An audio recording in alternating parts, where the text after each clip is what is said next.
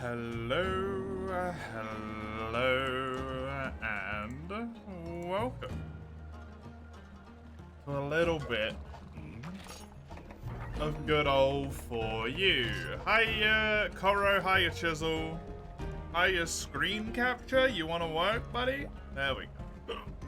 You just got to be mean to it first. Alrighty then. Definitely forgot to do the harvest tours, but that's fine. It wasn't important anyway. Pretty sure none of them are going to unlock anything, so should be all good. And we honestly probably don't have much for this tier left.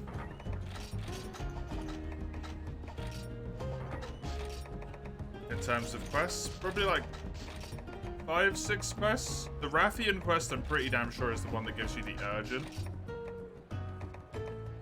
The quote-unquote capture Rathian quest is the quest that gives you the urgent for Serigios. So I don't think I actually have to do that one and or worry about it. That will be essentially irrelevant.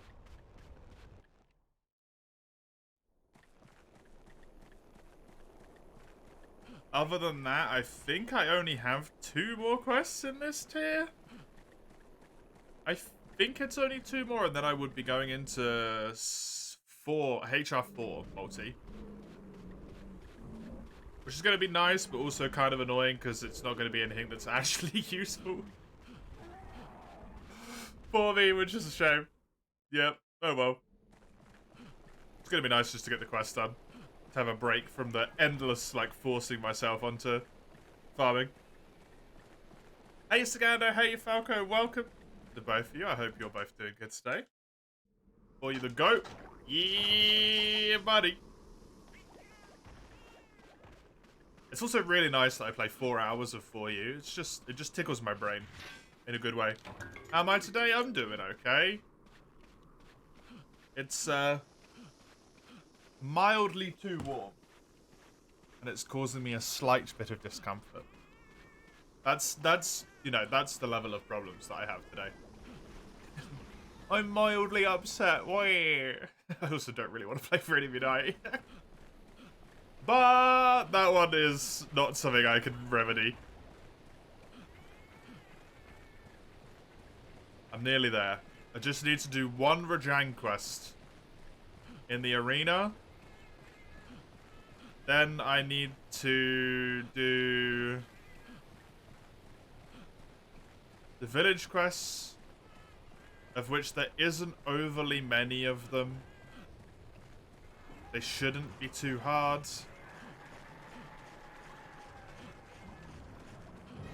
Because a lot of them should be high rank. Fuck. Good. Which should make that a bit easier, at least. Whenever I get past this dang Rajang quest. And then it's just the final push in multiplayer, right? Gonna have to level up some weapons, which is mildly annoying, but hey. Not the end of the world. Hey, Eugene. Back in full shape again, yep. Of course, how are you? Welcome. We're at the final sprint finish. We are at the final sprint. It's just a lot.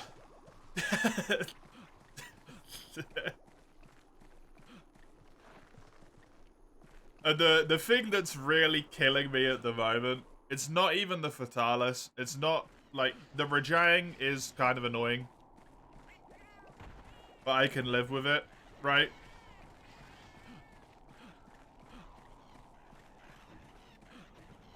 The thing that's really, like, sucking my soul is that I know once I've done all of these damn Elder Dragon quests, which are a pain in the butt in of themselves, my reward is that I need to go and do 2 Black Gravios at the same time. Oh.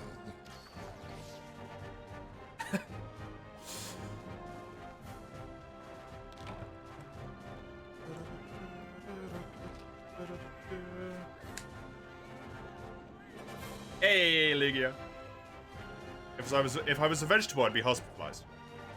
But welcome. Good to see you.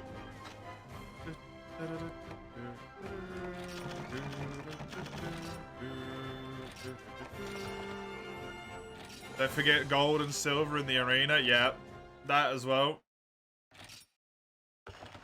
That as well.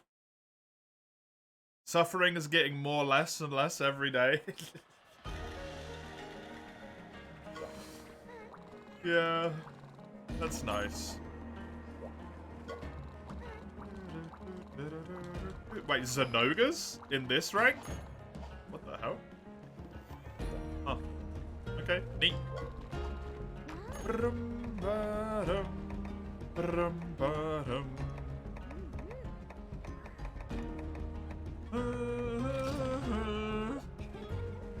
Speaking of horrible quests.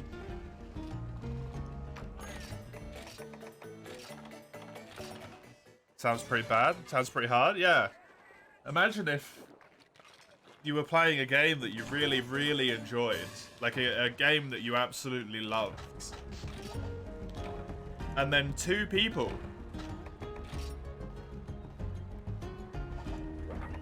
just kept posting double black Gravios over and over and over and over and over and over again.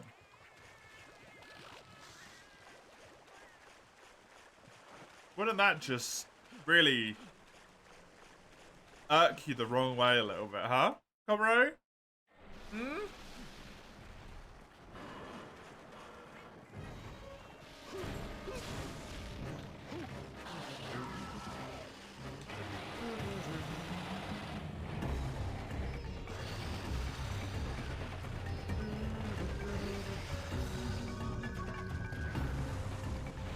I honestly cannot tell you how relieved I am that we have no Freedom Unite challenge runs left.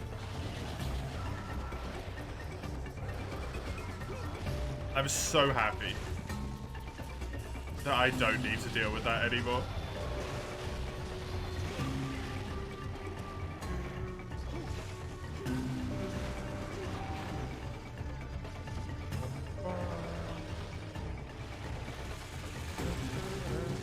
The marathon in which you did your high rank armor. Friend of yours was like, Narjaral has the earplugs. You know your high rank armor. That's fair. Narjaral is actually quite good. With those juicy earplugs. Especially in high rank, because I think you can get it to high grade earplugs pretty easily, right? Unless it already has them. I can't remember if it already has high grade earplugs in high rank, or if you actually have to get a little more points.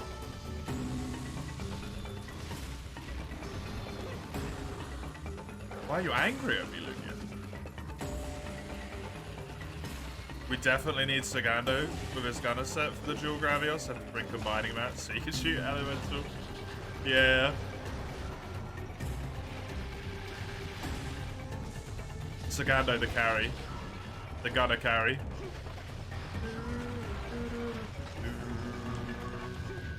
You heard your name? Yeah, you're the reason we're winning Freedom Unite. Narjaral is such a cool idea in of itself. First snake in mainline, yeah. I like Narjaral. I don't think he's perfect. He's got way too many like chip damage stuff going on, and like you say, his head's a bit annoying to hit. But I think for the most part, he's a pretty good snake monster. I definitely think there could have been much worse implementations than Narjaral was. And it just being Delamidor would have been like, eh. Don't you appreciate the newer games way more again now that I've played Freedom Unite? No.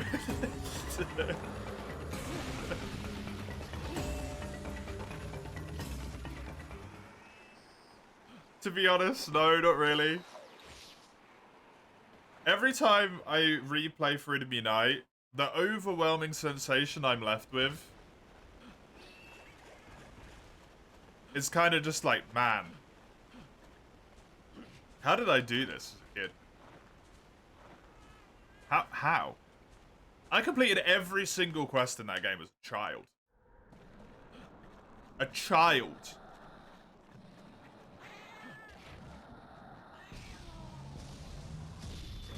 I did about 90% of them solo.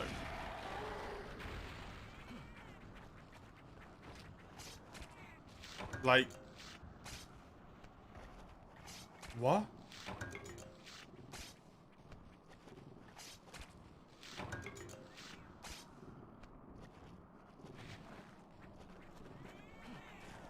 Kid me was built different, man.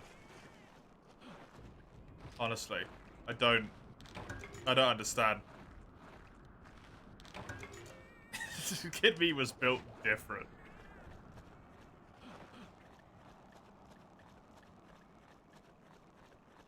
You appreciated World again after you redid 3U, almost got to G rank alone?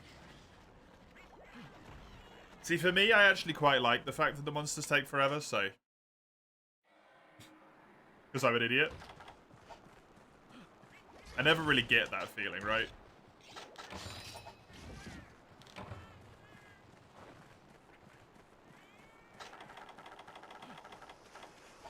Every quest in Freedom Unite must have taken me like 45 minutes as a kid. I must have been the most patient child ever when it came to specifically that game. Because I was nowhere near as good as I am now, right?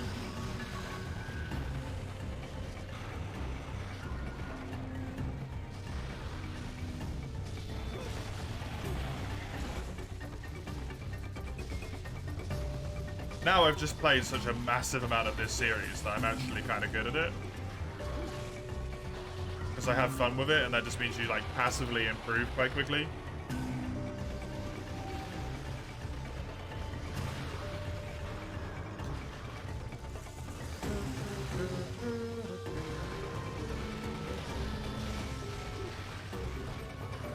Wouldn't have anything to compare against future games, which made us get used to stuff.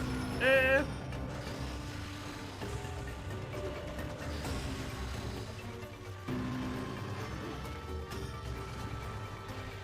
3 stacks of 60 elemental shots should be plenty enough already. Hopefully. Is it tradable? Ammo's tradable, yeah. Spending a lot of time on some things doesn't mean you get better. They're linked. Spending a lot of time on something doesn't guarantee you get better at it. But if you spend a lot of time on something and you enjoy doing it, you will typically get better as you play.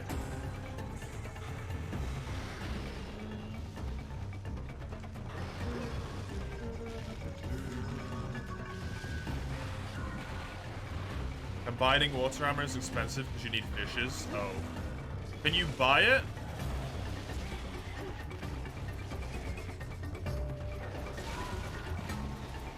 I mean, I might already have fish from doing the fishing quests, but... Ammo's almost always tradable, even in the old games. I think. Wet fish or knife control? I don't know if I've got those. You don't show you the better mechanic, you can't go like, hey, this future entrance is way more smooth, the past game doesn't give more negative, at least through that aspect, yeah.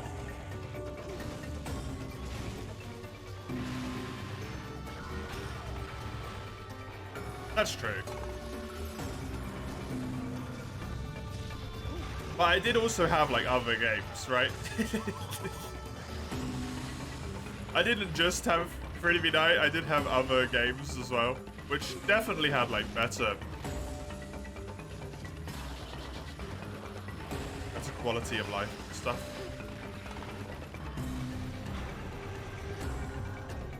You remember the jump of smoothness going from Unite to Portable Bird?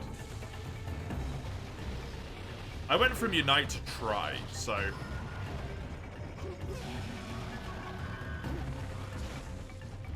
For me, it was, not as great of an experience.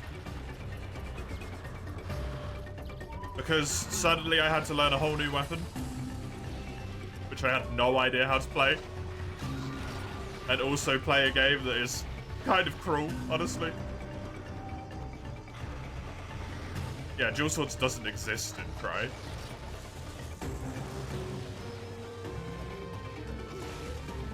So I had to learn sword and shield. And I didn't have a gamepad, so every time I didn't know that you could press the buttons on the controller.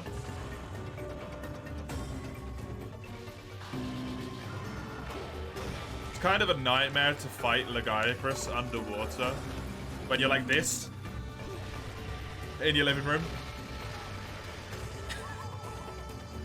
for 30 minutes.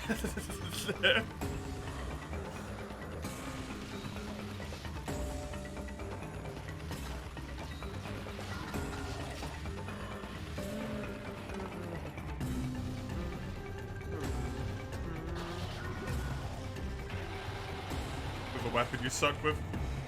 You only play Monster Hunter, that's how it'll be for the rest of your life. Oh god, please, no. Please no, I would hate it so quickly.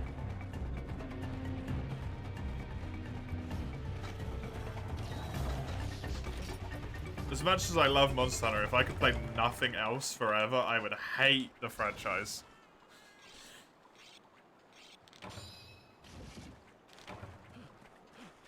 Your parents didn't want to buy you the Pro Controller since you could play just fine.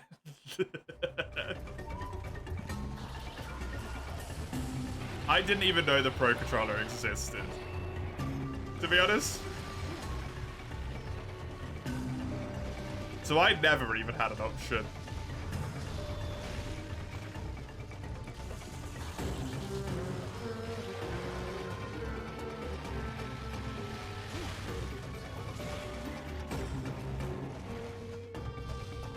Motion controls weren't that bad. They also weren't good, though, because they're motion controls.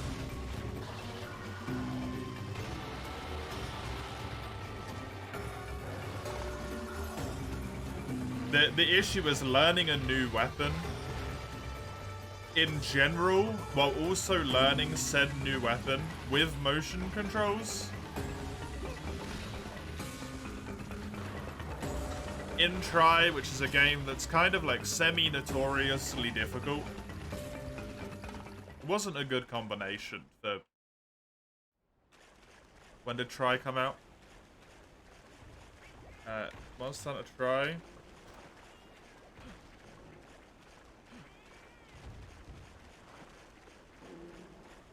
2010.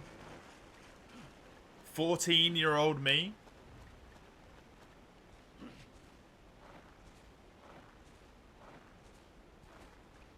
New weapon motion controls, kind of a difficult game, all at the same time. I'm also 14. I'm also a fucking idiot.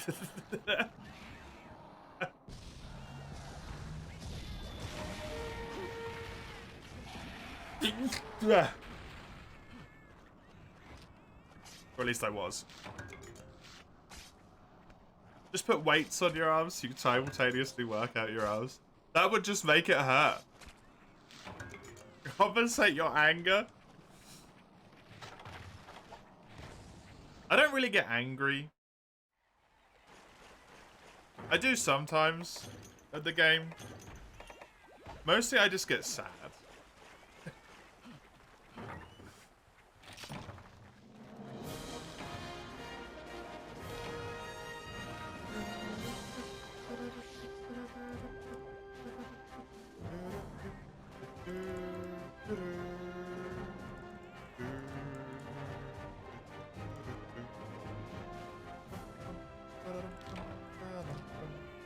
Discord server for a while.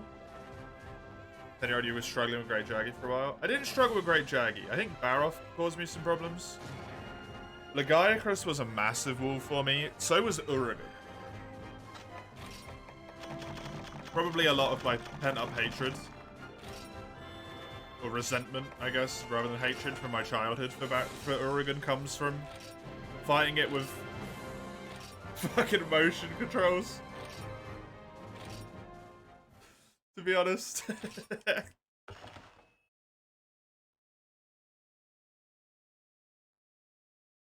You enjoyed or are gonna try? I hated him. Am I going? Yeah, see, I don't play hammer, so I was using sword and shield. Congrats on landing your shits in the toilet. Thank you, thank you. I'll take my award from the academy now, please. You got me one, right? Right?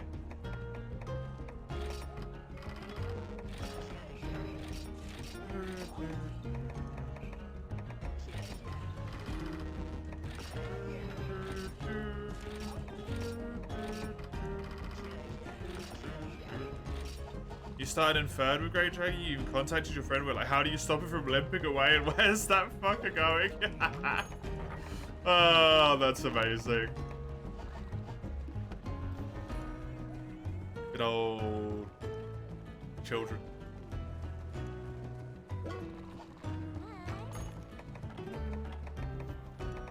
I think part of it is also just like game literacy, right?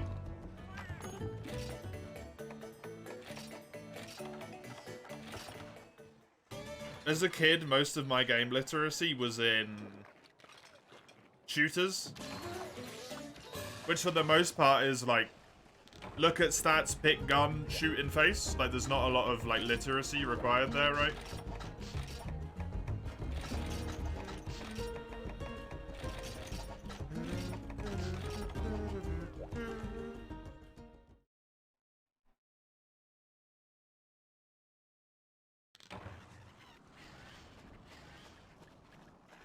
So for Freedom Unite and Try, I was not necessarily the most well-versed in understanding how random systems work.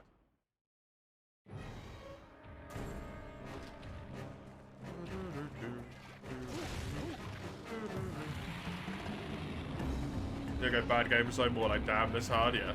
That as well. 100%. You're ignorant too.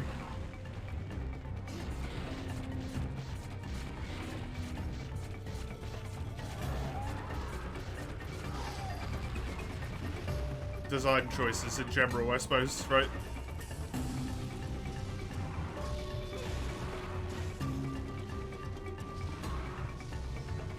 Less bitching, more trying. Hey, to be fair to me, Lugia, how often do I bitch and then actually give up? It doesn't happen a lot. Fatty? Rise? Hey. Toa? Hey.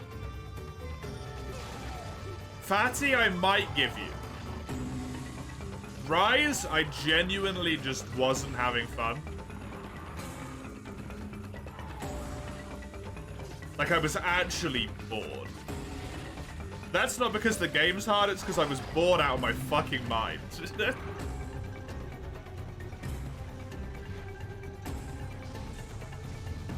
So that doesn't apply in this specific situation, I would say. Frontier, you go play Frontier and don't bitch. Good fucking luck.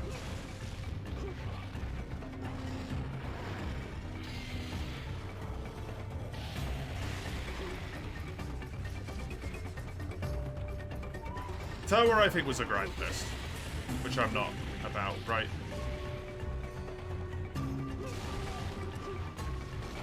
That game isn't necessarily hard as much as that game is just, like, really grindy.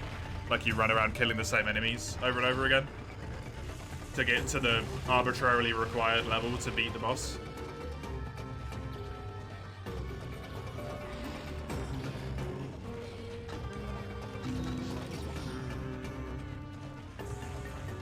Now you get defensive because you're right. The truth hurts.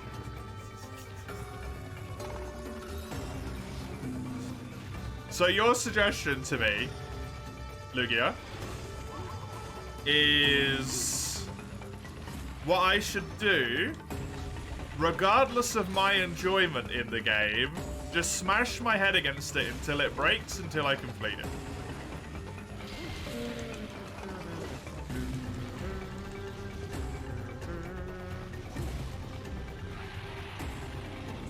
You're a streamer, when is joy relevant? Always. Because that's not how my stream works. I'm a streamer, I get to pick what I do.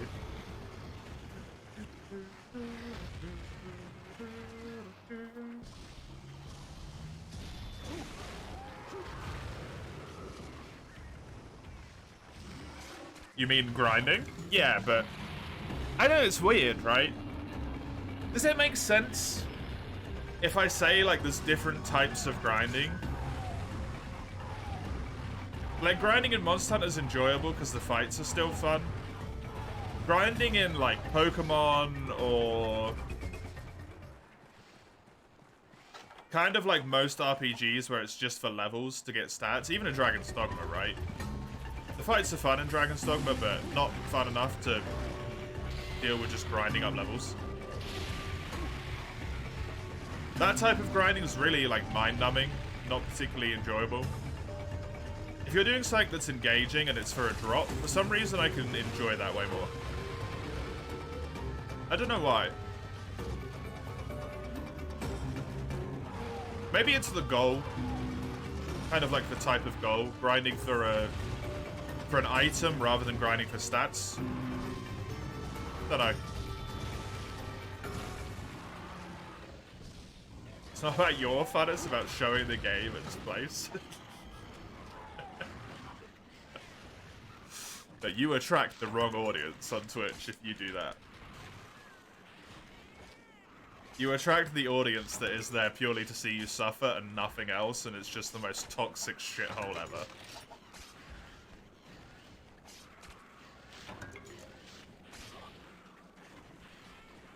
We're playing games for this long already, beside the fact that our time in general made us more used to games, it's less special than it was first time, yeah. Ah, fun.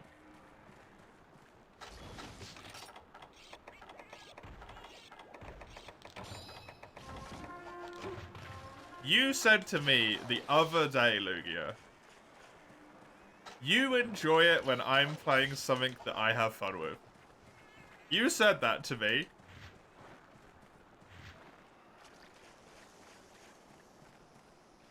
So come off of it.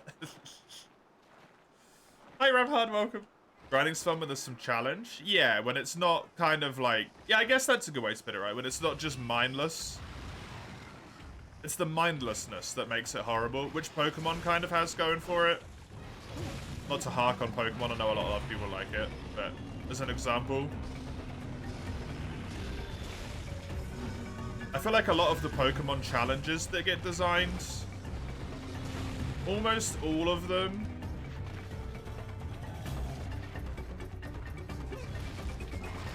are kind of like mindless grinding, followed by a few difficult fights, followed by mindless grinding.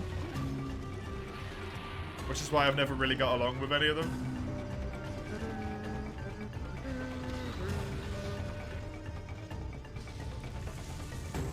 And if you fail one of the difficult fights, you have to mindlessly grind for ages again. Nuzlocke being the main thing I'm thinking of there. Monster Hunter always revolved around grinding. That managed to make funners feel fantastic for you, yeah.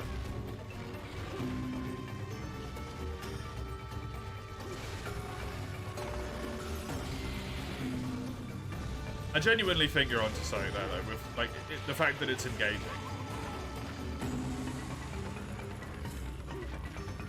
Killing random crappy mobs over and over and over and over again to get your level from 55 to 56 to give you the points in magic you need to cast your spell isn't quite as enjoyable as like actively fighting.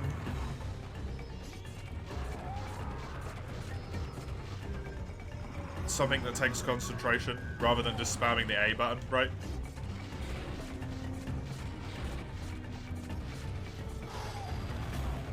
But I'm not gonna lie, you still get the dopamine when the level up hits.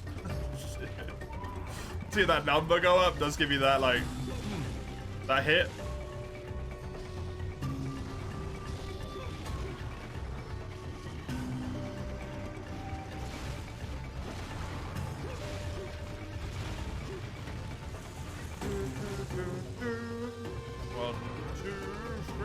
never had too much fun doing the same monster over and over again. That's why you never do full armors anymore.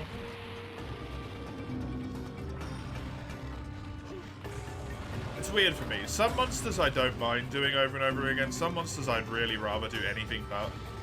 Depending on how much I enjoy the monster. How rewarding it is. Monster Hunter, you get shiny, cool new armor, and Final Fantasy numbers go higher. Yeah, there's something visual to it as well. There is a visual new weapon, new armor that you have on your character. Rather than some invisible stats you can't see unless you open a menu. I guess that's why evolutions feel so good in Pokemon as well, right? Because you actually see the change.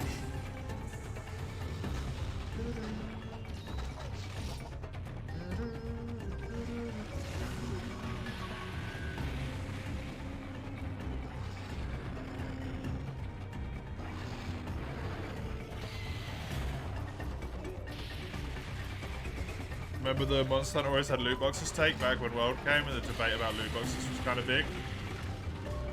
Yeah, I do. When somehow every single person simultaneously forgot that the problem with loot boxes is you have to fucking pay for them.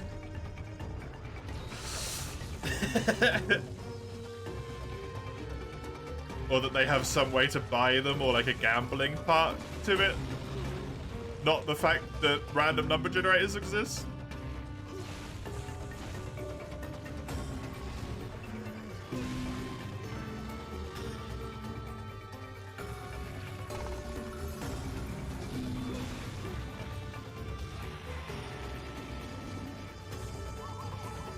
The time it takes to get a full armor's just right, until it gets annoying in 4th gen. It depends a lot on how lucky you are, right? Because of plates and stuff, though. That's very,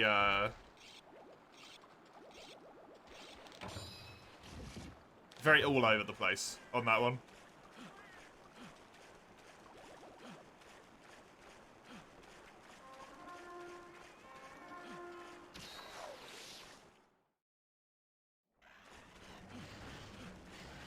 The average time?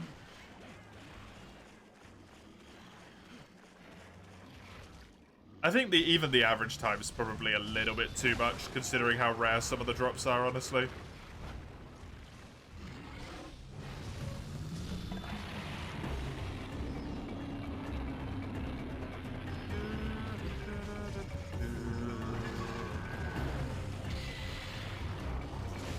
Especially if you don't know stuff. Like, if you don't have the resources that we have to look up. To be like, oh yeah, I need exactly a face break, a back break, a tail carve, and a capture to have my best chance at a mantle and all this stuff, right? With that, it's kind of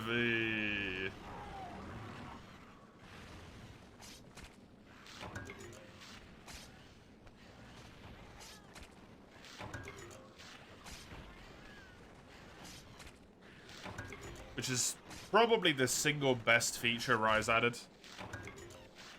Honestly. Was telling you what drop rates were once you got them. And even if you didn't know what they were, you could see that you needed like a mantle in the smithy and then be like, well, of all of the things in this menu that I can see from Magnum Arlo, the one I can't see is Magnum Arlo, or the mantle. So presumably that's the mantle drop rates, and you can still kind of look across and see what the percentages are. That was very good. Rise and World / Iceborne made it too easy to get armor and weapons. Rise shitted you full of materials. I think World was fine. High rank World actually required kind of a good chunk of grinding. Iceborne made it a little bit too easy,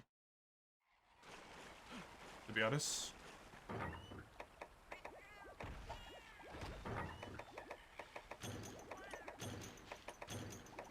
I'm here. Why, thank you, Lugia. You're so kind to me. You're here.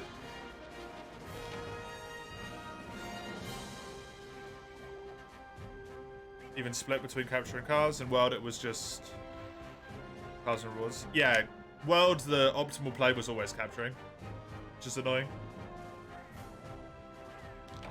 Hey, Fangriven.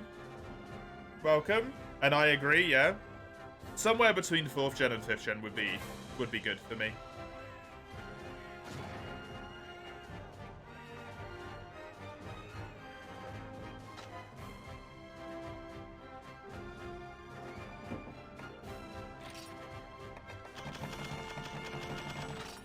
I do really hope they carry the thing over from Rise, though, where you can just see what the drop chances are. Genuinely think that's single-handedly the best thing that game did. So you not have to fucking tab out to Karadico to look at the percentage chances. Once you fought a monster once, you can see what its drop rates are for the most part. And if you've got a little bit of noggin on you, you can kind of infer which ones are which, right? Which is wonderful.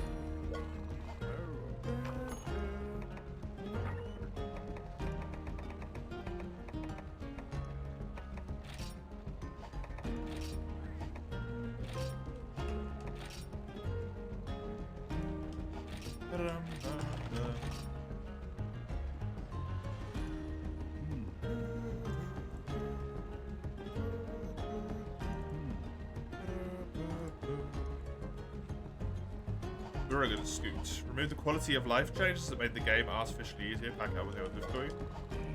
What do you mean by quality of life changes that made the game easier? That would be my question there. Because I get genuinely so confused by what people mean with quality of life in 5th gen now.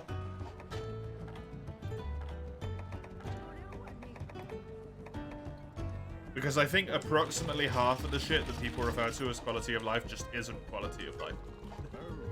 It's a gameplay change. See, radio menu is quality of life.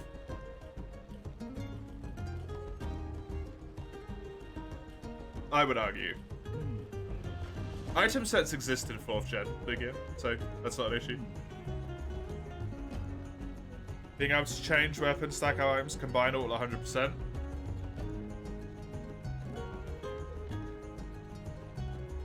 What do you mean by stack up items? Being able to change weapons, I don't think they should remove from the game because it's completely optional. If you want to do that, you do that. If you don't want to do that, you just don't do it, right? Most of the time, that's the way I play the game. I don't change my weapon. I go on a quest, I pick a weapon for the quest, and I use that weapon. Right, that one is entirely personal choice. Wishlist is quality of life. If they get rid of the wishlist, I'm gonna fucking riot. Like, there's no reason to take that away. Because it is kind of like completely optional. Combine all at 100%. I think, for the most part, that's fine.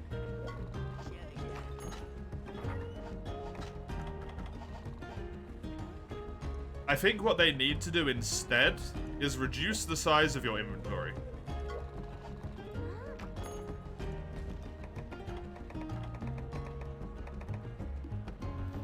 Personally. You think Scout Flies are quality of life? Scout Flies were a gameplay difference. They're not quality of life. Because they flat out remove paintballs. It's a full game change. There's no paintballs, there's no trying to memorize where the monster spawns and all this stuff. You just use the Scout Flies. It actively changes a large amount of the gameplay.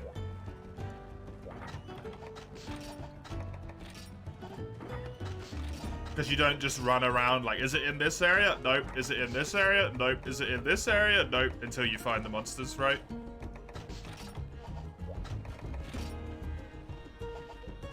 Actively removed an entire skill from the game as well. Auto tracker doesn't exist anymore.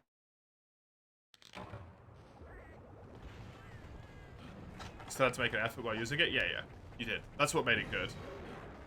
Rise was a terrible choice, just instantly telling you where the monster was.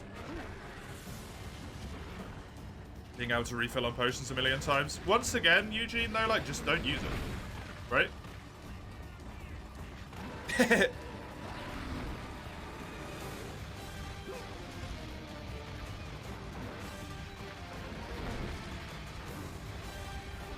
what you do? Yeah, exactly. Then it doesn't matter, right?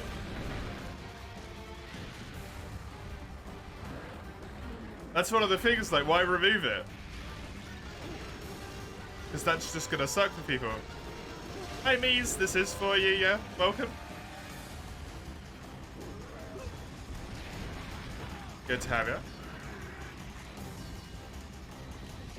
Hope you're doing good.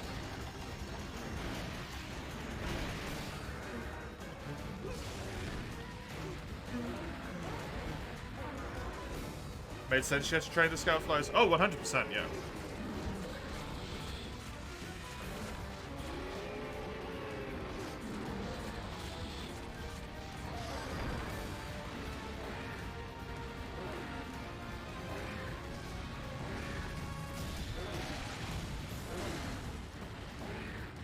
And also, if you really dislike, like being able to pick up stuff on the hunts and auto-crafting and whatnot, you can just turn off the auto-crafting, right?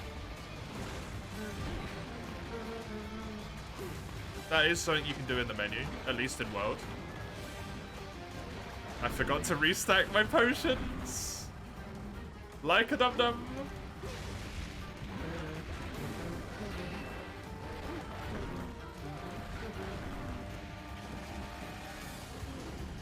One part of Monster Hunter's series is discovering the map. It's definitely one of the enjoyable bits, yeah.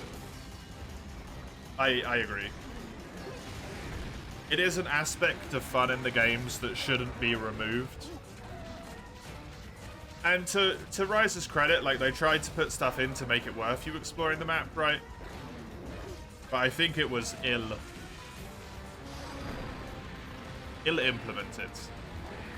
With the bugs to get more maximum health and all this stuff, and like all of the animals all around the map for you to be able to get advantages in the fight. The endemic life, which they took the same word for and then completely changed what it meant. Endemic life that's not endemic life at all.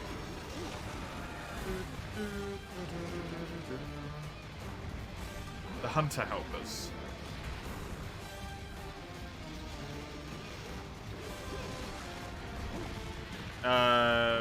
What was the other thing? Oh yeah, the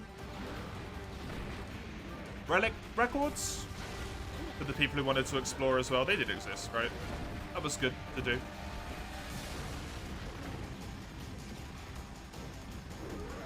But it did kind of remove the wonder a little bit.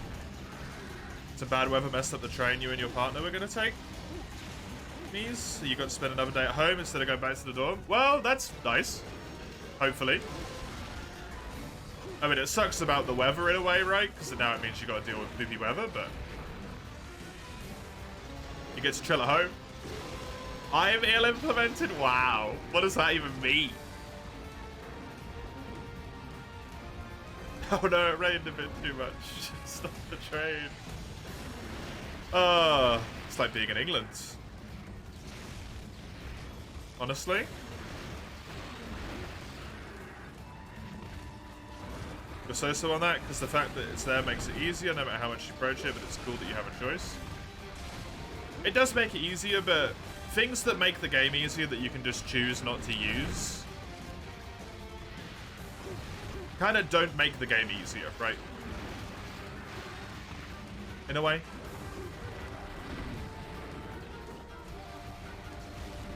It's optional difficulty.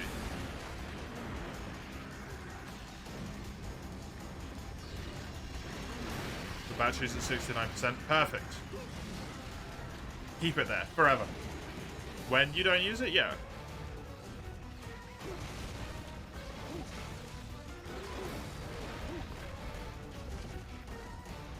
What? How? I don't know. Just do it. I believe in you, Lugia. You can do it. Manage. Somehow. I do it? No, my battery's at 86%. Sorry.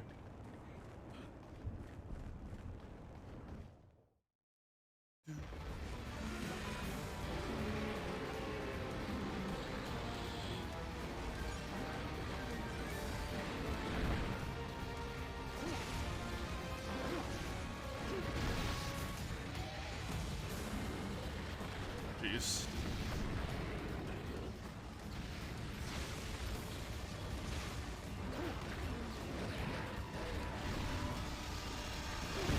Damn it, got stuck on him.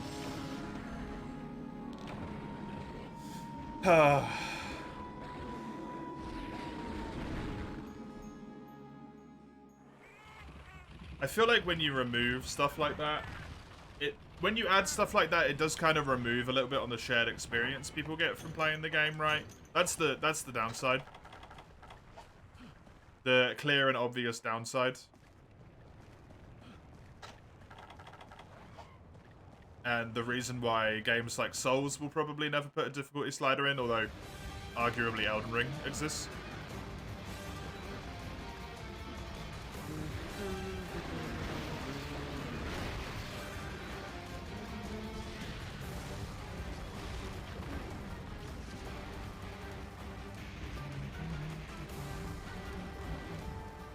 Is because it does give a certain level of shared experience to kind of like the pain that exists in the game.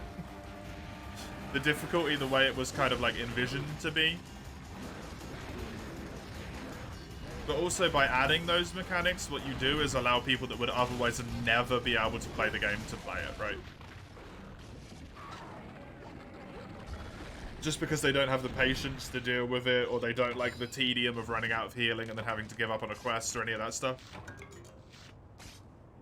So it's nice to put those mechanics in for people to actually play.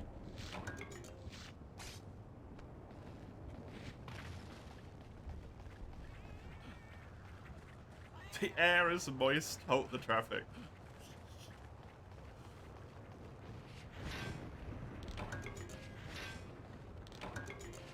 That would be problematic. For Germany. The world has such a view of you being so efficient and like well organized as a country, as a stereotype. It's just like not true at all.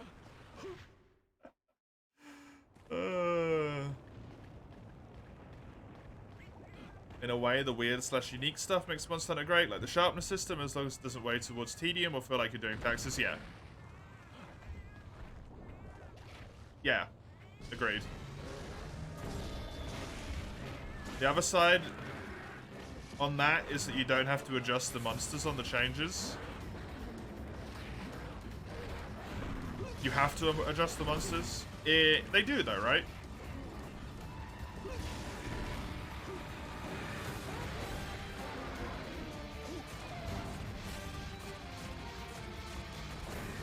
Or at least I would say they do.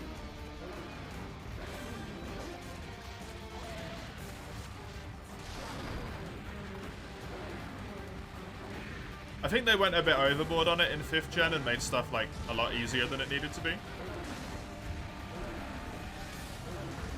But they have done a lot of stuff to adjust monsters. Like healing while moving was implemented as a mechanic because of the fact that the areas are open, so you can't just run away and heal now. So it's better to be able to heal while moving. Monsters generally attack a little bit quicker in the newer games than they do in the older games for a similar reason. Because there's so much more mobility and able to do all that shit.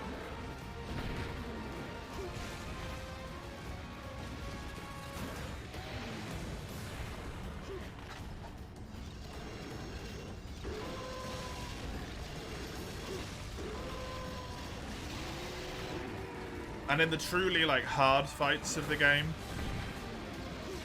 there is points where you don't have access to the camp unless you bring Farcasters, right? Like, you literally need to bring an item to be able to go back and restock your healing, or you need to die.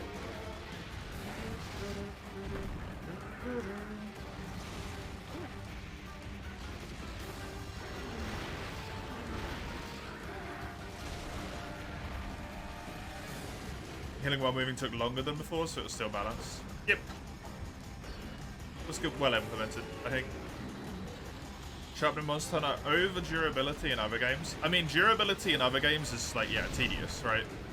It doesn't mean anything until your weapon breaks, and then it's all of a sudden, like, incredibly fucking annoying. Sharpness in Monster Hunter is actually, like, a core game mechanic. It actually, like, means something and does something. It affects your damage, it affects your... Ow.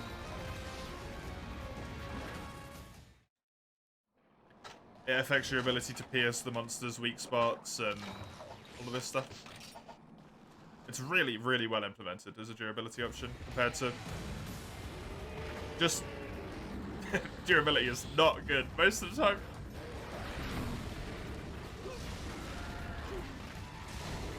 It's usually just the, like, marker of, oh, your weapon has 180 hits until it breaks. Which is annoying.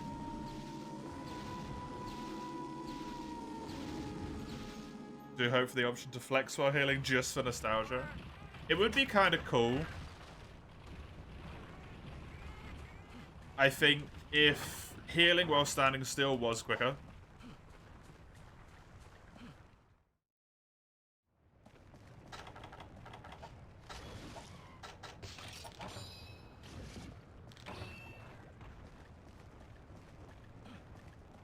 And if it did do like a little mini flex animation at the end of it, if you stood still for the whole time, I would like that. Not something that's like a like forced thing at all. So it's like, oh, you either heal still or heal moving.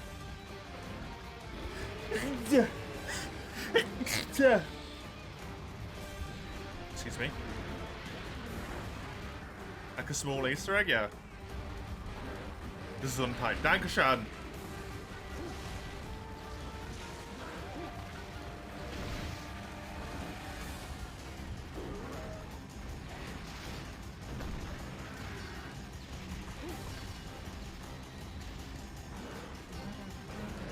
One change you absolutely adore is the first aid med plus that you get from them in G/Master Rank Quest. Yeah.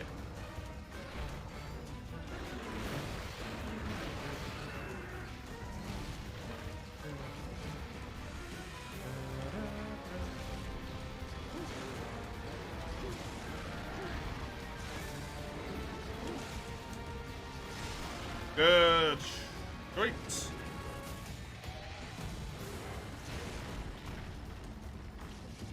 I don't know what that says, Eugene.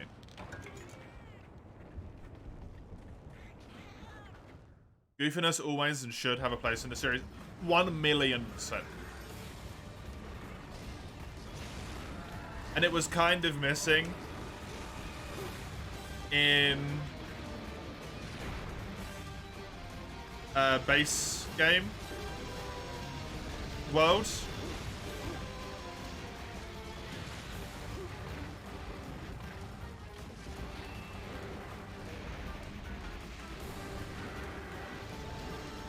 And they added it back in with Iceborne with the machine, which was good. And with the Poogie was there, to be fair. And he was adorable when you carried him around. His little legs wobbling.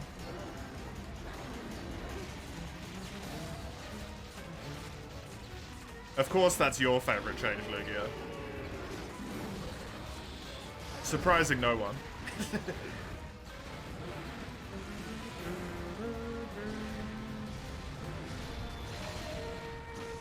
I still don't understand what that word really means, Lugia. Voila.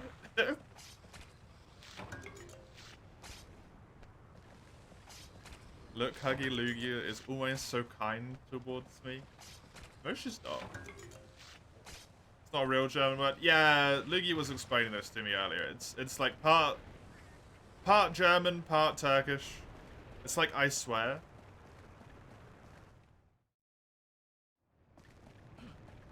Yeah, but is it like I swear on my life I will kill that man, or is it like I swore at him, you know, like fuck.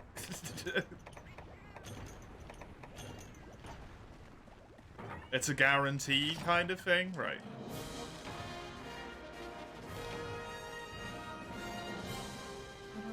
Excuse me? I wanted to sleep, thank you.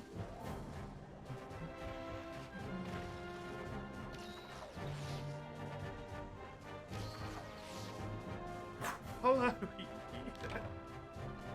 what the hell? It's like a I swear to God thing. Weird. Hey, me. Welcome. The stuff I'm learning about the German language that I don't need to know because I don't speak it.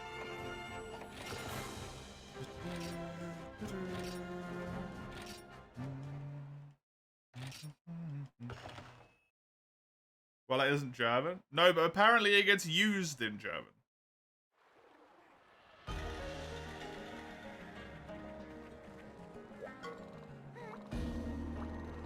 Turkish to German, but you use it. It's a culture. Yo, I mean, it still means I'm learning it, right? Even though I don't need to. You shit or fucking German too? Yeah. A lot of people do that. Teeny was telling me yesterday. Oh, I don't have any potions left. Teeny was telling me yesterday for golf. Don't know why this came up, but it did. For golf in Swedish, they have words for like. They don't really have a word for birdie, but they have a word for like eagle. The word for albatross is just albatross. Albatross, whatever it was. But they still use the English words. For some reason. It's just weird. Okay, to like golf. Oh, I don't like golf. It's boring as hell.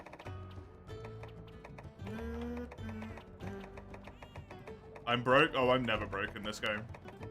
Don't worry.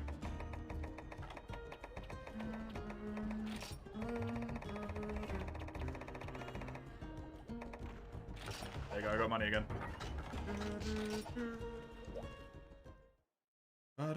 That's new. Oh, now I'm sad.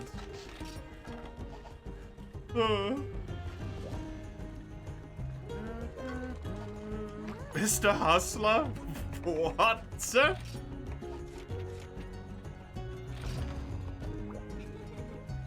Where the 12-hour stream shifts come from? Because I'm hustling? No!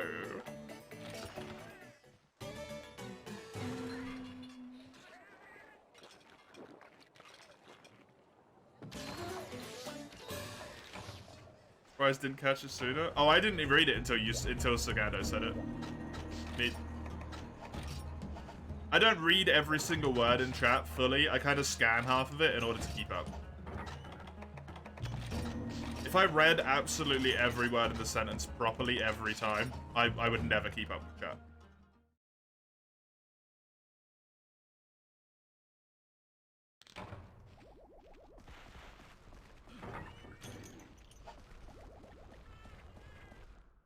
Some mods that can help with that sadness? Of course you do.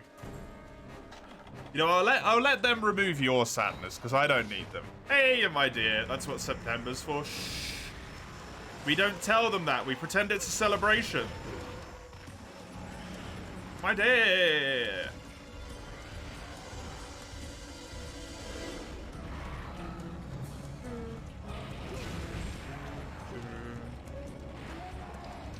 Hey, hello, Def.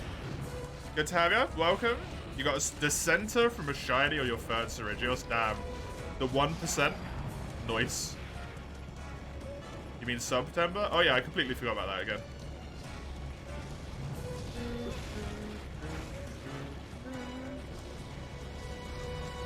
Just a hamster. I'm not a hamster. Thank you. I'm not fluffy enough for that. Huh? September? Yeah, Super Stream. Super Stream September. We did it last year. We will be doing it again this year. I'm still ironing out the finals in my brain for what's going to happen, because I don't really know yet.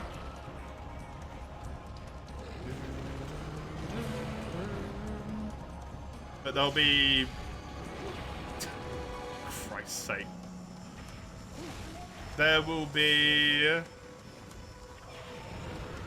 For the entire month, streams will be longer, with the chance to get even longer with sub goals, and there'll also be some like channel point goal things and stuff as well. And we'll do weird shit for the subs, like X amount of subs at any one point in time. I don't know. Do a push up or something. I will die very quickly. I have noodle arms.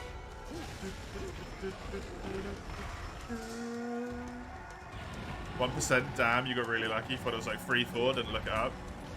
Rare drops are usually like 3 or 4% on head breaks or carves or like captures or any of that stuff, right? For shiny drops, they're usually 1 or 2%.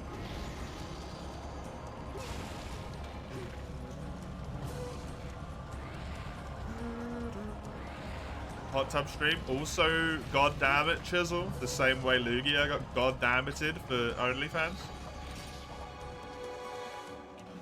You'll massage my noodle arms until they become strong. You might be at it for a really long time. Like, infinitely long. Super stream, the super special 24-hour. Nope. I will almost never, hopefully never have to do a 24-hour stream in my entire life. I would honestly probably rather get a part-time job than I would do a 24-hour stream. Because I don't want to die.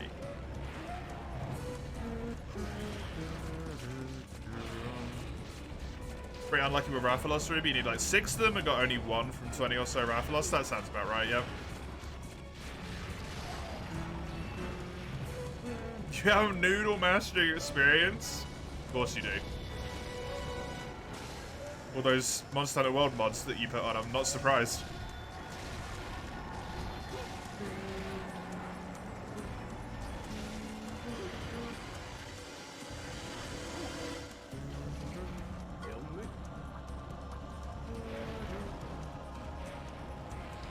No full-time? What do you mean by that, Beep? Like a full-time job? If I had a full-time job, I wouldn't be able to stream. You break every part, of course, and capture. Yeah, Rathalos's head break, tail cart, maybe back break, I'm not sure. And capture. But it's a rough one. Especially if you need 6 of them.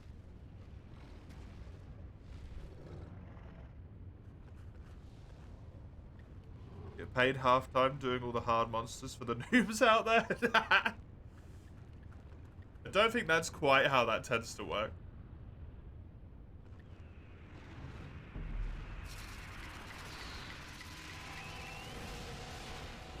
It's Regios.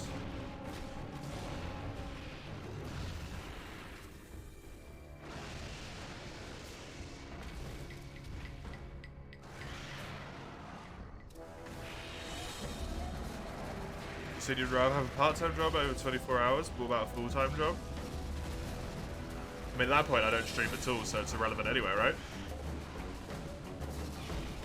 So what this problem is? I don't have any Zeddy, though.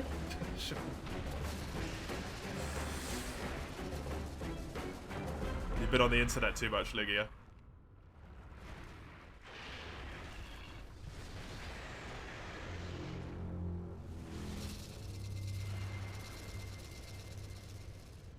I am the internet. Oh, God.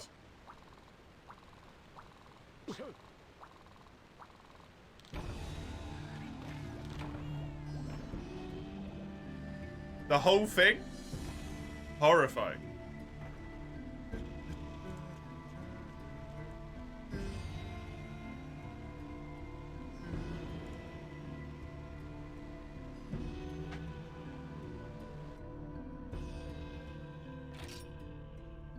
This quest just fails you? Yep. This quest is force failure. That's why I didn't even bring traps.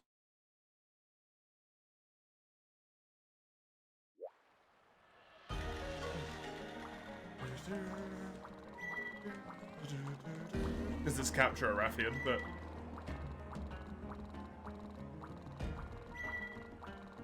didn't even bother.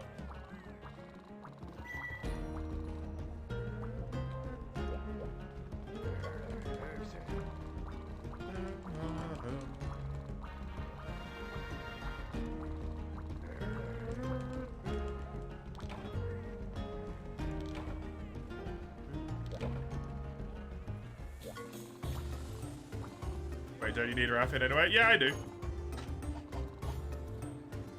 So it's really great that I don't get to complete that quest. Because I need to farm her.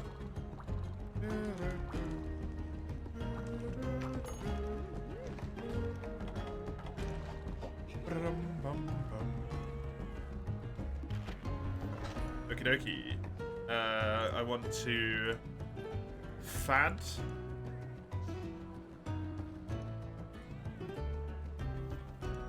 Well, there's an empty one. Nice. Okay. If you would like to join for some multiplayer, the Foregathering of Admirable Dundormians number 3 of the French variety. Feel free to jump on in. I'm going to do the HR4 quests. Since I am now done with all the village quests here and I have the urgents.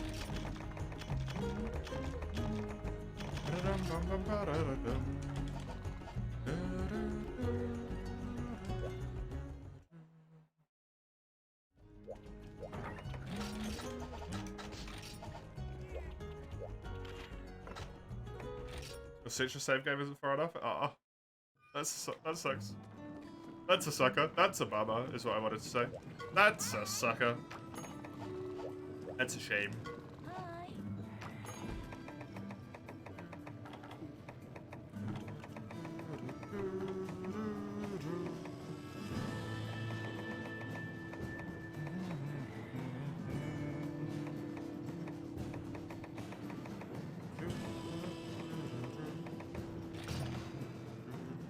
Like me, I'm a sucker? Okay. You're a sucker. Aw. Be sweet if it wasn't rude. My current defense is 308. But I do have defense upgrades that I'm just not doing yet.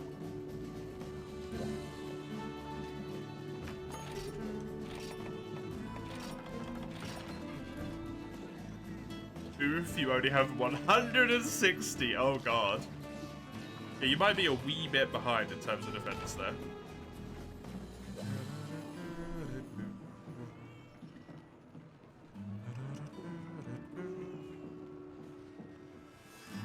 Recently needed to do 4 Rathian for all of the tools you missed. You don't want to see her face until it's golden. Fair enough. Fair enough. Yeah, hard farming her does get kind of annoying, to be honest. Because she's not even, like, difficult. This was the Renephilos one, yeah. I don't think you have to worry about too much about kiting on this quest specifically, Sagado. Considering it's Renephilos.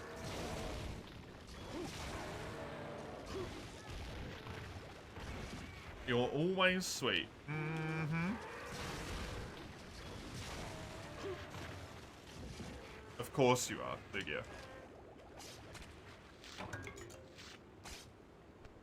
And it never rains in England. Weird, that. Yeah, you're a sweetheart.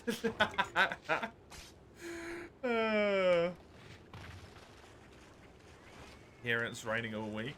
It's raining right now. For me? That I love you? Sometimes. Sometimes I want to launch you through a fucking window.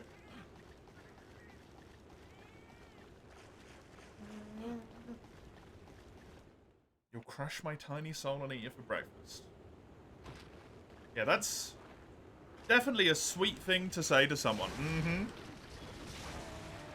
You picture me dancing in the rain while glad it rains in the first place. I mean, I love it when it rains, man.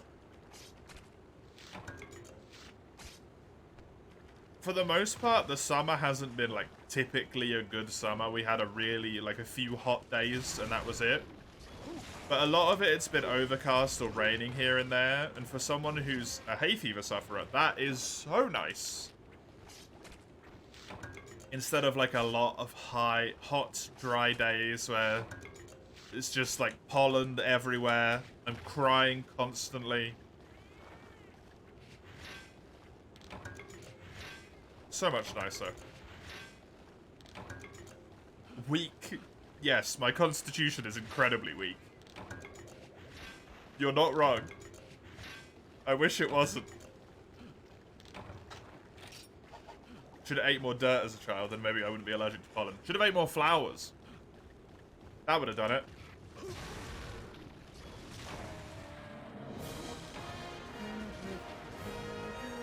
Hot days, quote unquote, in the UK. I would say 37 is pretty hot, Fanged Wyvern.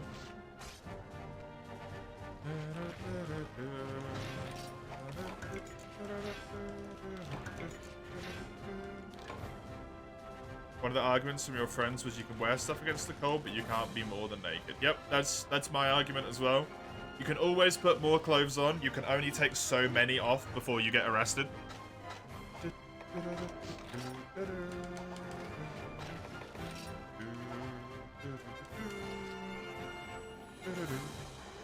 Give you a knife and you could help with that?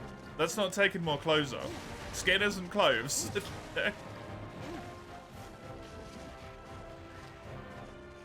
And you're still naked. You're allowed to skinless as well. The Eugene's one?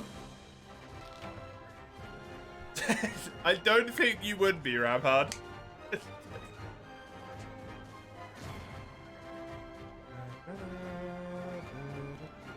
You dislike Summer Dawn, as you should.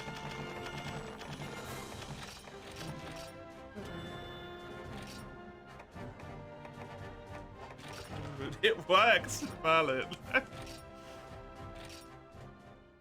You'll cover the balls too. I also think you kind of have to cover your butt crack.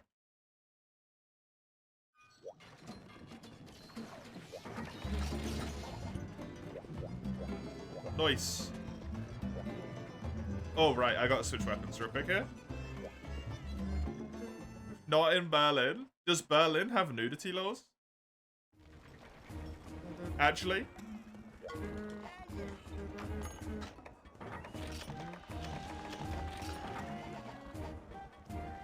No, but we've got crazy people. Well...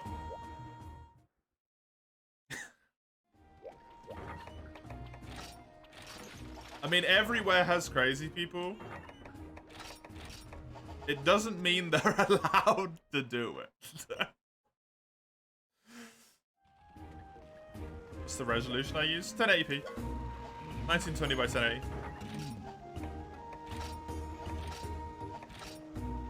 That's pretty chunky. I think the knife might be the chunkiest one. That's pretty big. Actually, the Gore Magala weapon might be the biggest. Mace redeemed the chunkiest weapon that I have. Probably that Rathian one.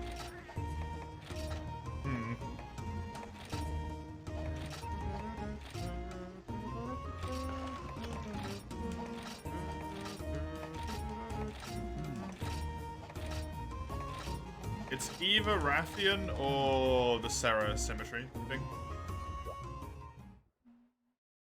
Preaching in front of a sightseeing spot? Yeah, that's the site that you go to see, right? That's pretty big. I think the Executioner. No? You sure though?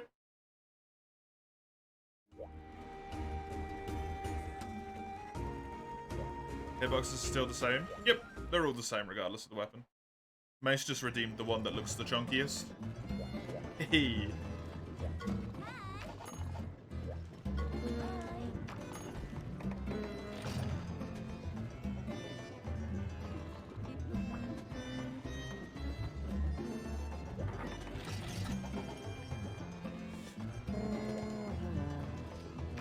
Hot days are fine as long as it's not like a desert-like heat or humid. Hot, humid days make you feel gross because of the stickiness. That's kind of the thing with the UK, is it only has, like, sticky, humid hot days. I feel. Or incredibly dry. It doesn't just have, like, a hot day that's not humid. In one extreme or another. It's Black Diablos, because it's not meant to have one. Because it's always female.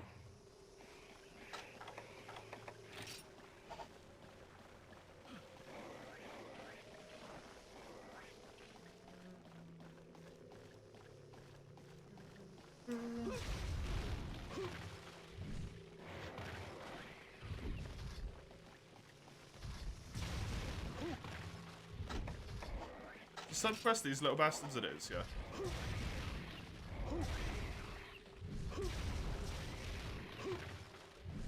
Do I need any Barbara carves? No idea.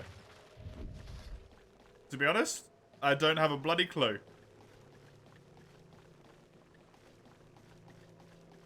Don't have a bloody clue. So a bug quest and instinctively bought poison smokes. Nice. I did not. I don't believe I need any. I think the only thing I would have needed from the bugs was, like Monster Essence, and I got it from Nasilla. Because I needed it for the Nasilla weapon. And also for something else, but I can't remember what.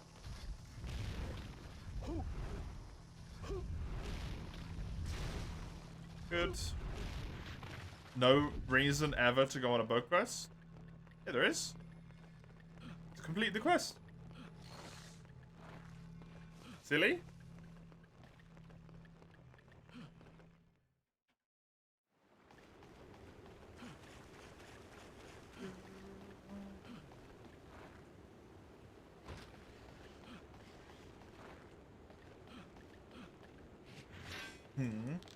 What?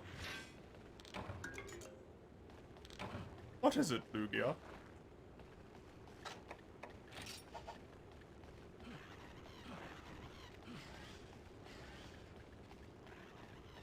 What perturbs thee?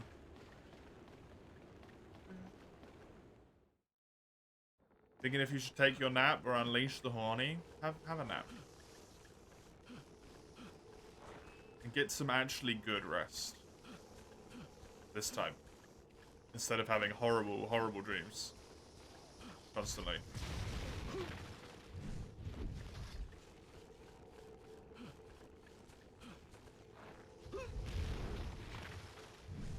But the horny, it's not like it's gonna go away after you have a nap. Just do it after your nap.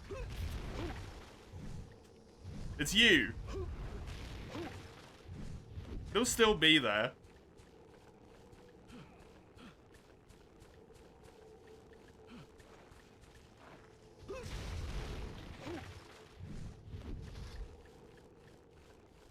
You just wait. I'm just gonna hope you're gonna be too tired. The post-nap wake up, like, don't go anywhere. I'll be here for the next 6.5 hours. Don't you worry.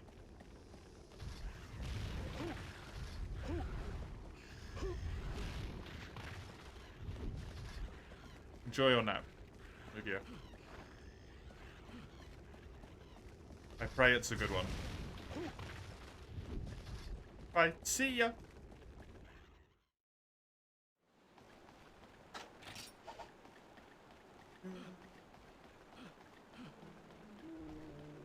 You'd always vote for that, Komuro. That's the issue. You're a partner in crime.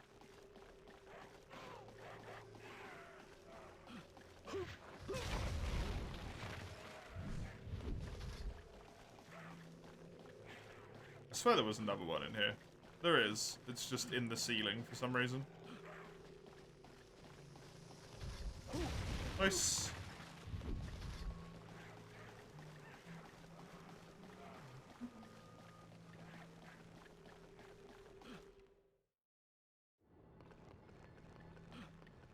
Hey, there's way more in here now. Nice. Good. Killed enough up top for the ones down here to have spawned in. You're but a fellow internet connoisseur. Mm-hmm.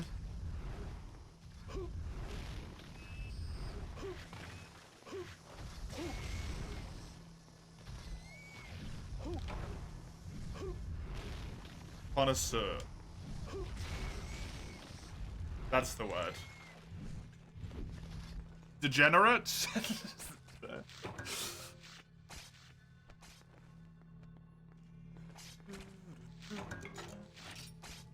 Three left to kill. Hopefully this area or the one down the bottom will be all we need. Appreciator. Use whatever word you want for it. I think I understand what you mean.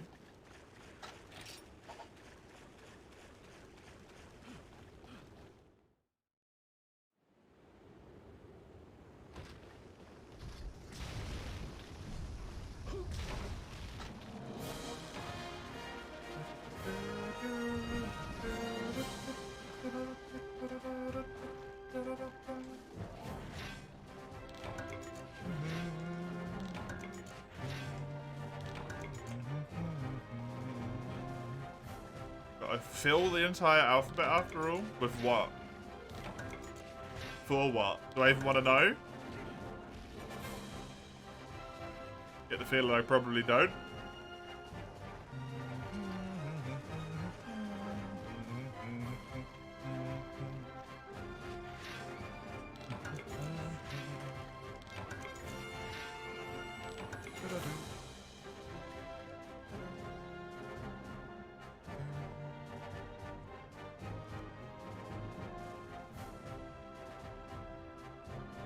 And unfortunately, don't think any of the stuff in here helps me right now. In this tier. With weapon upgrades that I need, so I'm going to have to farm all of that in solo.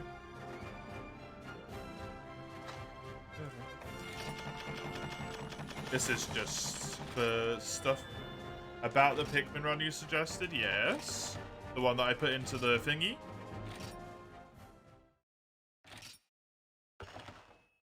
What about it?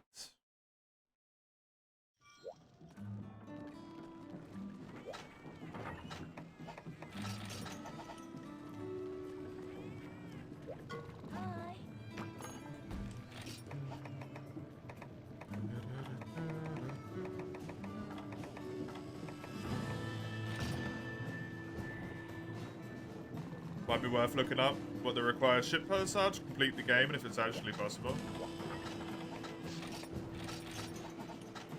What I'll do, Comro, is I'll do a normal playthrough first to reacquaint myself, right? Pikmin's not particularly long, it's 30 days. Each day is like, what, 20 real life minutes?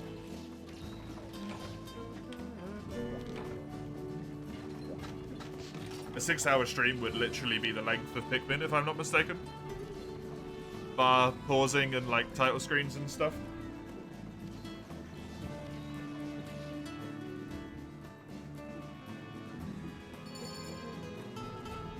No, it wouldn't actually, sorry. 10-hour stream would be the length. It'd be a lot of it though. And then I will give it a few attempts afterwards.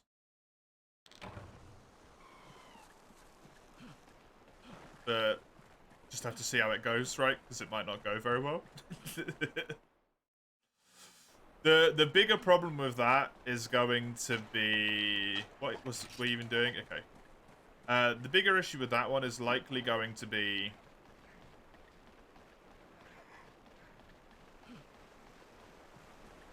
the fact that probably 6 days are going to have to be spent on just farming Pikmin for me.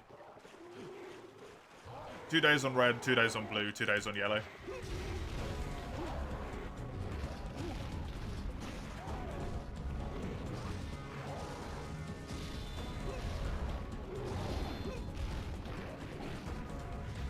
Sometimes it's kind of a little bit of the point of a challenge run, right?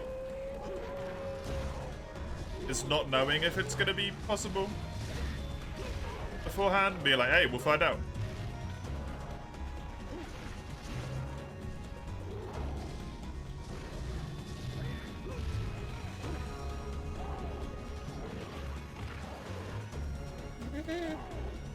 Hey, hero. Welcome. How you doing?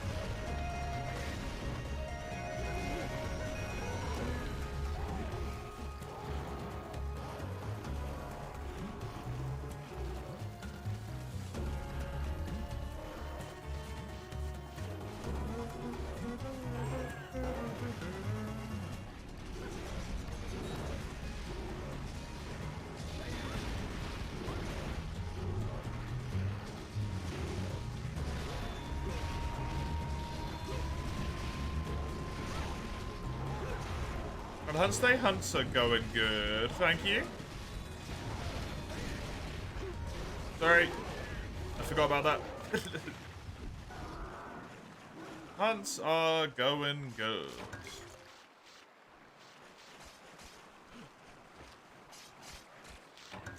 How does this pop up into your mind today? What's that, Eugene?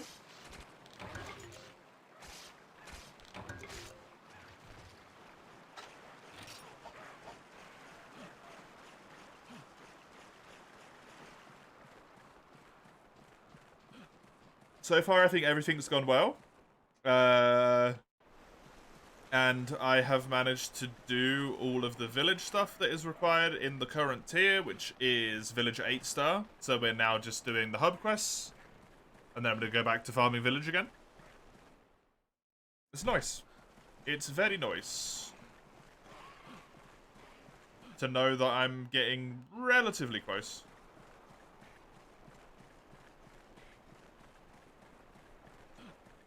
To what should be kind of the halfway mark in high rank.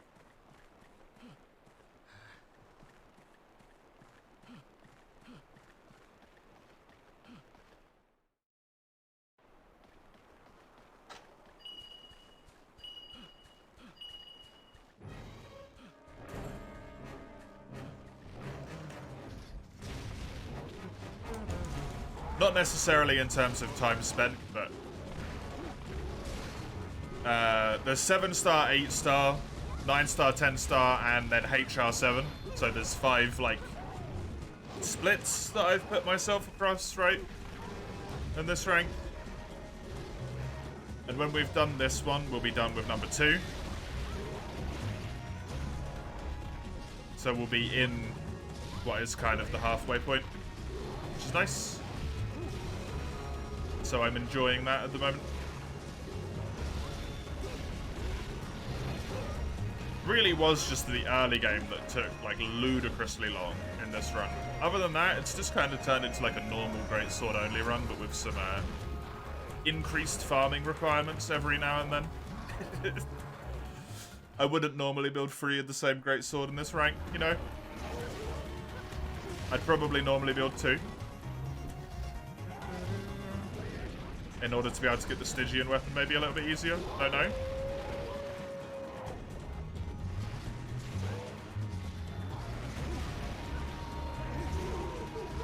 Don't know if I would have built the Stygian weapon at all, normally. Sorry. I need to remember that I'm playing with other people. Well, that guy had a bad day. Not even 5 minutes.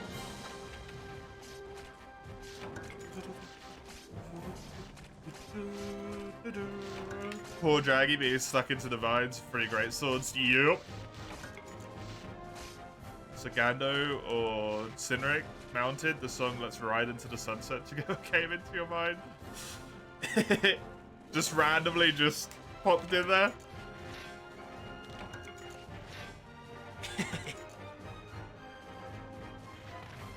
Stygian Greatsword is neat. I think I get it in the next tier. Yeah, Brimstren Drake Pride.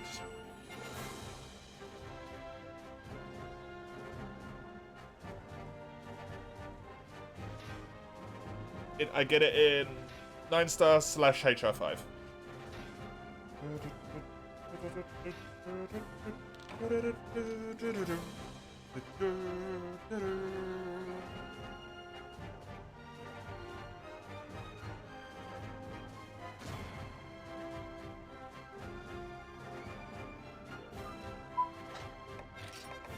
Nice. That's a lot of Jaggy material, honestly. Great monster in quotation marks. He's fine. He's great compared to the other ones. Compared to anything else, let's just not talk about that, but he's great compared to the small ones.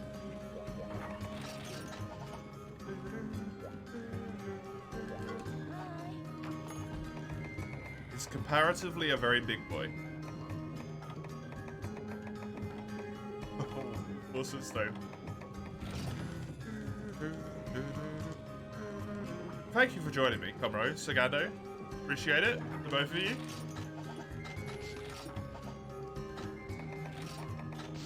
Sagando doing double shift on carrying my ass today, if you're joining in for Fruity Me Night as well. really doing some work. Very kind of you. Oh great, this monster again? Yeah, there's also an appropriate way of looking at it.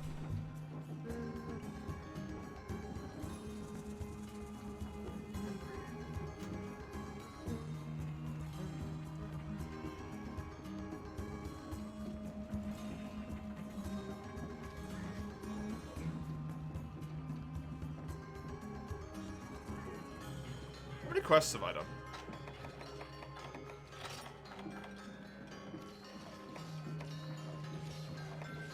$375.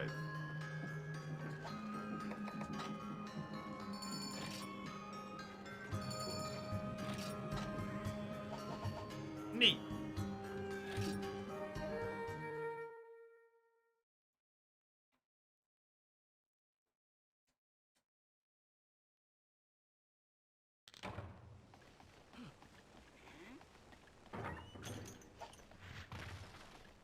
Well, those guys both started with one, so I guess I know where I'm going.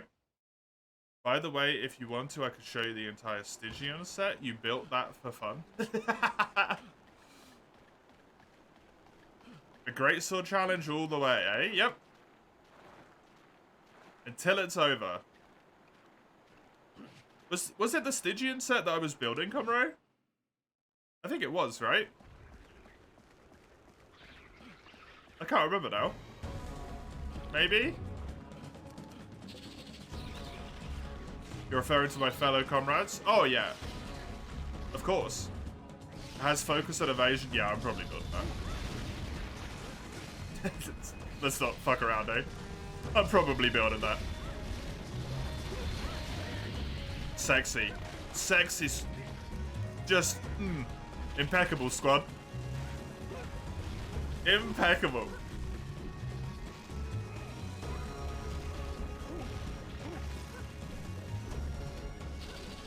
Only thing that could have been better is if you didn't even stand up from it. For real though, is it intended, or are you guys just feeling greatsword? I'm greatsword only. Komuro, I believe, is using greatsword only just for the sake of also being greatsword only. While I'm doing multiplayer. Sagando, I don't know.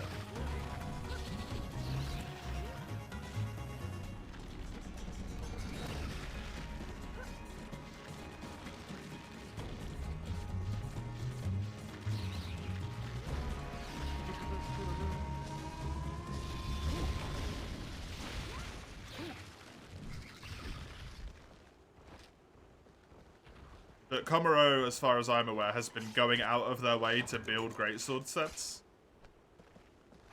to use with me. This character has its own limitations, but weapon choice is not one of them. Relic Run, you stumbled across this neat greatsword. You're just greatsword because greatsword only, yeah. Cool. So Sagando is convenience, and Komuro is playing along with the challenge that I'm doing.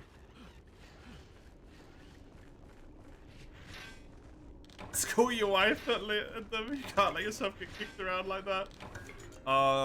Eugene, don't be silly. Celtus can't call his wife for anything. He's too busy aggressively simping. He couldn't ask her to do a thing for him. That would impose. And he couldn't impose. Hey, Azael. Welcome. How you doing? He didn't pay the OnlyFans. Oh, no.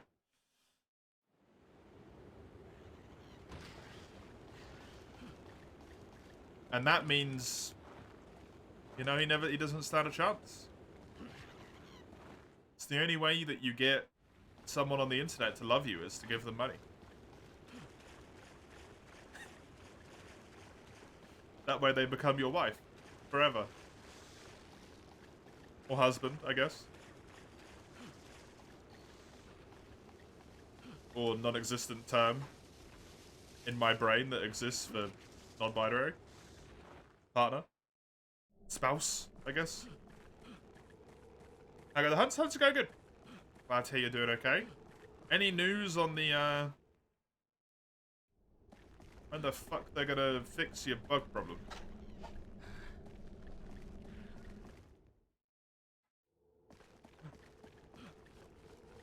Speaking of bug problems. Not yet, damn.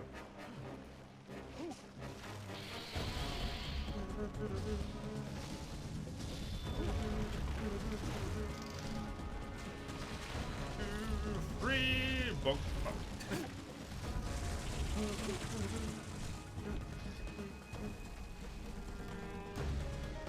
We need more bug monsters in 6. They're pretty cool. Absolutely. I mean, we got Raknakadaki with Rise, right? So it does show at least that they are still willing to mess around with bug monsters. With new bug monsters, even though it was kind of the similar, like, same-ish skeleton, right? So hopefully. Hopefully.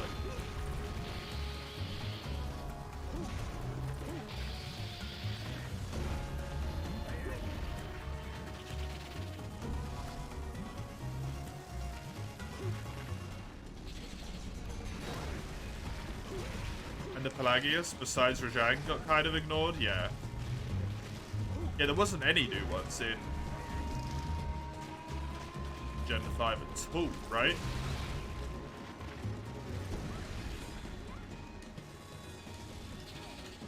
Is a fanged beast in world? Oh yeah, they got rid of the classification, right?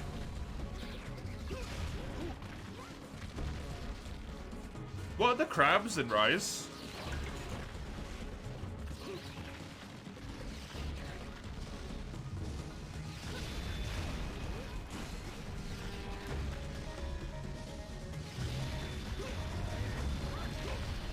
Hey!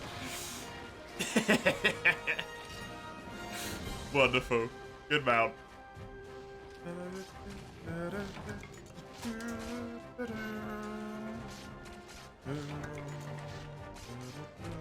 Are they Carapassians or are they something else? Another monster like Celtus Queen would be cool? Yeah. I really, really would like Scorpions.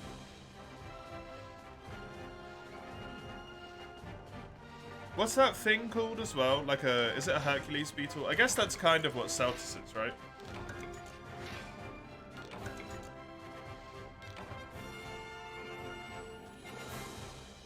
Yeah, that kind of is what Celtus is. In a way. Not quite, but sort of. Something similar. Holy shit, look at that fucking cocoon. That's humongous. Neat.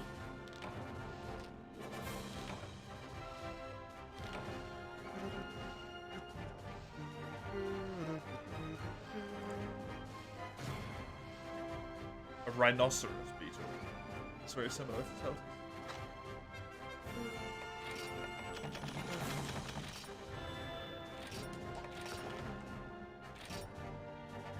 The Yeti thing in Rise is also kind of a monster leaning towards Pelagius. You liked him too. Oh, Gosarag? Yep. Gosarab!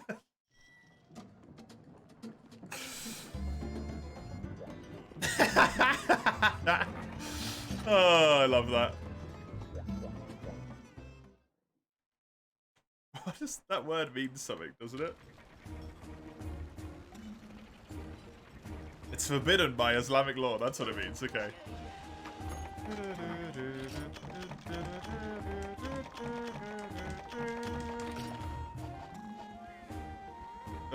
Very good. Saltus Queen, one of the best design monsters, hands down. She has tailor-made moves, animations, interactions. Yeah. Saltus Queen is up there with how good monsters can get, honestly. Definitely up there.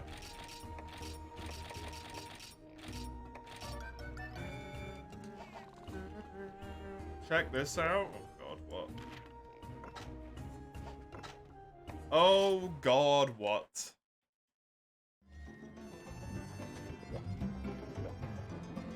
Yeah? I mean, I know what it looks like. I've seen the armor before.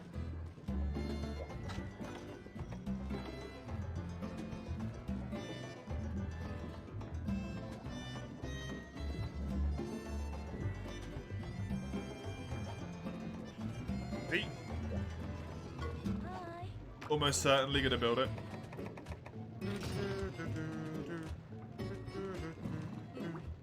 Nibblesnarf is one of the more unique ones. Nibblesnarf's definitely one of the unique monsters. I don't know if I'd say it's one of the best ones they made. It's interesting. For sure.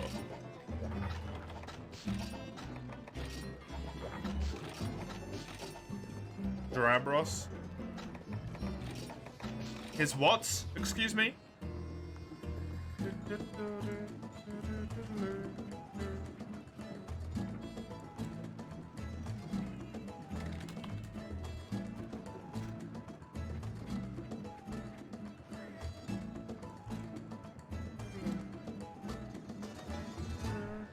Don't know, ask N10, he started it. Bulbous Durambros?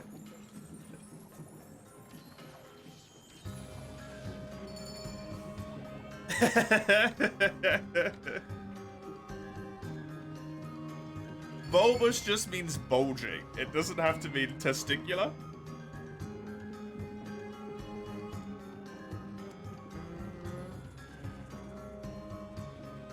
So it can refer to the humps on his back.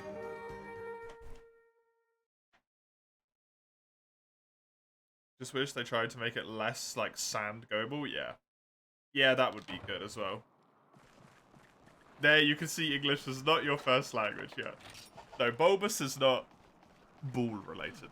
It is just something that is swollen and engorged in a way.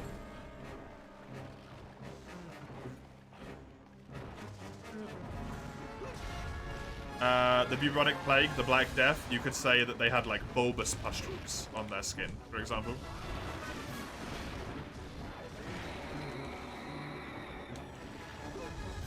The buboes. I don't know if pustules is the correct word there, actually. So for Gen 6 return of Duram, I'm not going to read the rest of that word, but of Duram, yeah, that'd be cool.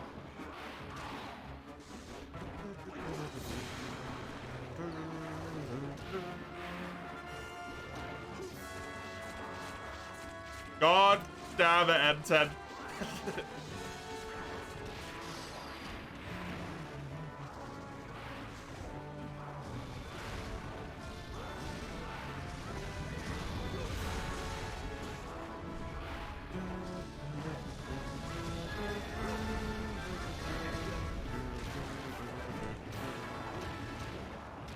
Welcome.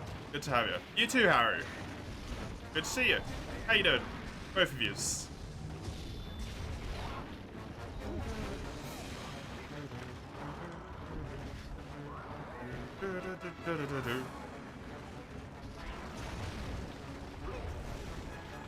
Bugger.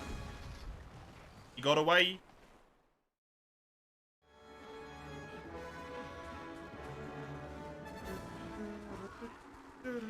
Wait, did he actually go to sleep? Oh, okay, there we go. I was gonna say, that's wild. after we were clearly in the area.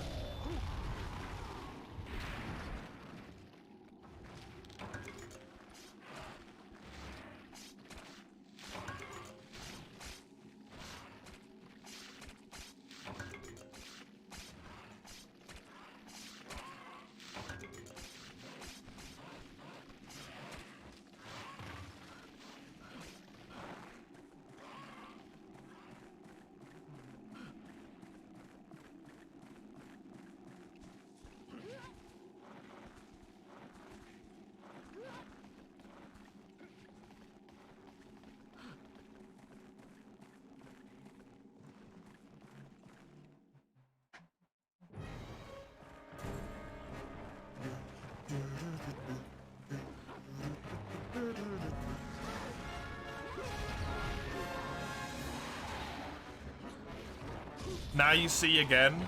Oh. Whoops. Why in hindsight most of the older ones that felt so easy. You did MP a lot back then and now you're soloing everything. Yep. Oh god. Well, we traded. I think.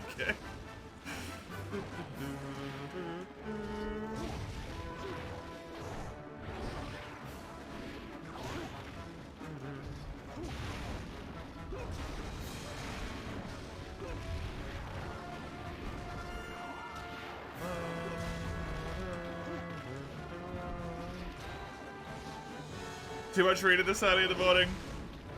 Cliff Notes, Haru, are basically just, I have to build every greatsword from as early in the game as you can build it. So if it starts all the way in the metal path, I build it from the metal path, like the very first metal weapon.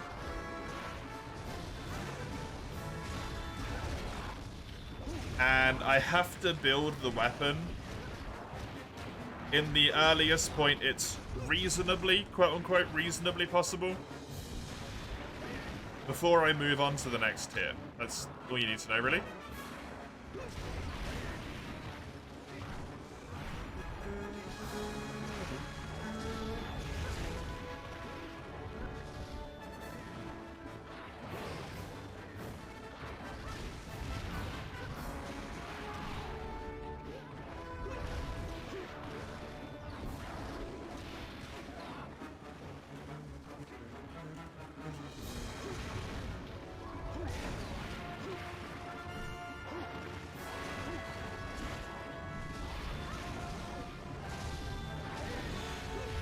That's inconvenient, to say the least.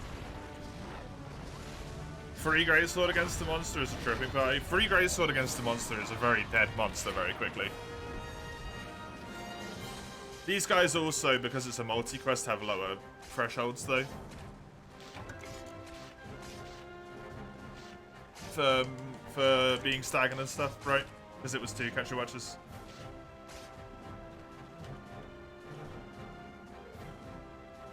But yeah, that's one thing about the old games, pre-world, is having more than 2 people absolutely trivializes a hunt, usually. Because it's only designed for 2 people. It makes it so damn easy. I don't necessarily have an issue with it, but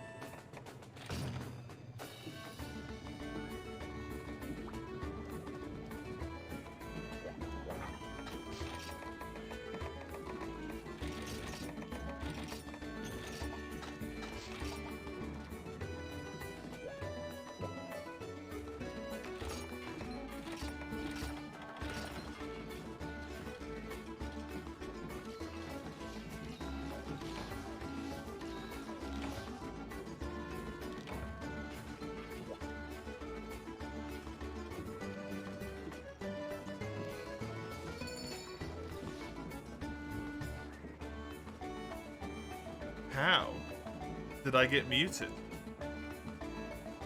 I never even pressed the damn button. Thank you. I didn't press minus on my keyboard. Get out of here.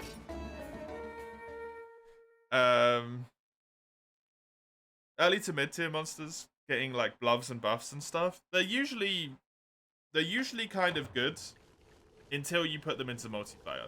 Because they're kind of meant to teach you the game, right? They're not going to be over the top, kind of like super monsters. It's not what they need to be. But I think that's usually what's pretty good with stuff like tempered monsters and frenzied monsters, is they do get a little bit stronger, right?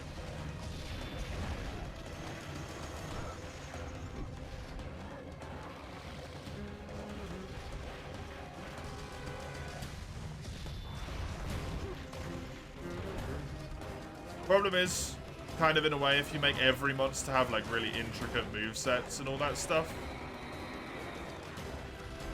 Super interesting, intricate movesets with like challenge in it and stuff.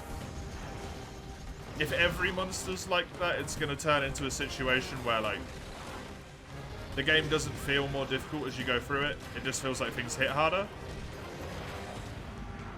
Right?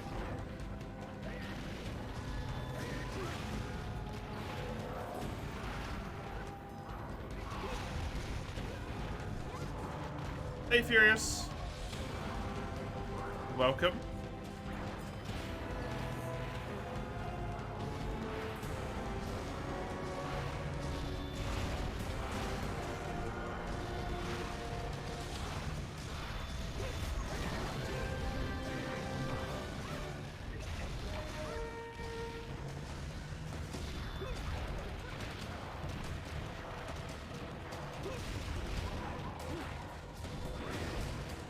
What you're referring to, man? I think that was just yeah, hello existence. Could have been referring to world though, who knows? Fuck it.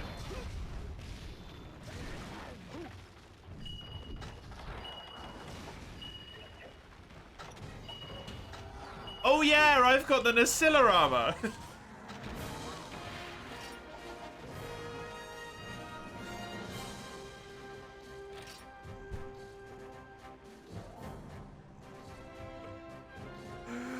I have Capture Guru by default.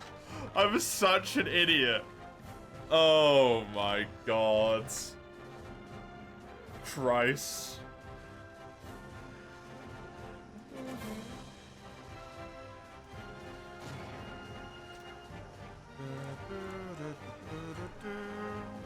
So you think roster diversity can help rather than favorite monsters permanently returning, like underused old monsters get like time of light as well? Or just new ones, right?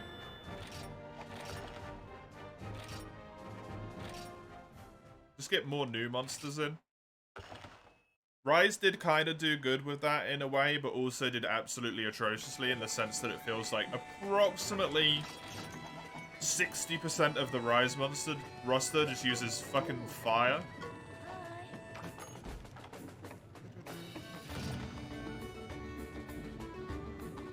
Kind of feels like every monster in their game is a fire monster, or has a fire weapon. It's kind of a nightmare.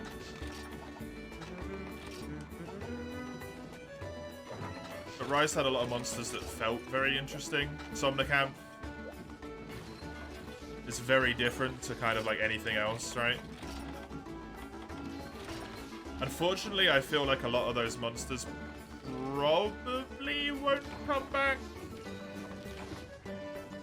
because of how intertwined with like them being yokai is what they are. They're not necessarily like normal monsters, right? Actosom could probably work.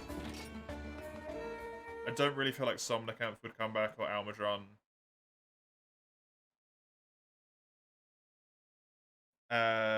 Whatever his name's probably fine. What was he called?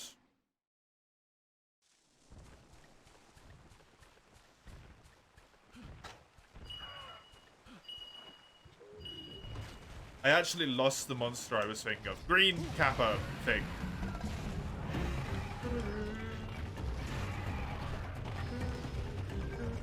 Chitranodon? Yeah, Chitranodon. I feel like that can come back.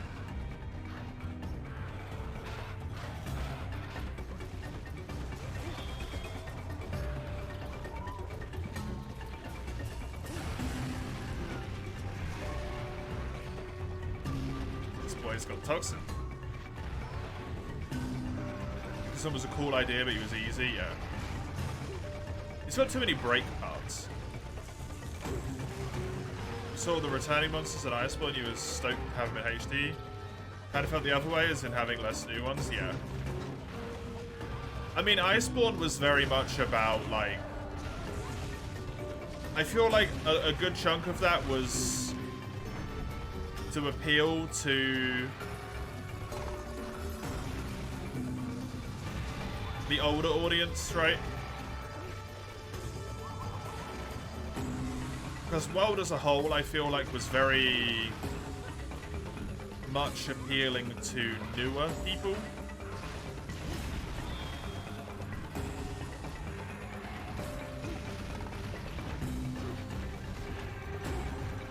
And then it felt like Iceborne was like, hey, and the old favorites are here. Hey?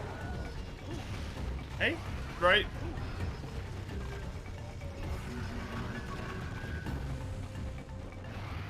Garuga's a returning monster in Field Force. He got intricately redesigned and updated, yeah.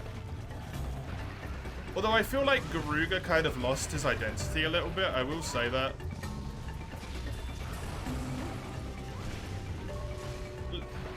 I think it's fairly common from what people remember of Garuga. It's what I remember of Garuga.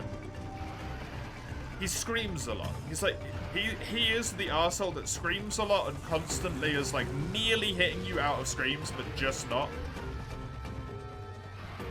And I do feel like that completely went away in World. Like, he screams very rarely.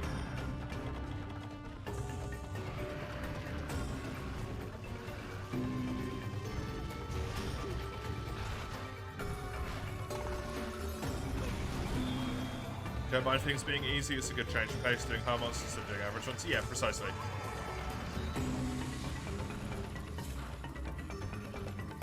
It kind of gives you a little bit of a break, right?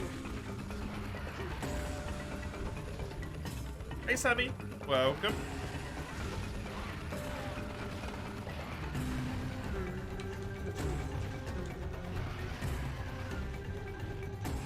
Is what you want from Monster after the credits? Yeah, for sure. Very, very good. Post-game monster.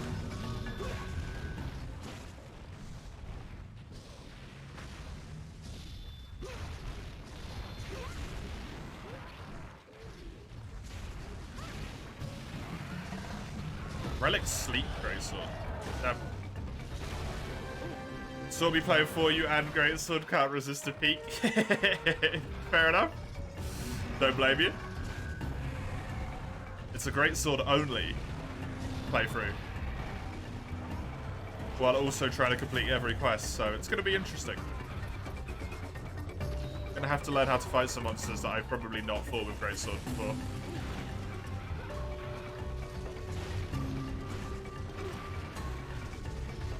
I really don't know how GOG is going to go.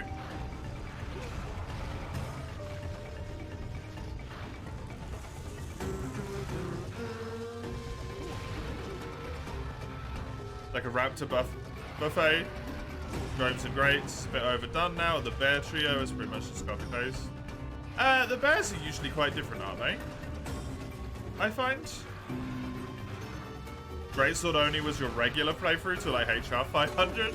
That's normally what I do with dual blades only. Greatsword just feels so damn good in this game, right? So good.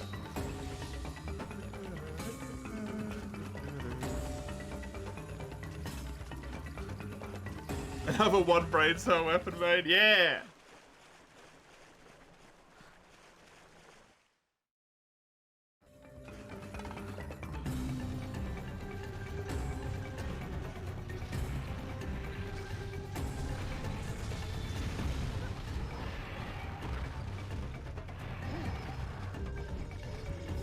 I know it's really hard to do, but one of the things I would honestly be really appreciative of in the next like game or the next generation is if we got some late game monsters of monster types that are typically not late game, right? Bird wyverns, like Yangaruga's a wonderful exception for the bird wyverns. Maybe some of the crabs. It'd be nice to have like a later game crab that's not Shengaran.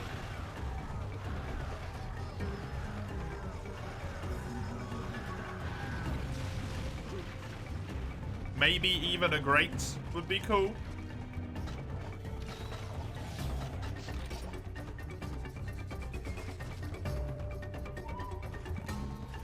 Wanna fight a herbivore? I mean, Diablos?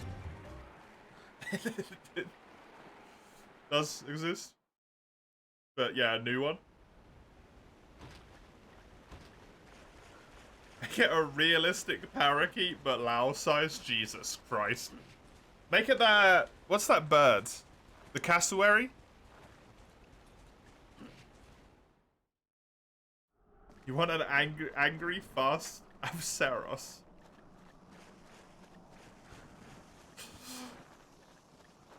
Horrifying.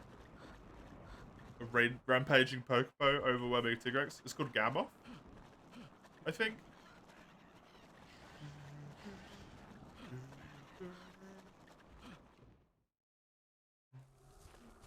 Where the hell did he go? Keg, wait, you're right. Yeah, Gamoth's the Popodrome. Maybe just felt spoiled because of how polished the Rathian / Lost fight contrast is. The pseudo Wyvern variants. That's why you got bored of others like the Bear Trio. I also think you're comparing mid game monsters to early game monsters, Fang Wyvern. Like early game monsters need to be simple because they're early game monsters. They're meant to slowly teach you the mechanics of the game, right? They have to be simple.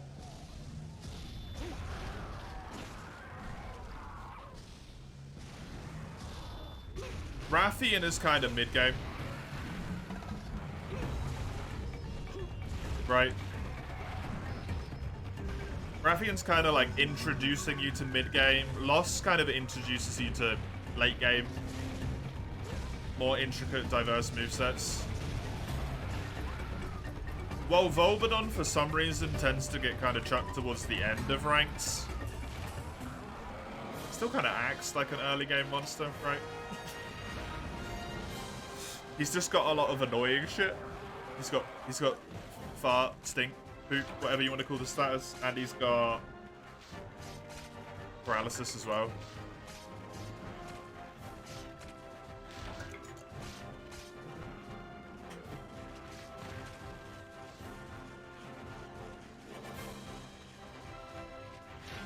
Volcano areas tend to be late low rank, yeah. They should really chuck him in the desert a lot more, like they did in Rise.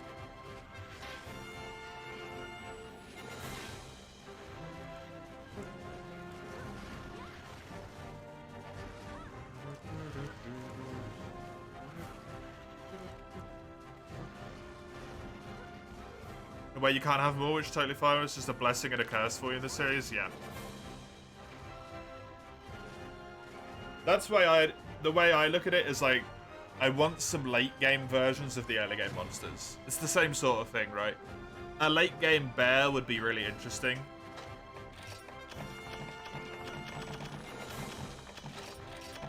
Because we call them the bears, but it's a Bun,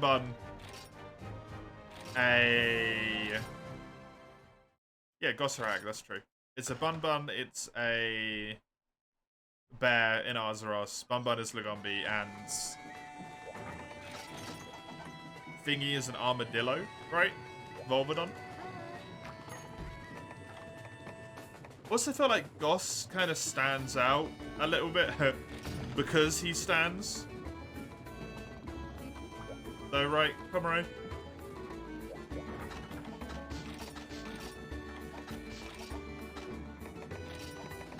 Compared to the other guys. Like, Azeroth does stand and do standing attacks, but he always gets back down. Same with Lagombi.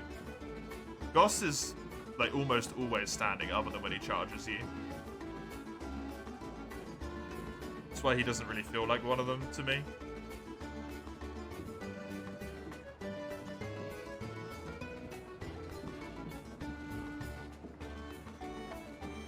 Like a porcupine in the same description would be really cool, maybe. Saying along those lines.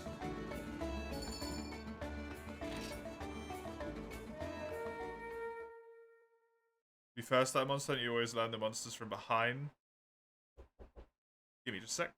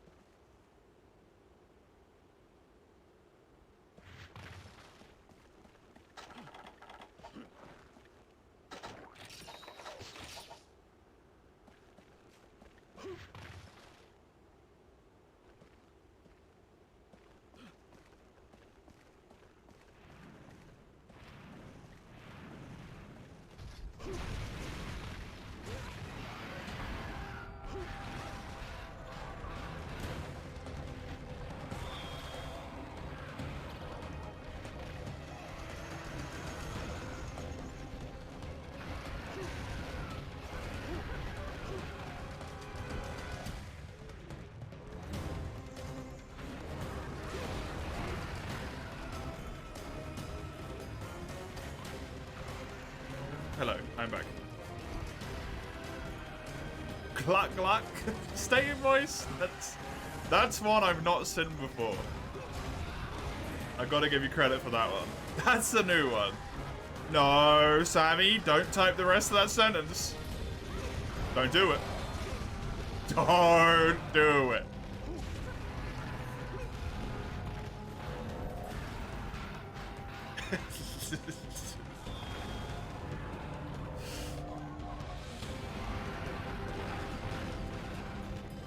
Not sure if this is unpopular opinion. Iodrome is the worst mid-late game monster. Oh, Iodrome sucks.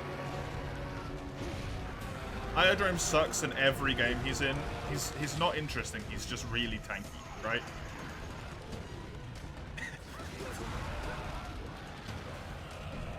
You think of the bears in media? He could bug from SMT. Smash Persona.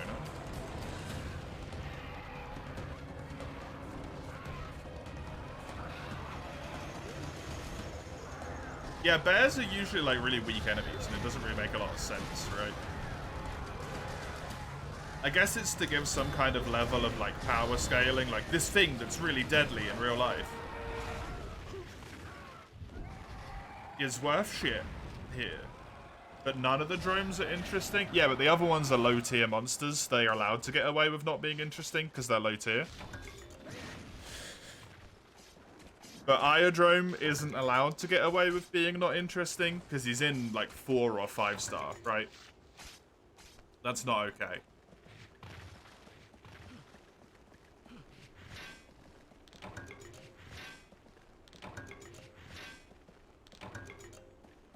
You can add it in if you want. Come on.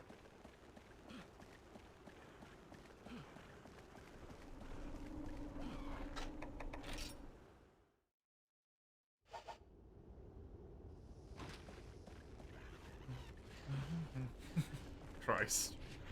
Think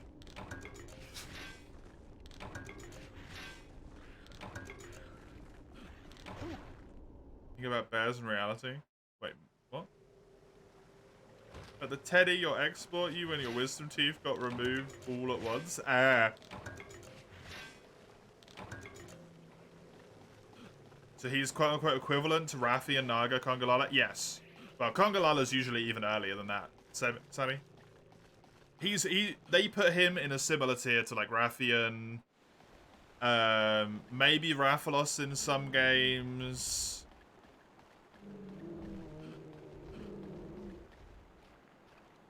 Zenoga, Gravios, Viserios sometimes. Like those monsters. Just hand the damn quest in, Comrade. Stop wasting time. We could be doing more hunts. You dum-dum?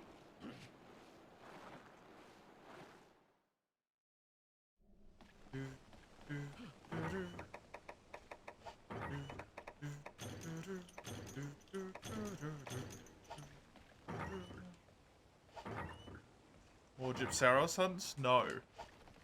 No, hand the question.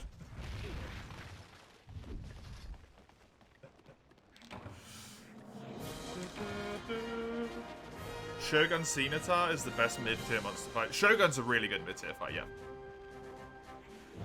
Odo's really good. Anjanaf's a good, like, transition from early to mid, I think.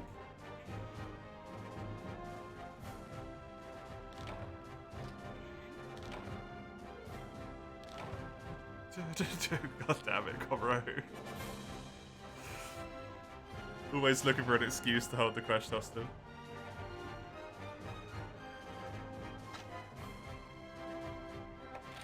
Grizzly?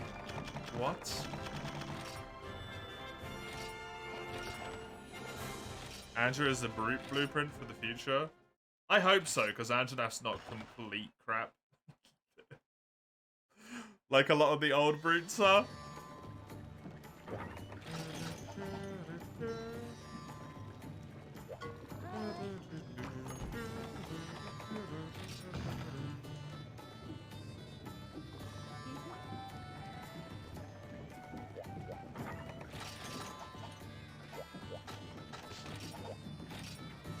Don't depart by yourself. It's not what I want to do.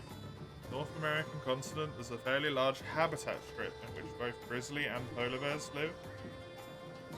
Oh, and they've been breeding.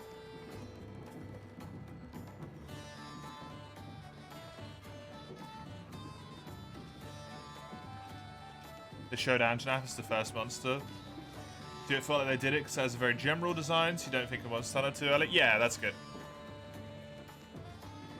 Grizzlies are being pushed further north, polar bears are being forced south because of global warming. Right.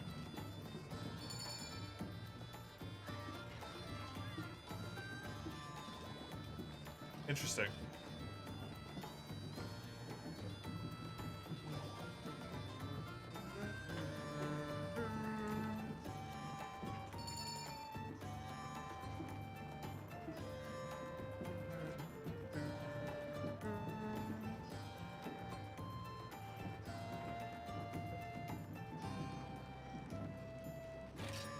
Grizzlies are pretty badass.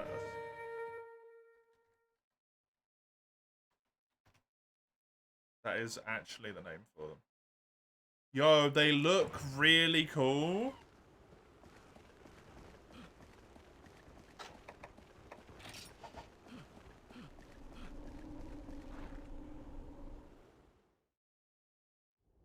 Neat.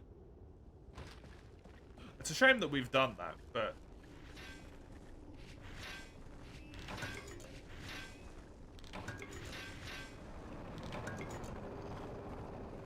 they look really cool.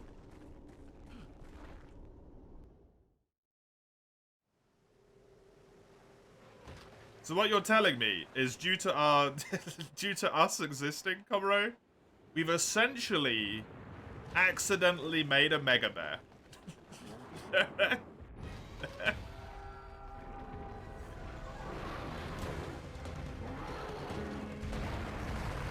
As that's very Monster Hunter in design, it takes real life inspiration, more so than others, makes it cool. Yeah.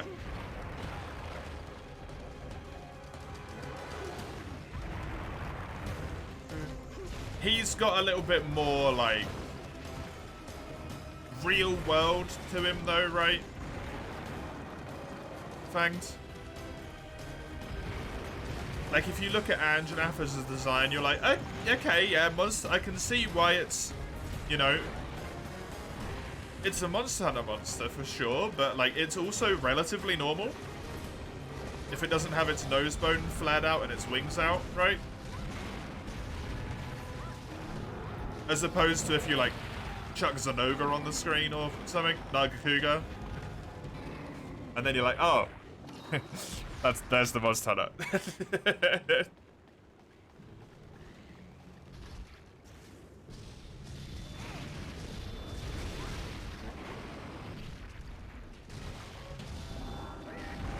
Dang.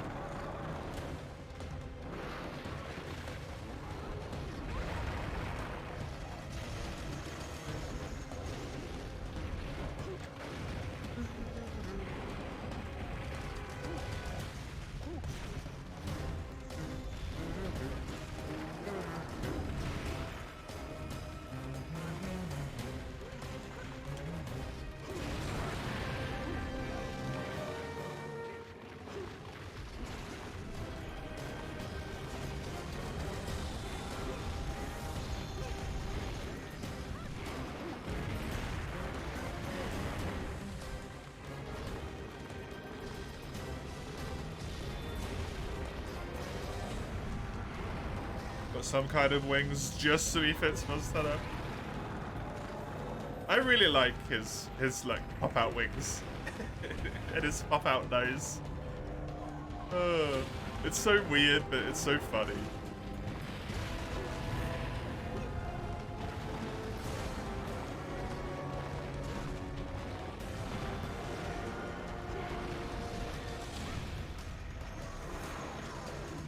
Man, that Renephilos really wants me dead, huh? Well, congratulations, Renephilos. You've earned your death.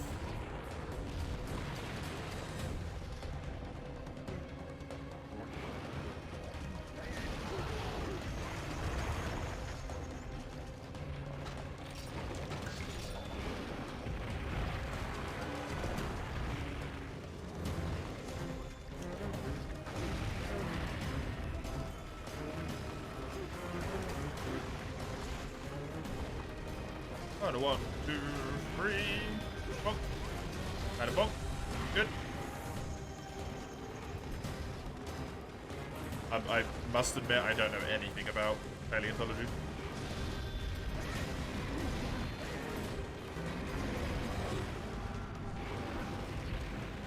I don't really think I was ever really particularly interested in dinosaurs, even as a kid. I don't know if I ever really had like as much of a dinosaur thing as a lot of kids do.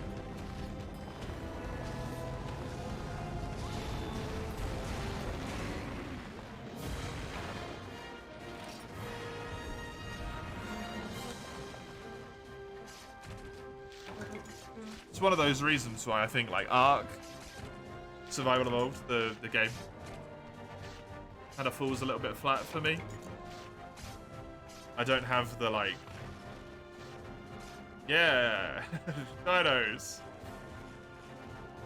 thing. That guy needs to start giving you a cut of his revenue, Cobro. Christ.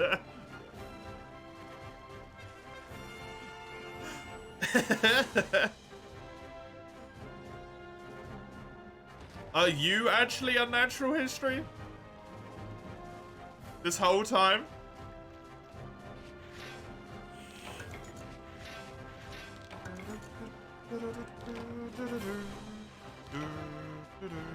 Enjoy the lurk, Sammy. Thanks for coming by.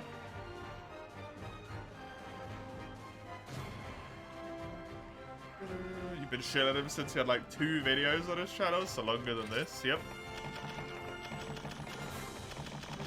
I have not been around for that long, so that doesn't surprise me.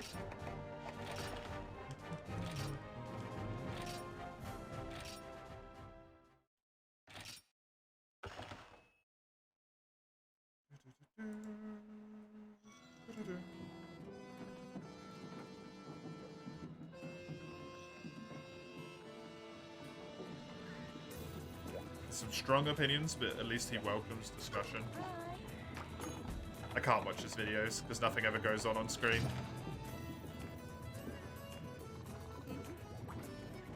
To be honest.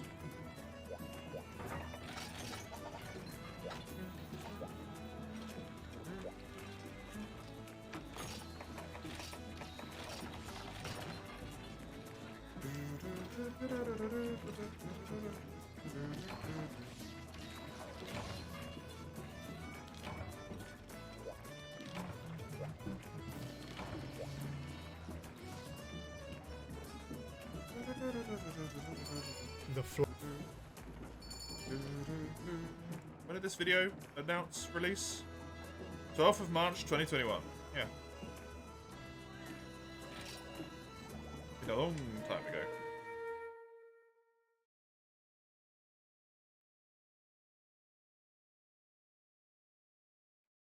We just kind of accelerated it, yeah.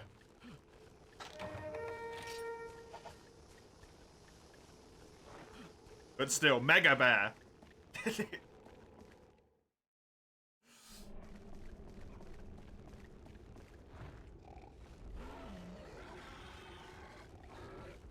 Mega Bear. I just like that. The idea of that's enjoyable to my brain.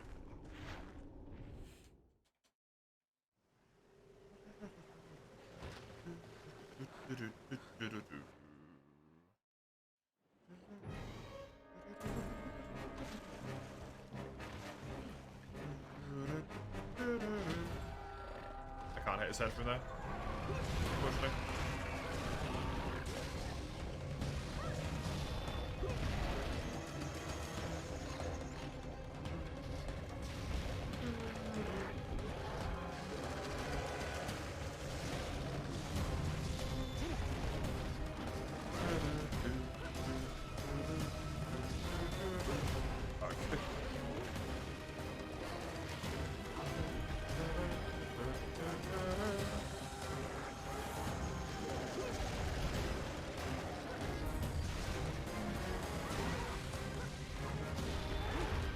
Did I miss?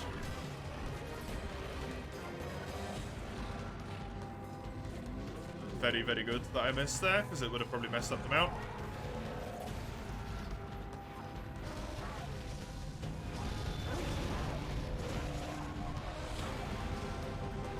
Oh, yeah. Nice. Oh, yeah.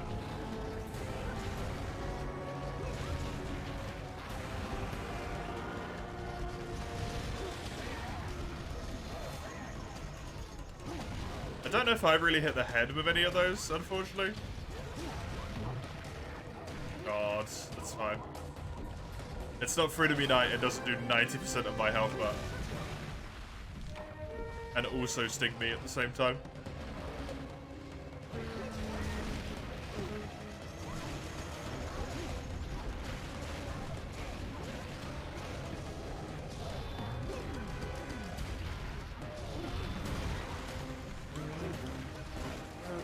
Would I ever consider doing a gun lance collector run? Yeah. I don't have an issue with doing that. Not at all. Hi, Kaiser. Welcome. Oh god, he's mounting. Oh, I didn't realize. Sorry, Sagato. You wish we had Conga in at least one Gen 5 game to fill the Funny Monkey quota? I don't mind some monsters missing generations, honestly. I think I'd honestly be a fan if every monster missed at least one generation. Other than maybe Raffi and Rathalos, because they're, like, they gotta be there. It's not gonna feel like a Monster Hunter game if it doesn't have Raffi and Rathalos in it at this point.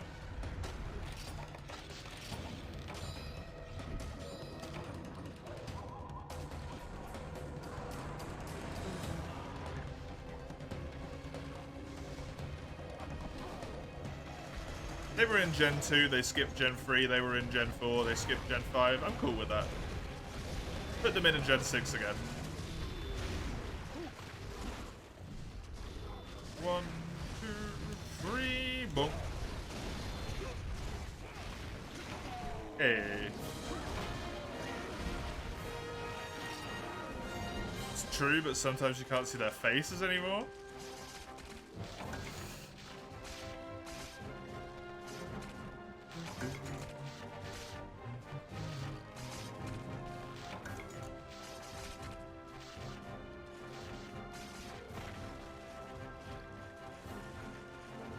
Fine with Naga taking a break, even if he is a fave, yeah.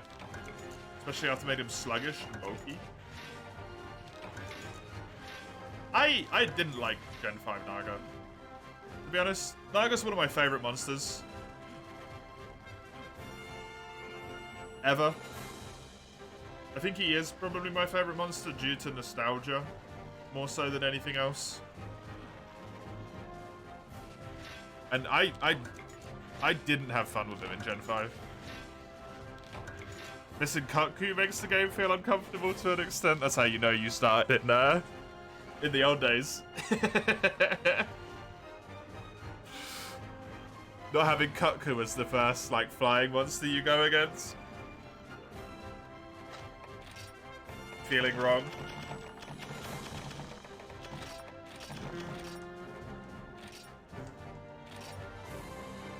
Kutku would be good to have back. They used to be Swift Wyvern. I mean, he is still fast in those games.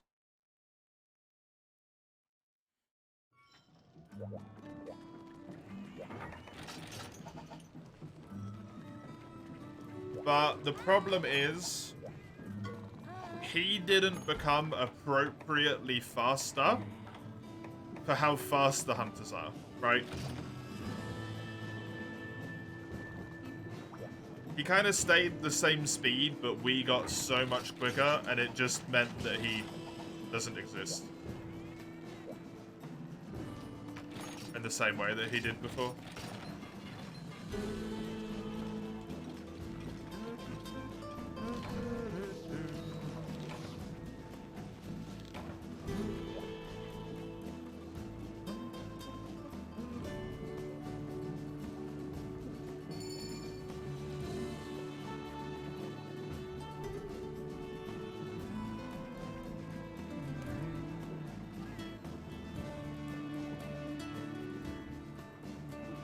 Yeah, Naga was the easy peasy in both those games. I did actually do, I think, like, one anomaly 50-ish Nagakuga. And that felt more like how quick Nagakuga should be. Just without the ridiculously large amount of damage. Other than on the tail slam attack.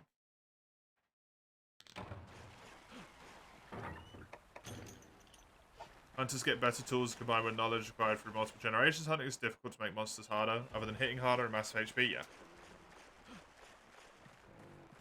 Yeah, exactly.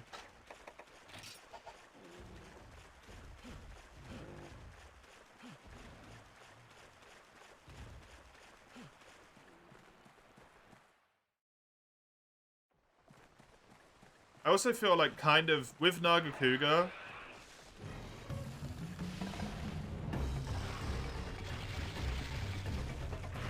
Nagakuga in specific,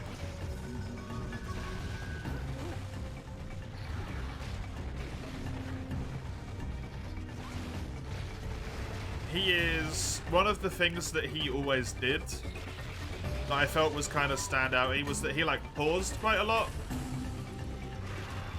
And then he did massive attack combos, right? Like he would jump 3 times, then jump in a different direction, then do another jump.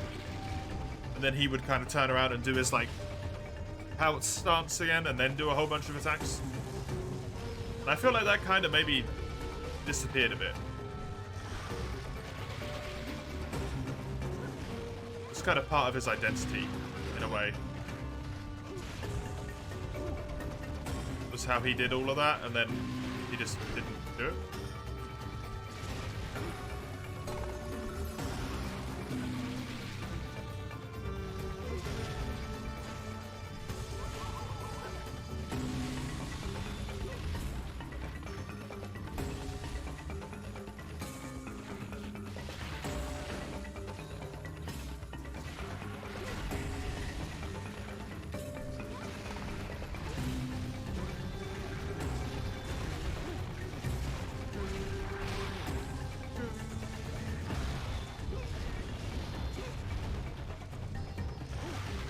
Make big changes to their patterns. It's fair to make monsters. Hunters feel that the monsters take the piss on them. Yeah. Yeah, exactly. I think it was great in Iceborne. Yep, Barrioff was great in Iceborne as well.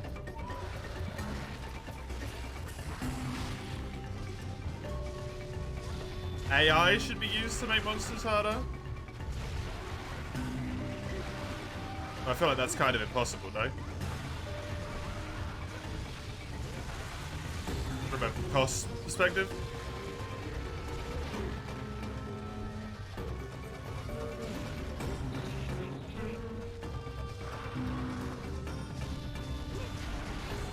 Lost his niche in a bad way. Yeah. You still never did Frostfang?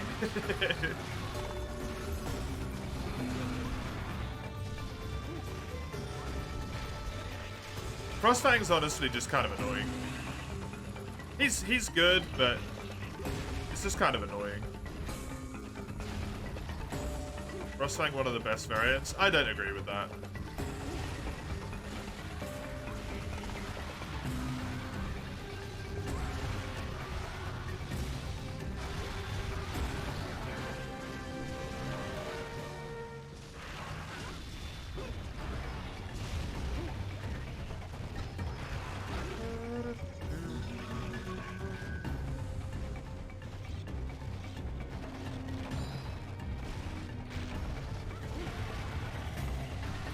Hey, you peppery.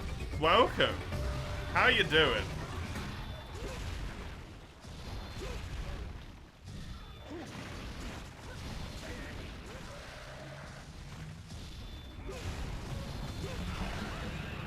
This was a kill quest, right?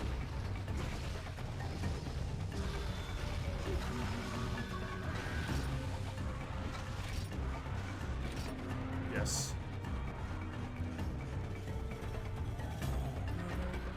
Let's not involve ChatGPT, for the love of God.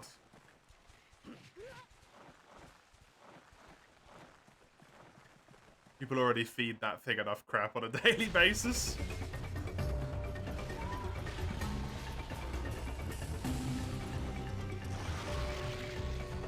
GPT still relevant?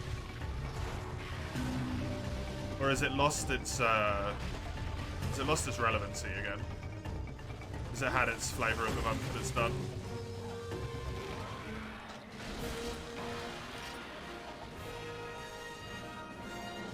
Lack in the shadows where you use the best weapon of the best monster game? Well, thank you. I appreciate it.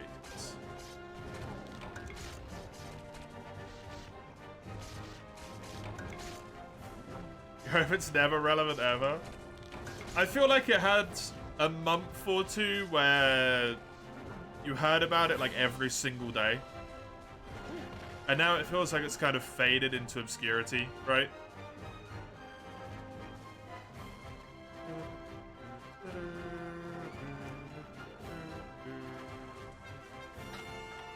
I should do this, by the way.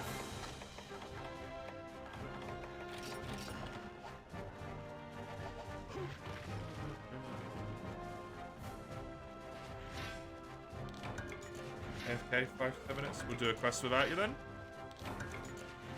To an extent, it could be said that Hyper and Apex achieved it. Artificially increased difficulty, changed some patterns. Problem becomes how to create a sensible solution, high quality and difficulty hunt solutions. So I'm not completely close to my thoughts on this. I think Hyper and Apex both did it poorly.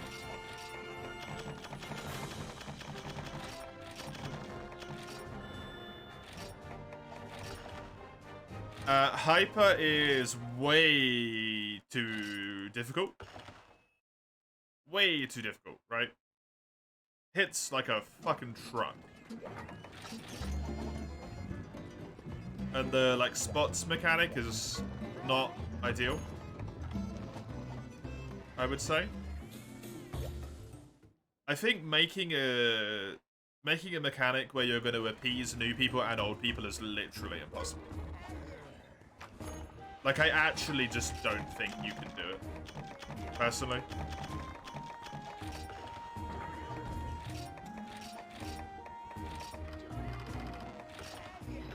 It's just too difficult. I think Frenzied... Not Apex. Apex sucks. Frenzied and Tempered have been the best implementations of it to date. In my personal opinion, which is it's mostly the same monster that you already fought, it's just a bit stronger and has a bit more health. And it's intended to be fought once the story is done. It reuses in Tempered monsters, that is. Or like at a point, you know what I mean. Like you kind of fight Tempered 1-stars when you're doing Elder Dragons. So they come back to be relevant again for a bit.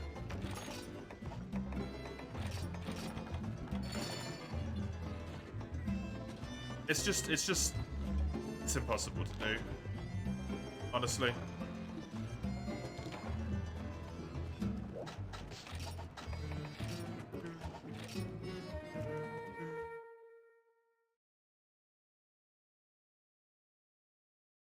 I think the best implementations of it, though, are when they implement it into the story, like they did with Frenzy, and like they did with Anomaly. I think that's a good way of doing it.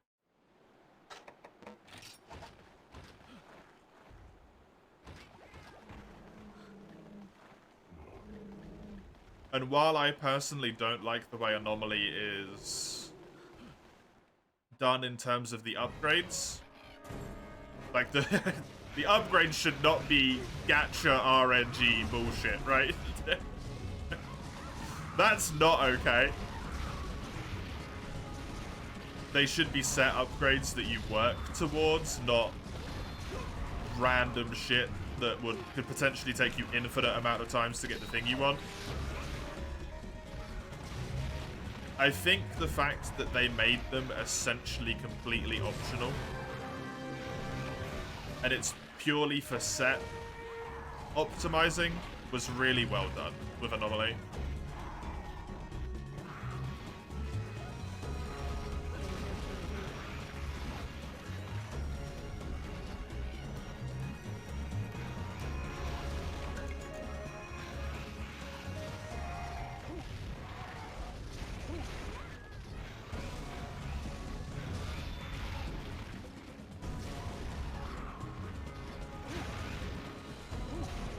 The way they implement the system doesn't work as intended, but the idea behind it is genius, yeah.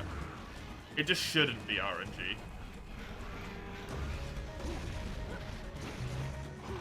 Curio weapon crafting? I don't know how curio weapon crafting works, to be honest.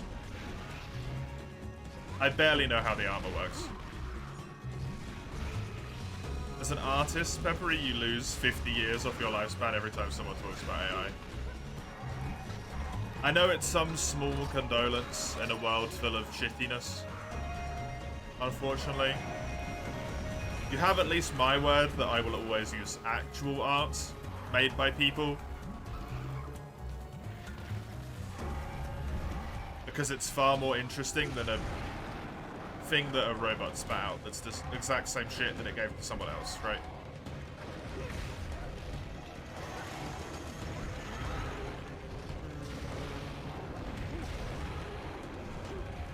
Using a whole bunch of copied crap from other people. Always actual, quote-unquote actual art. Or human created art.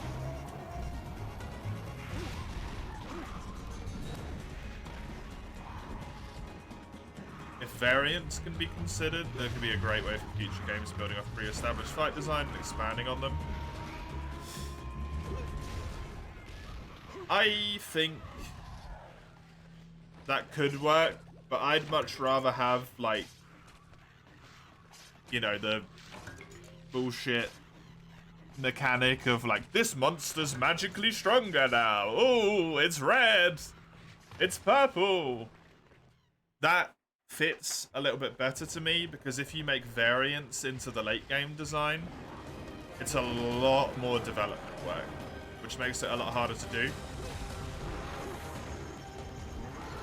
Because suddenly, like, someone's got to do that, right? Someone needs to make those movesets. Someone needs to spend time balancing, developing, making sure the hitboxes work right, as opposed to being like, it's metallic colored now, it's got twice the health, it's got 1.5 times damage. Boom, done. Right? It's a lot easier to do.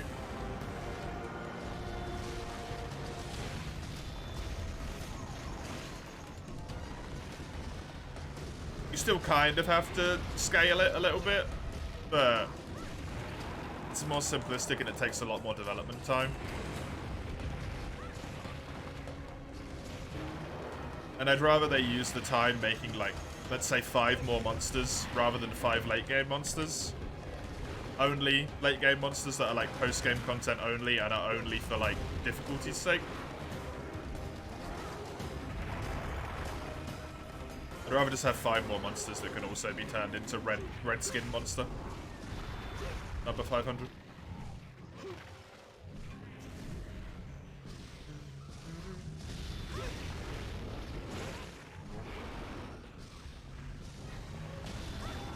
No, Tetsu, you bastard. Welcome back, Karu. It's the classic RPG late game scaling, yeah.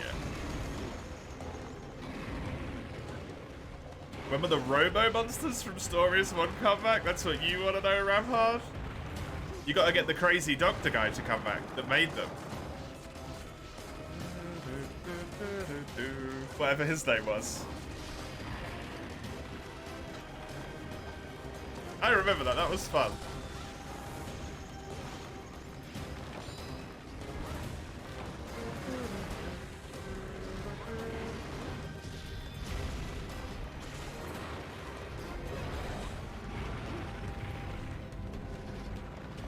Old Monster Hunter subspecies were like that. Rathian, but what if it was gold with a double the health? Yeah. Nightmare. Time to build Mecharapolis terrorize this world.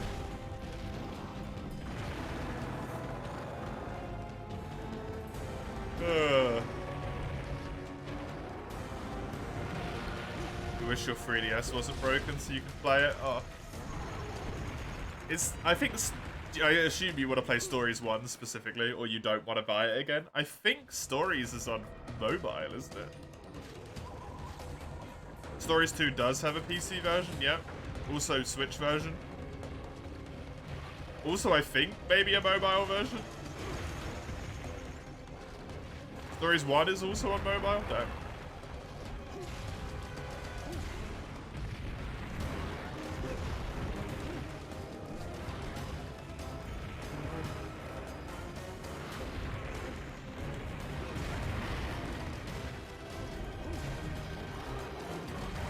I'll actually be playing Stories 2 tomorrow on stream.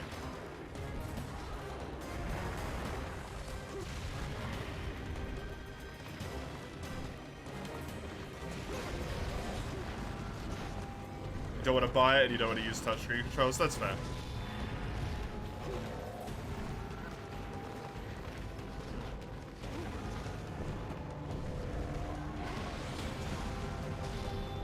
End of village, congratulations, you beat Magdamalo. End of high rank, mustache twirling villain comes back in. What about Mecha Magdamalo? Oh god. It really doesn't fit Monster Hunter, right?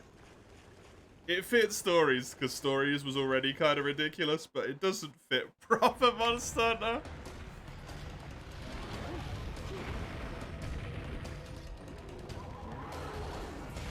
Stories 1 and the definitely not Frenzy Virus mechanic that it had.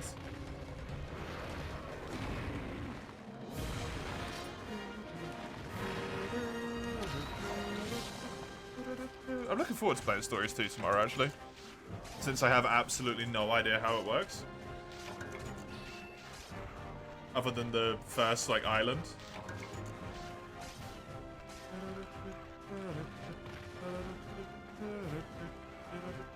Considering Frenzy was the initial enhanced state for the monster. Everything after is a copy of it. Stories was, like, actually really a copy of it, though, right? It looked almost exactly the same, if I remember correctly. It was too similar.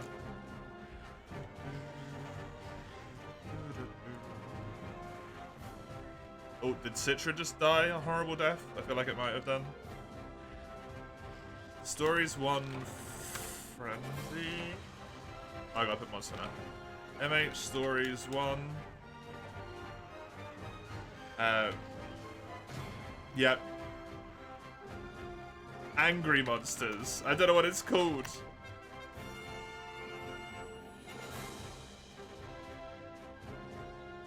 What was it called in Stories 1? Infected?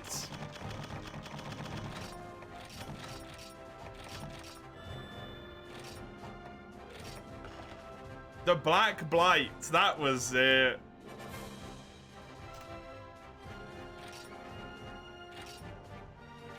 Yeah, it looks so similar. Like, the same kind of looking particle effects coming off the monsters. They're purple. They've got a purple aura around them.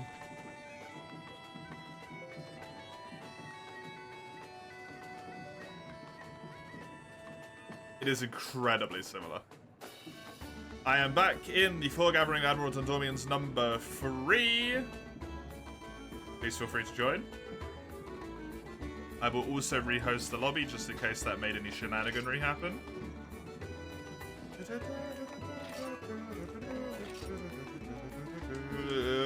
So, the game.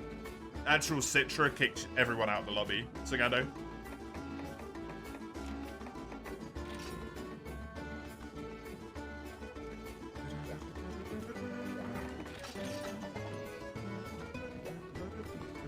Oh, your ghost was in the Citra lobby. Oh. Not sure what to think about Monster Hunter now, but it is frowned upon and considered taboo by many Monster Hunter vets on Reddit. Why, though?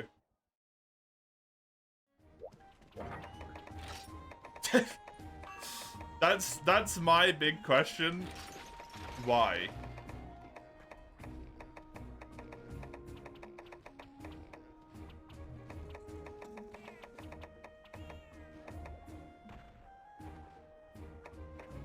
What's wrong with it? It's just a game. Monster Hunter now looks like it'll be fun. Yeah, it does to me as well. You know what it kind of looks like? That some of the Monster Hunter veterans that suck their own ass. I hate this term, by the way, if you can't tell. That they're completely not considering that there was a game in Japan a very long time ago that all of the Western Monster Hunter fans that are tooting their own horn over the fact they've played Monster Hunter since Freedom Unite could never play, called Monster Hunter Explore, which was basically the same shit.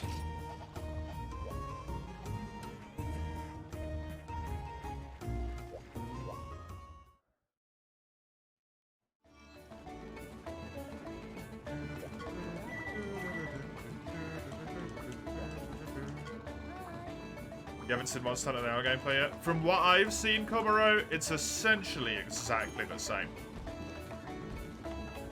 as Monster Hunter Explore. Guess going with a mobile model of the game would bring the franchise down a notch. Uh-huh. Sure it would.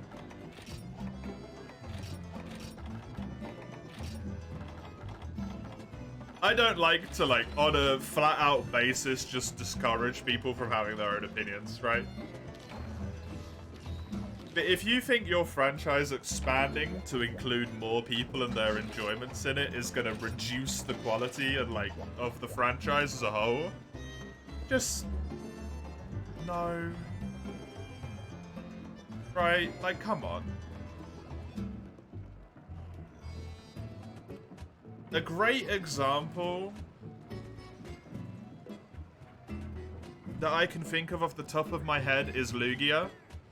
Person in the chat here. Here a lot, really loves Monster Hunter. You know, plays the shit out of it, plays tons of Monster Hunter World, played tons of Monster Hunter Generations. They probably never would have played Monster Hunter in their entire life if it wasn't for Monster Hunter Stories 2.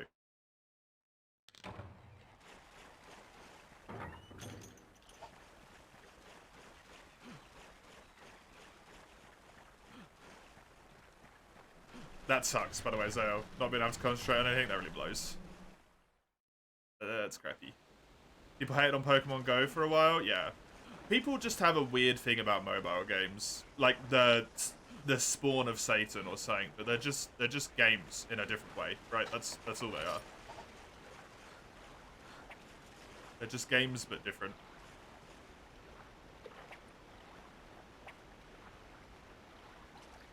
Monster Hunter Now will be fine. It won't be amazing, it won't be fantastic, it's not going to be the best gameplay you've ever seen, it's a mobile game. It's something a little bit more casual, something a little bit more chill, that you do in your spare time. Maybe when you're out with some friends, like Pokemon Go, right? Make people more active. I don't know why people have got such a problem against it. It's just game, but on different console.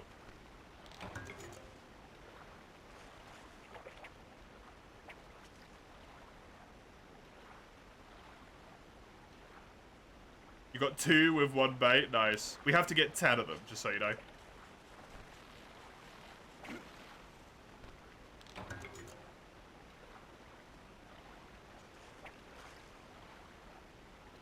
Remember, kids, mobile gaming is gaming? Yeah.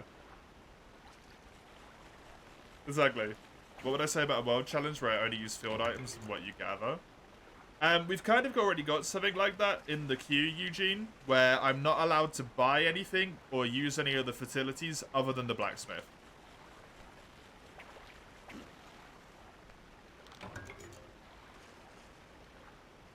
So we've already got something quite similar.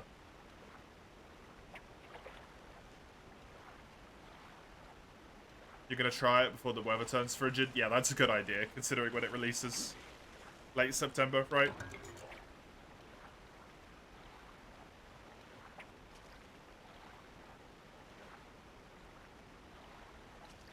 Diverse enough as a series that gatekeeping is cringe. Yeah, gatekeeping any series is automatically cringe.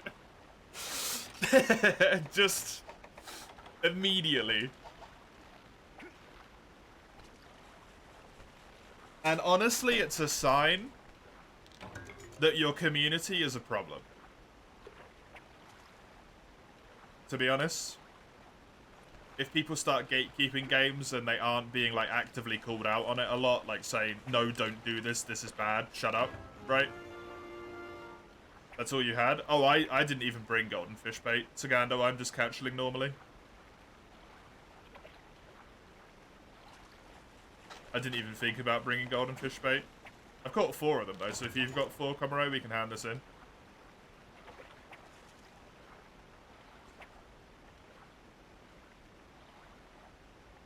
You have 4, then we can finish it now.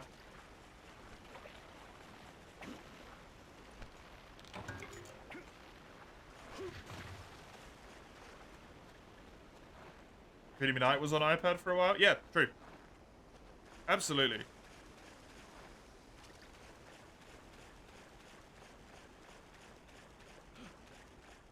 Will communities become a problem when they start niche and become mainstream? Yeah. I mean, kind of as a great example, right? Why are people calling themselves Monster Hunter veterans? Veterans? I've been playing since Freedom Unite, right? I started with Freedom 2 as a child. I'm not a fucking veteran. It's a game series.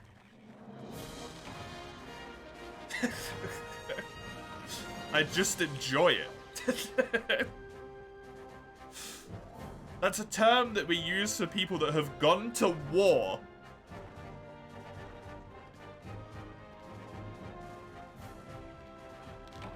It's so weird.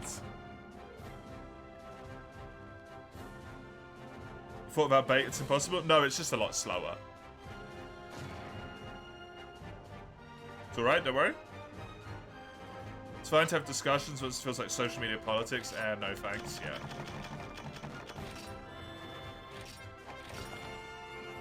Some people genuinely need, like, a reality check when it comes to stuff like that, though, right? Taking your Switch while playing Monster Hunter now, stumble across others who also have their Switch, spot up, Rise and GU, that'd be fun. Yeah. I mean, especially, like, blows my mind, right? Like, every part of this blows my mind. Of all the games that you're gonna give crap for becoming a mobile game, you're gonna draw the line at Monster Hunter? Which owes the majority of its success and continued game making through the early stages of its lifespan due to the fact that the games were on portable consoles in Japan, a country that notoriously loves portable gaming. And you're gonna get upset because they're making a phone game? Don't make any sense.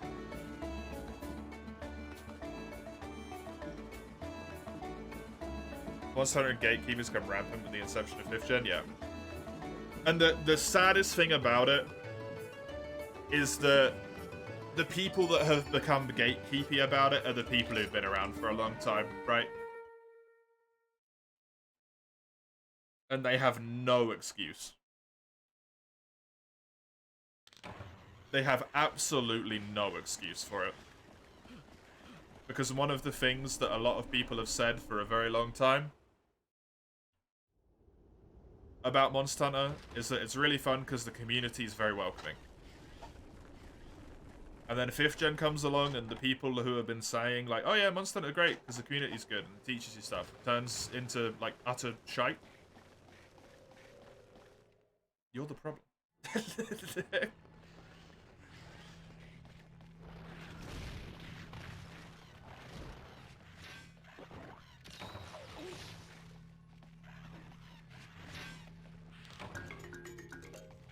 Some Monster Hunter fans are just entitled as IRL vets. That's also not a healthy way to think about it.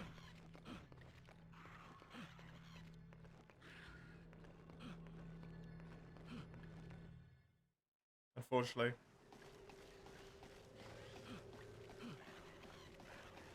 I haven't had a lot of experience with in real life veterans because the UK doesn't really send a lot of people off in active combat anymore. as much as they used to, but the ones I have spoke to have all been relatively nice. It's true with Monster Hunter the same way it's true with anything, right? Usually the shitty people tend to be very loud. Right? Very, very loud. And they speak on absolutely every single platform they can to try and be like, this is wrong, like, blah, blah, blah, blah, blah. The majority of the community is absolutely fine and are wonderful people still. There's just a very loud minority that are incredibly annoying and should just stop talking. People hated Pokemon Gen 5 because of ice cream and trash. I mean, they still do. Right, Dawn? Which is wild.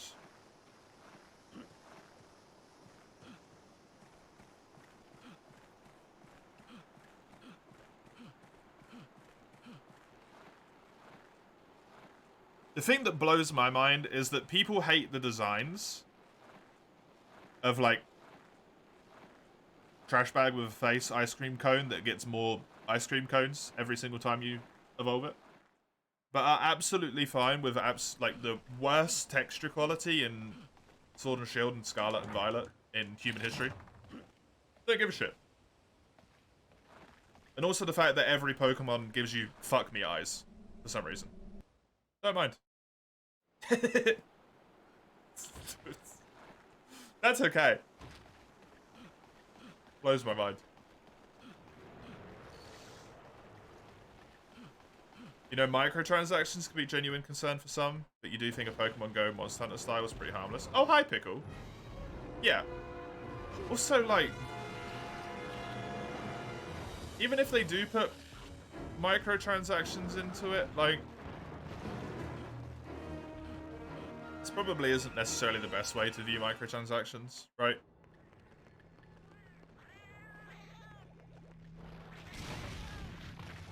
But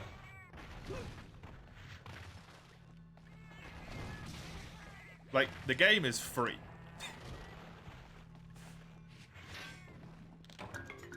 The game isn't going to charge you a damn thing to download it. They need to make money somewhere. That's quite literally how that works. If you make a game free to play, you need to make money at some point during that. People have spent time to develop that. People have spent time to work on models, work on assets, to work on fights, work on weapon designs, all of this shit, right? Balance.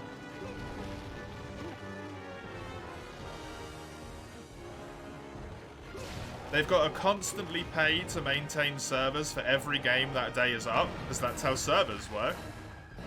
Probably don't pay every day, but they pay, like, per year, per month, right? That costs money.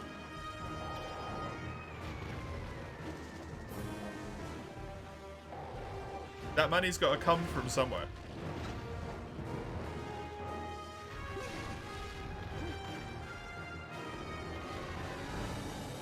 If you don't want to deal with microtransactions, don't buy them.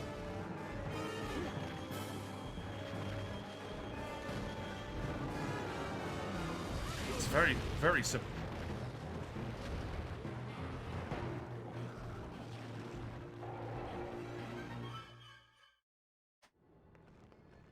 Hey, Humanos. Welcome. You never saw a free-to-play game about micros? No, because it just can't exist if it doesn't have microtransactions. Sensible microtransactions are over ads? Yeah, ads are way worse. But the problem is, that's the alternative. If everyone's going to keep being like, this game has one microtransaction in it, guess I just kill my child and sacrifice their soul to Satan so I can afford to get my fucking, you know, speed booster or whatever it is, instead of waiting one day.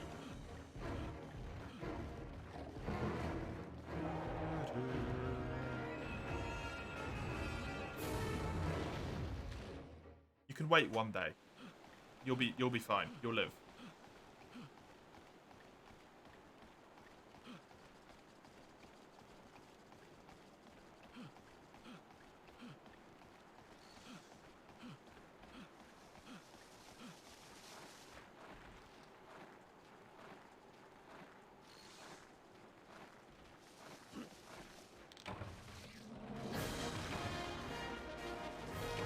Hypothetically, you don't need to deal with microtransactions, you have to deal with ads.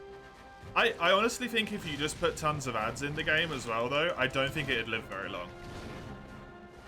Because ads do not make a lot of money.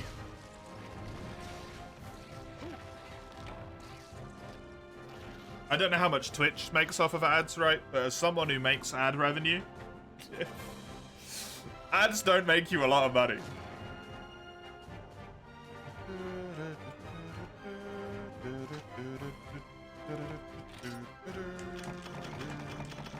They'll pay off if you spam it like crazy.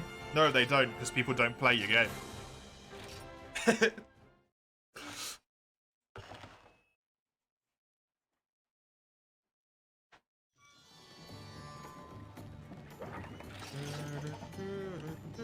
Ads don't pay shit if no one's watching them.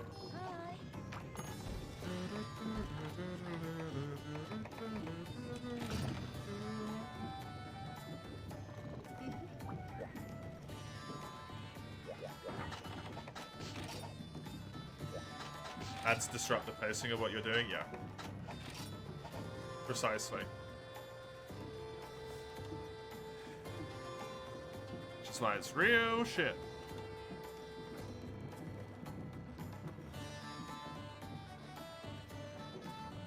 Gonna take a break. Thank you for joining, Sagando. I appreciate it a great deal. Which games have it? Games which only purposes that's short-lived and absolute potato code, yeah. It's far less disruptive to me to be like, instead of fighting 1 Rathalos, or yeah, instead of fighting 3 Rathalos, you have to fight 9. You don't buy the microtransactions, like, yeah, sure. I'll take that. With no interruptions. Other than a pop-up I can click away immediately every now and then. Just to be like, hey, remember you could boost this? And then you're like, no, be gone.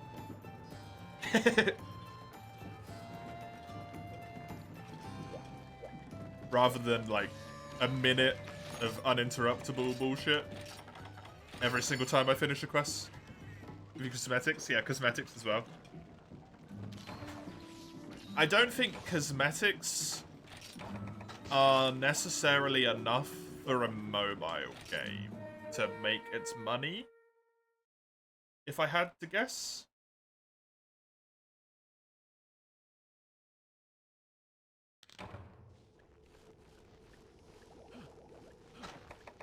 Because I think there's a lot more of a casual audience in mobile games.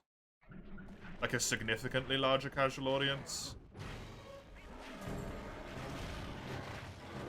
That don't put, like, quite as much time in. I don't know if that's true, though.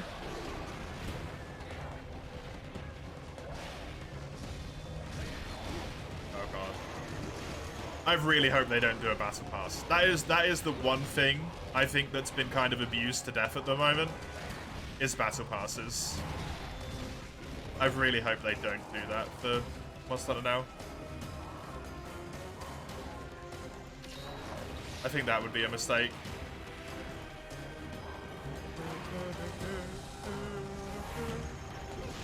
It's been overdone. Cosmetics can carry in some mobile games, specifically horny games. Yeah, but that's not going to work for Monster Hunter, I don't think. Although, with the way that I see approximately half of hunters dress their female characters, maybe it would work for Monster Hunter.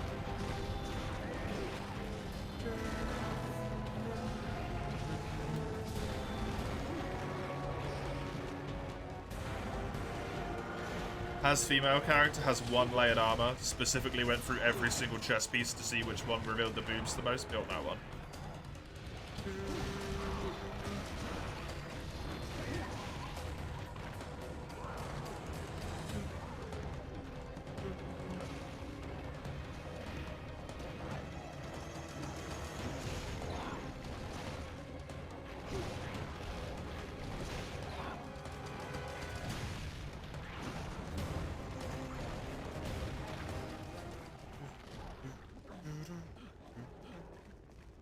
Nah, what legs and rise? I actually am so glad that I literally do not know what they look like, because I've never played a female character in that game.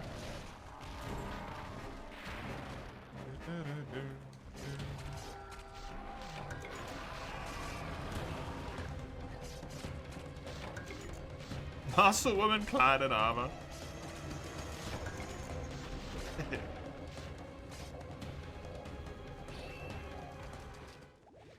I'd say that's probably not the norm, even harvest. But there's definitely a large audience for that as well. Not necessarily the armor bit, but the muscle woman bit. Yep. Yes, human harvest. For a limited time? No, Fanged Wyvern. No.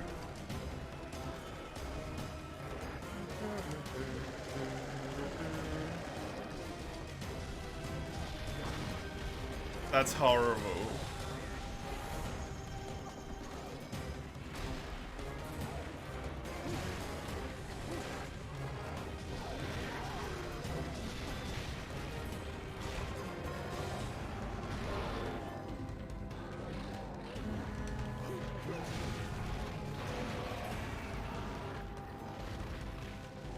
You hope Monster Hunter doesn't go the FOMO route the gacha games do, which you don't think it will.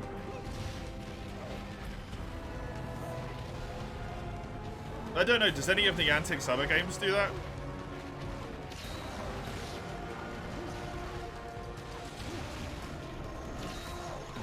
Because I don't know if that's a Niantic thing. I think what it's gonna do is basically the same shit that every other Niantic game does, to be honest with you.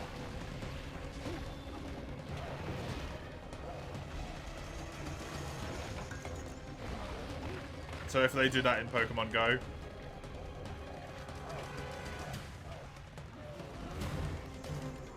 Muscles of justice, muscles of love. I mean, to each their own, keep it honest, is what I'll say there.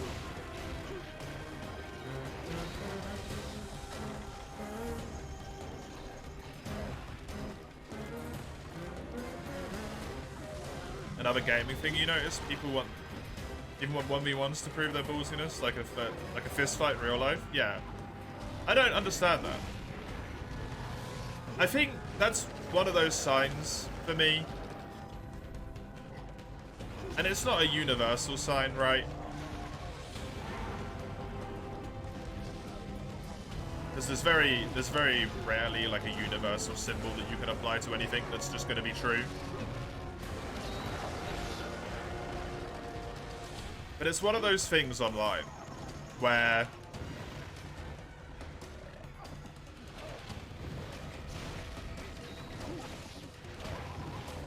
if someone in a team game is ever challenging you to a 1v1, instantly disregard their opinion.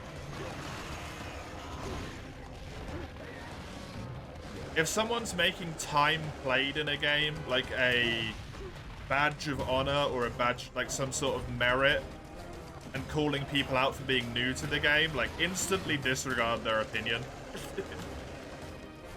Which is what, oh, I'm a Monster Hunter veteran does, kind of. You new people don't know as much as me. I've played the game for longer.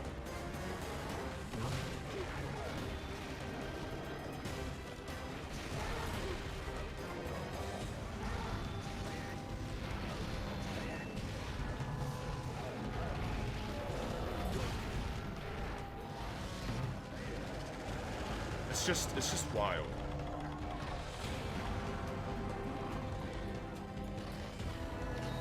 It's one of those things to me where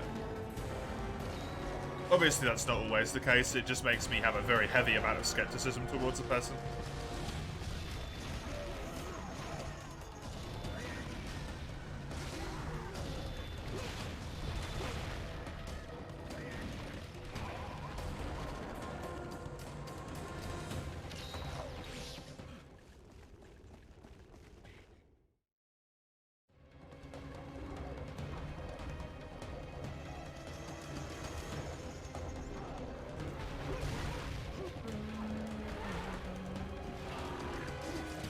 can't remember what my point was. I lost it.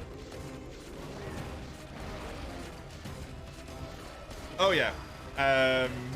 They don't have much to cling on to besides gaming.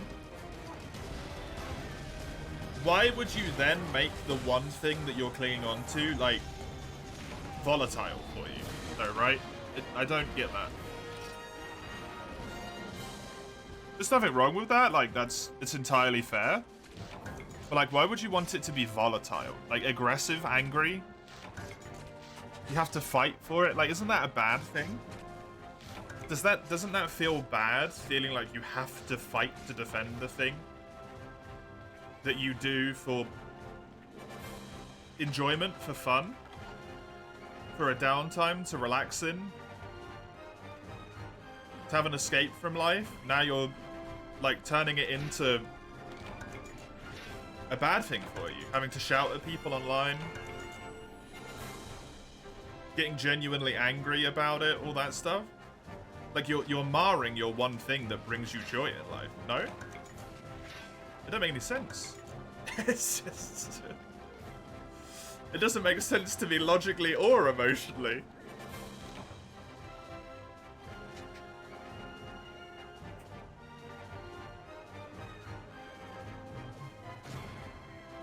People like to act how they act when supporting football teams. Oh god. As someone from the UK...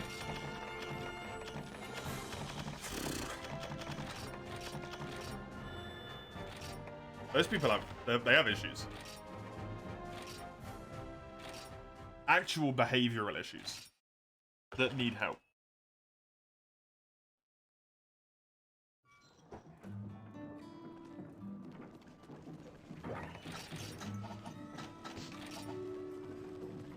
Clinging something also means putting emotions in it, and having nothing else means your life would be meaningless otherwise.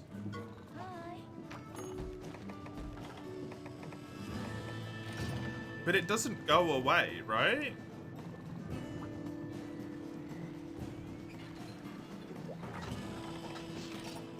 The thing you enjoy doesn't go away just because someone has a different opinion of you. Like, that's irrelevant.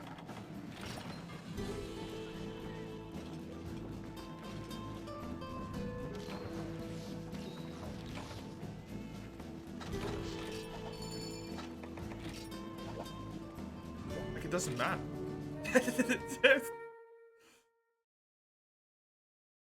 It's dumb. Hey Orson, welcome. As a German person, so I'm spouting far right talking points. What's far right? Is that Nazi? I never remember which one's which. They're both bad, I know that.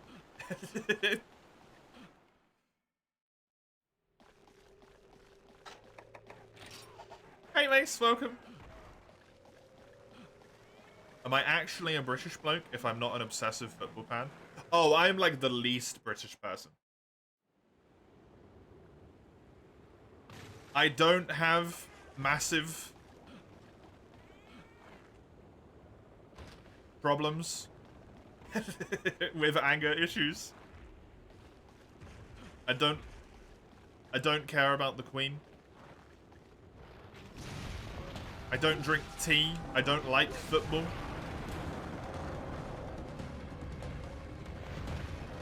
I don't complain about the weather. I actually quite enjoy the rain.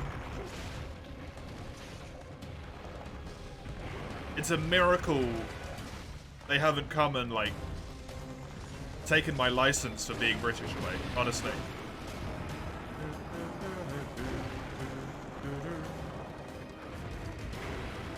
Oh yeah, I despise my own accent just to add to things. I feel like it sounds like the dumbest thing in human history. One of the things on your bucket list, going into a Chelsea, wearing a Chelsea shirt, going into an Arsenal pub. Make it the last thing on your bucket list, Human Harvest.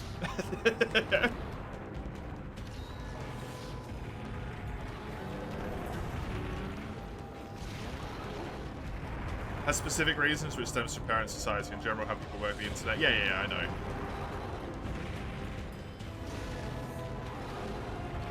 It's just one of those things, right, Eugene, where it's just... like, people are just people are people and they tend to do a lot of silly stuff in general. It's fine. We all learn somehow, right? We typically learn by making mistakes and then doing it right the next time. But people on the internet in specific, it feels like they can't learn. Like they've lost their ability to learn.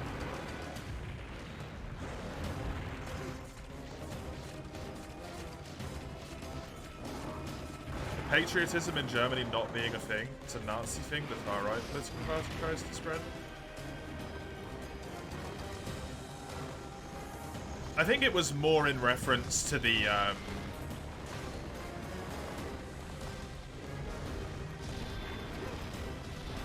I think it's more in reference to the...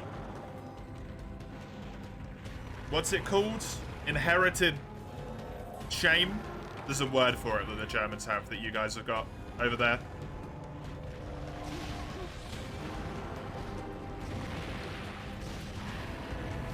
You're not allowed. There's no problem with being, like, proud of your country in Germany, right?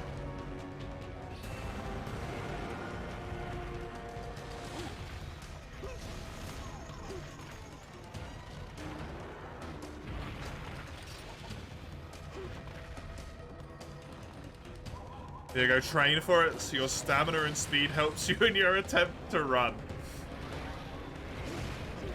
It's foolish, Human Harvest. You can never outrun someone who is both drunk and filled with rage. Like, you can't do it. They have no inhibition or limiter on their body, so they will break their own muscles. And because they're full of rage, they just have the infinite, like, adrenaline machine to keep them going.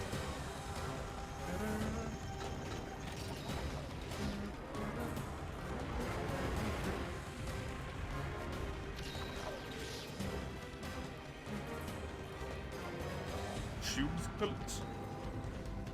Shame cult. Don't know if that's just looks like that in English. It's a matter of the politics saying how many people you know want to be identified as German or are proud of that. A lot. It's bullshit. We're not proud of our ideas. Think they cry about. Hate the Nazis.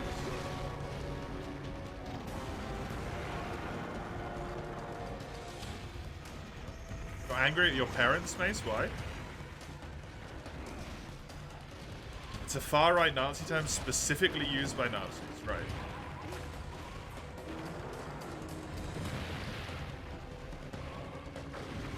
No extreme is good. Ever. They're bugging you? Why so?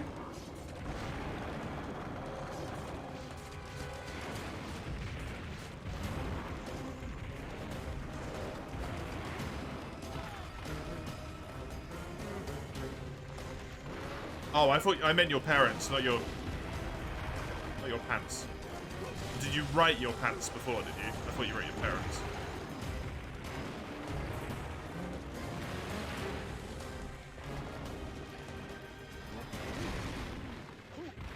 Take the scratchy bits off. I have heard that term from a lot of German people, Orson. And I'm pretty sure most of them weren't closet Nazis. Just to say, like, I don't think the term in of itself is immediately, like, equated to far right.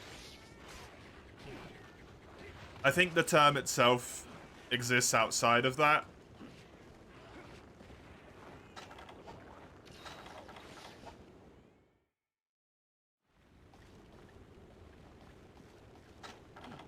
And I would also say, from at least my experience with... I only spent one time after Germany, right? I only spent one time in Germany. But my time in Germany, when I was very young and very impressionable, people did not seem happy to be in Germany.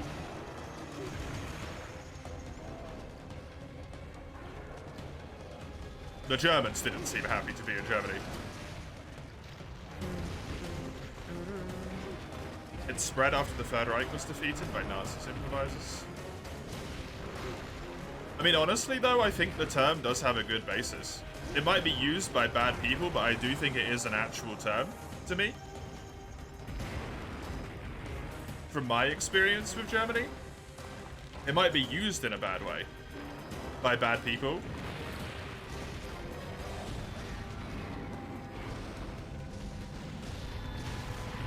But I would say as an outsider's perspective of Germany, you do almost have, like, a culture of guilt over the war.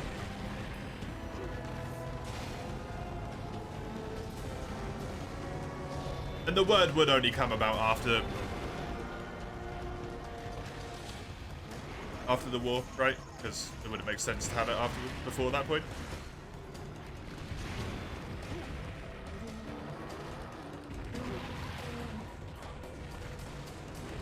Word is a little sus. Is that due to it being used by bad people though, right?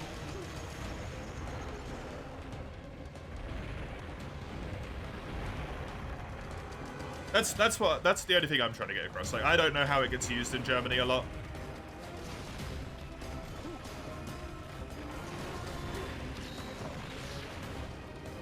Necessarily. Because I'm not German. I don't live in the country, I never have. I've been there once, maybe twice. Can't remember if we went over the border or not. Both were school trips. I was a teenager. I was enjoying my time on the ice toboggan thing that existed.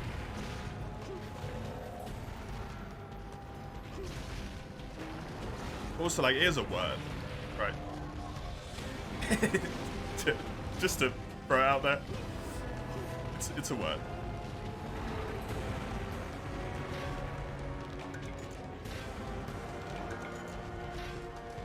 It's a dog whistle? I don't know what you mean by that. See you later, Fanged Ivan. Enjoy, if that's possible. It's probably the most enjoyable bit of League, to be fair, is watching pro people play it instead of playing it yourself. What do you mean by a dog whistle?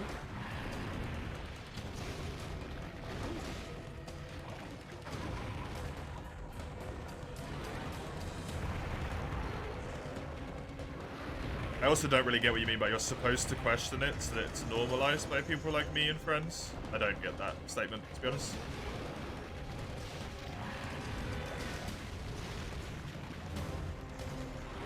Nazi and right, you get called really fast when you're not agreeing with general public opinion.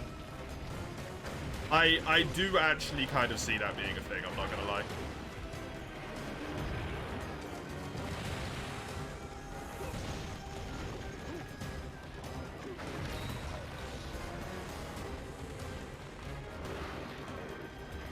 As someone who, like, doesn't live in your circumstances, right, in Germany. But as someone who has had experience of being like, nah, I don't really pay attention to, like, the crown or the royal family or any of that stuff, right? And then basically being, like, dogpiled on to, like, oh, you just hate the royal family, how? You want them gone? You want them dead? You're an anti-royalist? Like, people go extreme. Very quickly.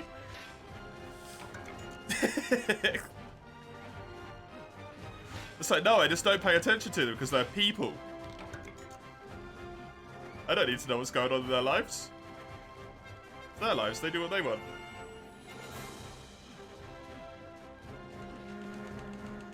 People do go to extremes very quickly when it comes to stuff like that. I don't know. If your opinion aligns with the public one, or you get cancelled immediately, yeah. Yeah, sort of. Dog whistles are things Nazis used to signal each other without the general public seeing. That's what's going on. It's used to spread doubt, make critics seem crazy for pulling out petty stuff. Does this actually happen, or is it just, like, cuckoo? It does actually happen, okay.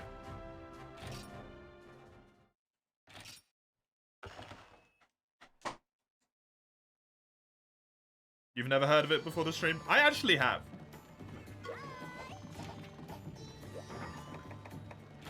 You say nowadays, it's less riddled with guilt or shame, but a high amount of oh my god, sorry. A high amount of self-consideration. Okay, that's good. Cool. Cool. That's the way it should be, right? Nazi going, yes, we made it acceptable to use this Nazi word. I mean, I don't want to be that guy. But, like, language evolves, right? Just because a word has a Nazi basis, and it was used in that way in the first place, it doesn't mean it can change to be something else. Due to mass use in context, right? We take words and use them for different meanings all the time, and, like, do a whole bunch of random shit with them.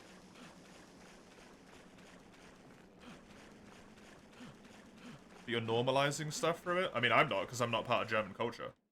I don't have a damn thing to do with it. Actually, I have quite a lot to do with it, apparently. Consider there's a million Germans here. Culture's moving further right. I don't think... I don't know. I don't know enough about politics to understand how that works, to be honest, Pelica. That's not my wheelhouse, right? But I don't think using a word indicates your entire country's, like, political spectrum becoming Nazi again. Because you open up conversation? Yeah, but conversations are always good. Like, this conversation has potentially just taught myself, along with 34 other people, that this word can have some potential other connotations to it, right? That they didn't otherwise know. Right? It's not like I'm opening up a conversation to be like, right, so, sell me on the benefits of being a fascist, right? That's not what's going on here. It's if, was the Holocaust real or not? Yeah, but if people deny that, you immediately just go like, hey, cool, I'm fucking out. We have shitloads of documented proof from so many different sources on all sides of history to prove that it happened, right?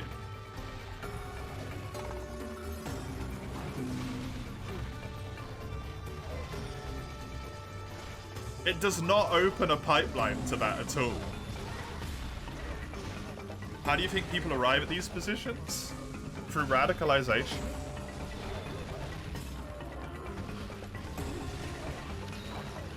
Then what's your proposed suggestion to fix this?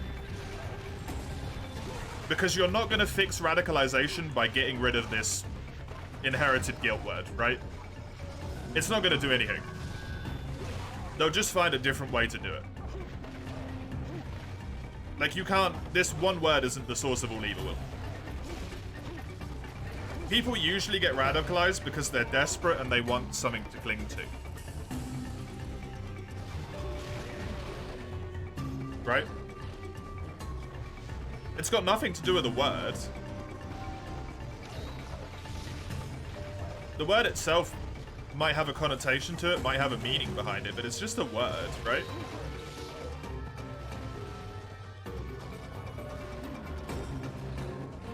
Be wary of people using it if you don't know their intentions. I mean, I'm the one that brought it up.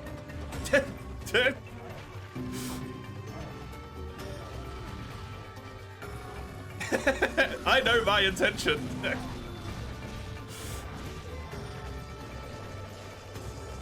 Wasn't it Eugene? No, me and Eugene were talking about the topic and then I bring up the word.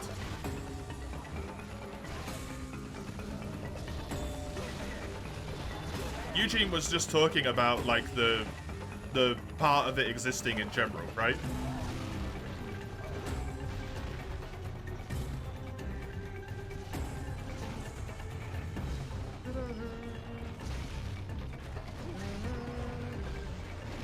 After World War I, Germany was being fucked by the Treaty of Versailles.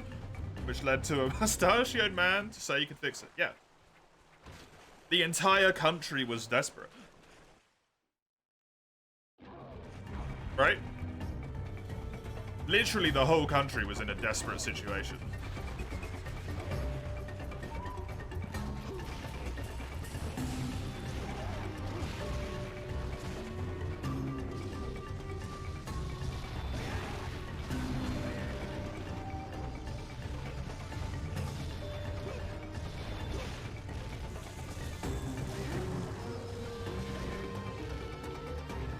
He was one of these people who fend friends and family and these kind of people because school parents, most of us cancelled you for not being the norm, yeah.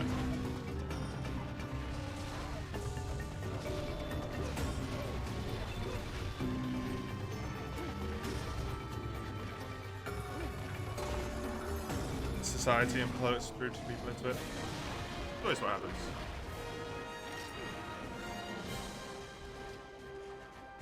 While I understand the skepticism, and I do appreciate the warning on it, Pelika, Orson.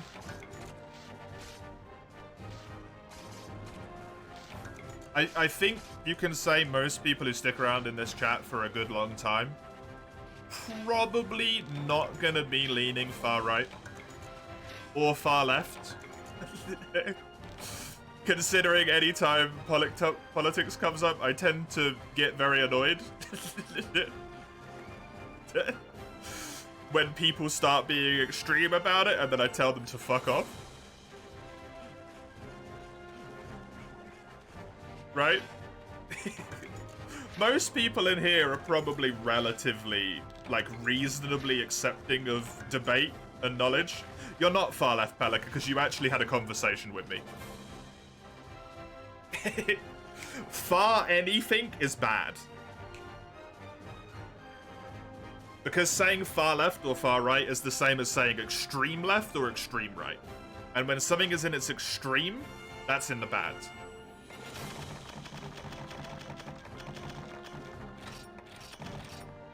It's never a good thing.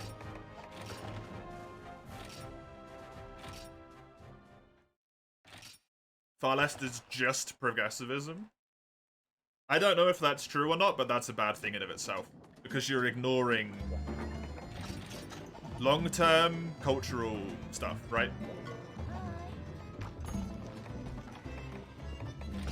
That also needs to be preserved.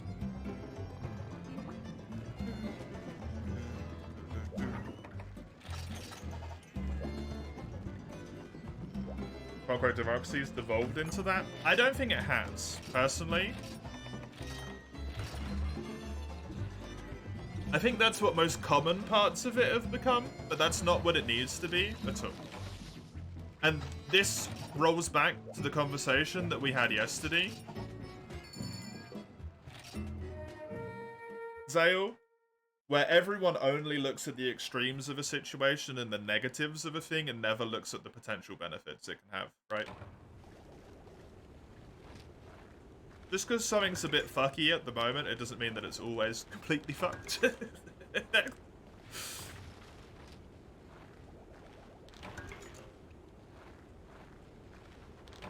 Also, I will forget this, so forgive me for asking, forgive me for, like, not knowing how this works. To my understanding, wasn't far right, like, everything for the country, and far left everything from the individual? But I don't know how that works. Wouldn't say it like that, right? Okay. Authoritarian anarchy. Yeah, bad and bad. Cool. Cheers. Your view has shifted since then, more objective and neutral, yeah. I mean, you learn from shit, right? That's how life works. Thank you. Nationalists tend to be far right because that would be authoritarian. Yeah, that makes sense. And in theory, if I had to guess, would communism be a little bit more towards, like, the left side? Because that would be more of a anarcho society of, like, everyone just deciding what everything's worth by themselves rather than having someone tell them what it's worth. In a way. No. Like, quote-unquote true communism, not... Russia's, like, fascist, right?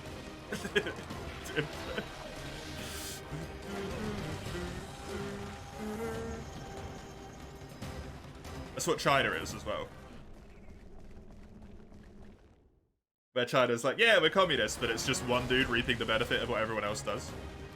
So it's just fascism.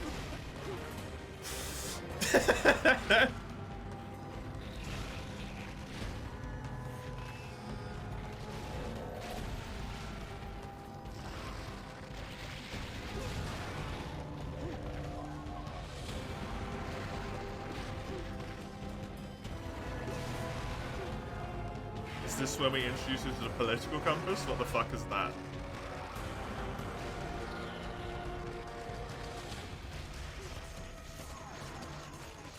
I'm big-brained? No, I just have a very basic understanding of what a lot of things mean. And I'm relatively good at intuiting things. A lot of stuff in life's a lot more simple than people make it seem to be, in my opinion. Like, everyone makes everything 10 times more complicated than it needs to be, right?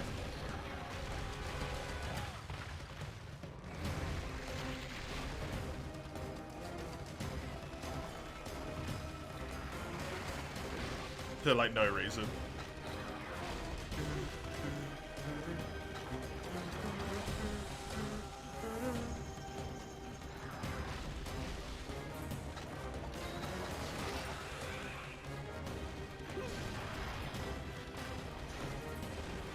Started off as that.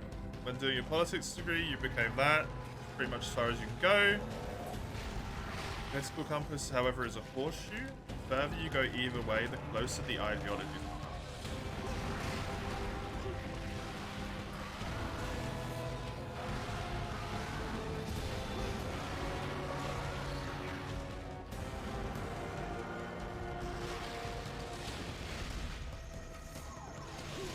Give my brain a moment to process that one, because it's not quite managing.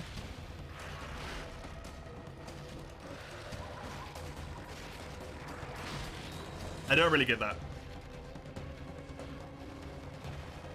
I get that in the sense of, like, the type of people who would be attracted to either side are the same. In terms of the extreme relevance to it, it would just be how they were molded, right? By whichever side grabbed them first. But they're so set in their views against the other one that surely it'd still be inherently different, right?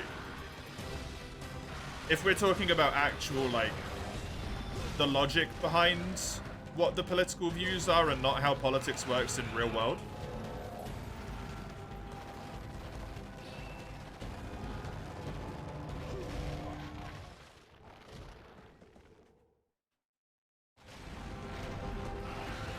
Because how politics tend to work in real world is, like, idealistic originally, and then it gets rapidly corrupted by greedy people who know how to abuse the system, and then always kind of turns bad. Unfortunately. But the original, like, point of what people were following in the first place is still kind of maybe a good thing, potentially. Right?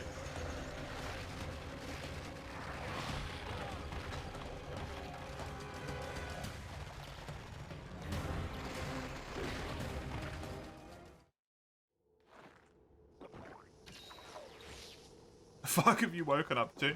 A conversation that came out of that German word that I've forgotten again.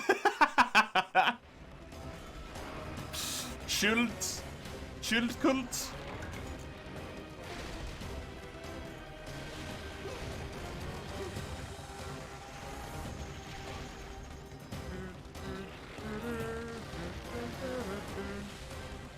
And while it's good to have like inherent knowledge of what's behind the word itself being used doesn't immediately mean like Nazi, basically.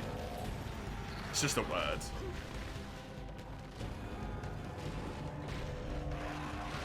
Especially when you're ignorant to its meaning. Or its origin. Etymology does not equal, like, forever truth, basically. Is it etymology? I think it's etymology, right? I always get that one wrong.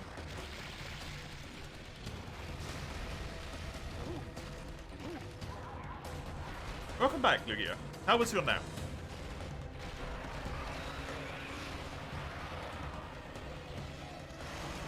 Etymology, thank you, my dear. Is entomology the study of ants or something?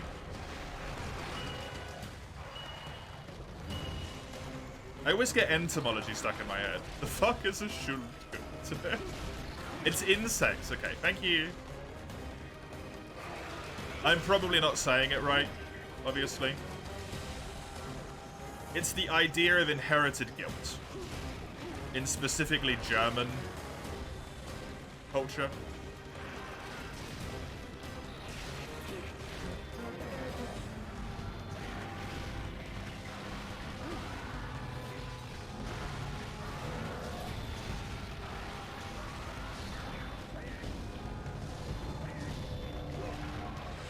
Oh, there's 2 words for it?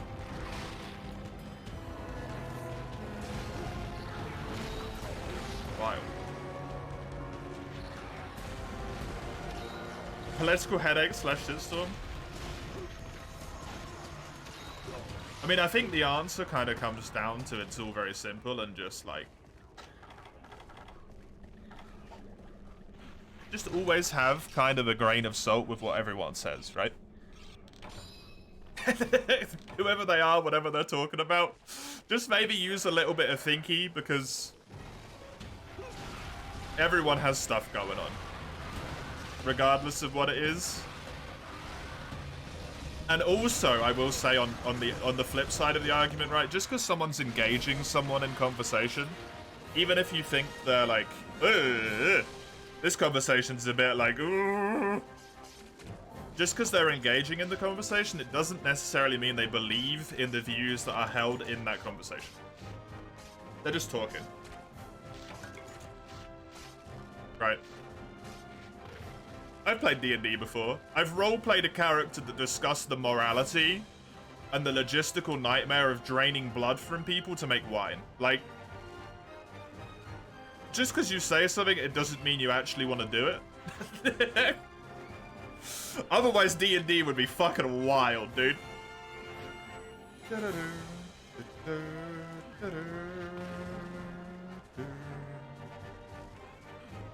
It's never your argument, you're just saying that some things seem sus, like lack of patriotism and stuff, or that comes to your closeted Nazi parties. You were sus on the use of the word, not the word itself. Fair enough.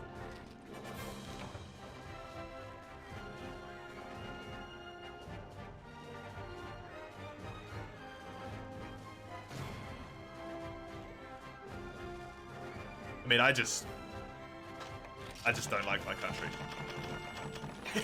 Personally. I like Sweden. Sweden was great. Sweden seemed real nice. I just don't like the UK.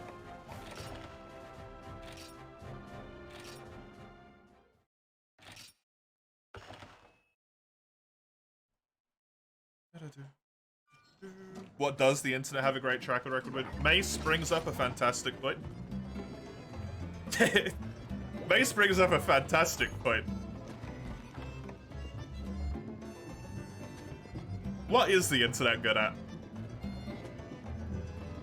This will take us over into Freedom Unite time a little bit, but I really want to get all the quests done here. Vicky gave you that as a synonym, fair enough.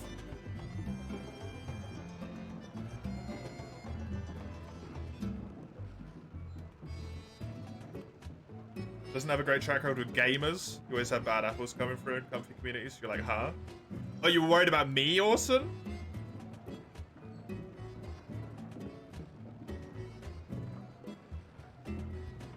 Or you were worried about Eugene. Or just in general. It's like, oh fuck, no, not again. It's happening again.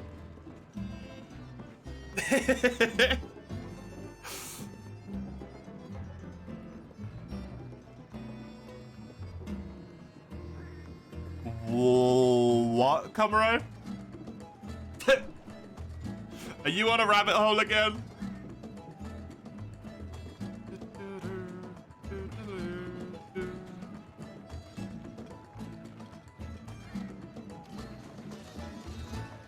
Use it in the context of Germany not being proud anymore, which then leads to stuff like we're losing our culture, boo refugees, sell refugees to foreign.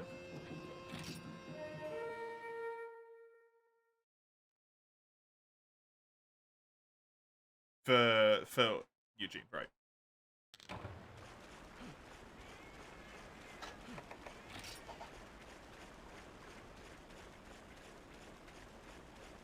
I mean, honestly, I think it'd be a little bit weirder.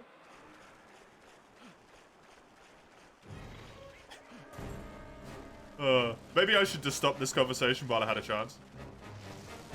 I do personally think it'd almost be stranger if you didn't have some kind of, like, cultural scar from being the country that started, arguably started, questionably started. There's lots of factors that go into it, right? 2 world wars. Kind of Austria. Also, like, took a great deal on, not necessarily, there was no good side in World War I really, but yeah.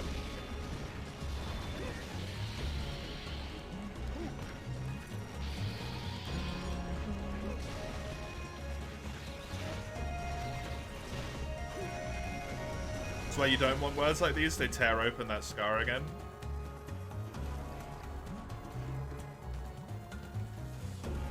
If a single word is capable of making you ashamed of your heritage, you still need to work on accepting what happened into your culture. Right?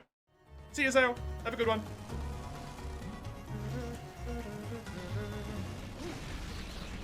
And moving past it, right? World War I's big dick measuring contest? Yeah, World War I was just like, everyone was terrible. There was some less terrible, but it was all terrible, right? Just bad.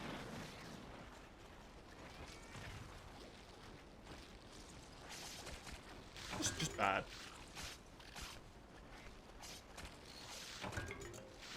Blaming for someone for the start of World War I's a doozy, yeah. Isn't it kind of, not necessarily, but like, I won't say it right, Lugia, but the word is Schuldkult. I hope you can grab that from, like, close enough from the way that I said it.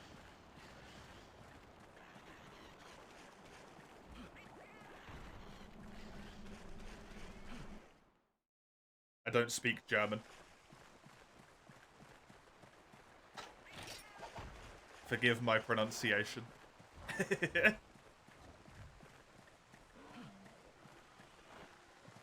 The very least, you've been judged as the one to start those two, yeah. Even though that's not necessarily fair. You just played a very large part on them, right? I said that very well, thank you, Lugia.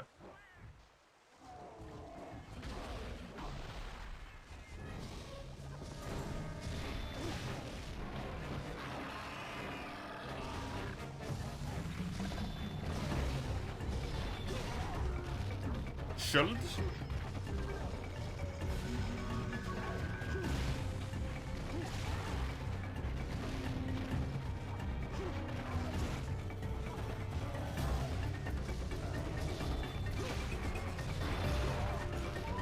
Mostly spot on bodge to the U's. Honestly, I'd say that's pretty good.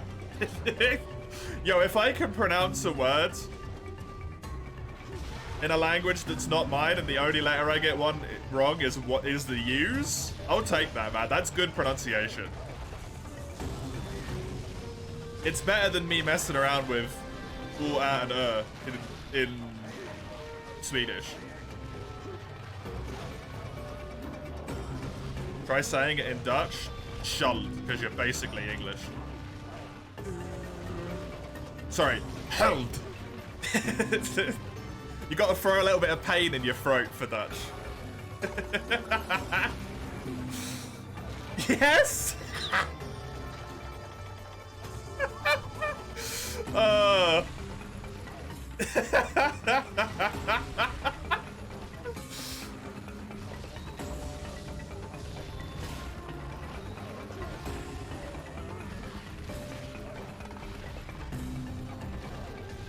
Honestly, Mace, once again, if I'm close enough, I'm close enough, man. I'm taking it as a win.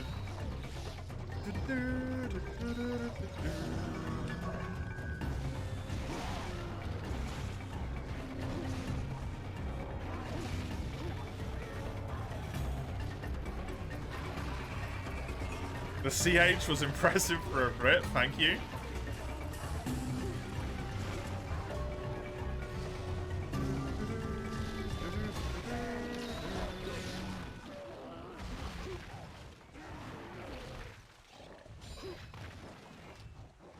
I will say, Pelika, Eugene, at this point, I don't think you need to try and, like,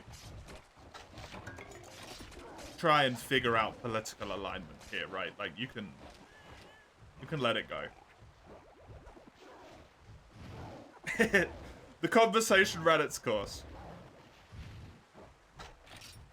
I understand it's maybe a little bit more near and dear to your hearts because of the country that you live in, but we had the conversation. There comes a point where if it keeps getting dragged on forever, it will become, like, too much.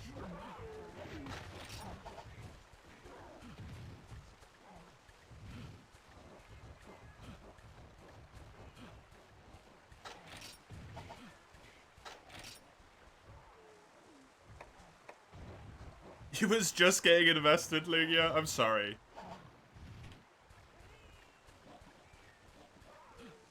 I think before you woke up, that was going on for maybe like 20, 30 minutes, so, you know.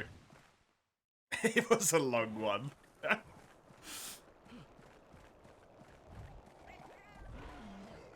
Right. Just don't want to let people put words in your mouth because certain trigger words are spoken. Yeah, I understand you. That's why I said to both sides, like, maybe just kind of let it end where it ended, right? When we moved on to speaking about pronunciation instead of etymology. The 1 hour mark, really? That time disappeared quick. Hey, Crone! Welcome.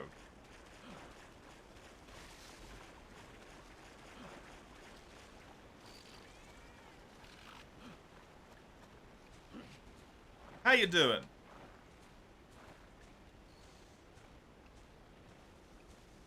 How's the great swording going? It's going pretty well, thank you, other than the fact this Gypsaros is hiding.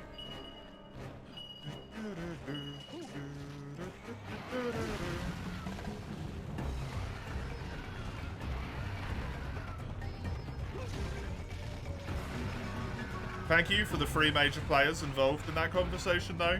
I feel like I've actually learned a lot. Which is useful in of itself, right?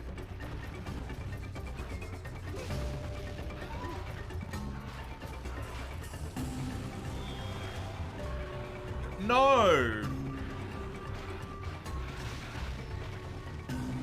Why are you on the stream? My man?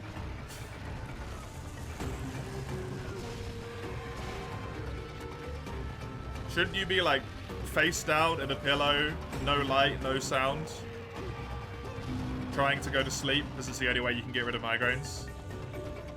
Desperately hoping the pain pills kick in even though you know it's not going to be enough. I've had migraines before. Your cousin and the kids are here? Oh god. Is that why you have a migraine by any chance?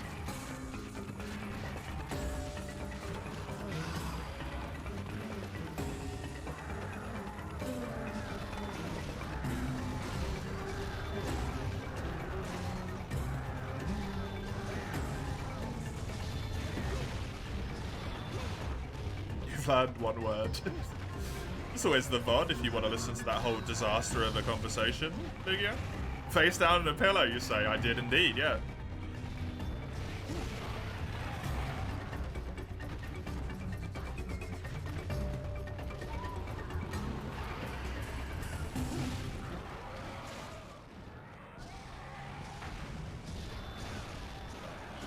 Cuddling to sleep is peak way to go to sleep. Who wouldn't want that, Lugia?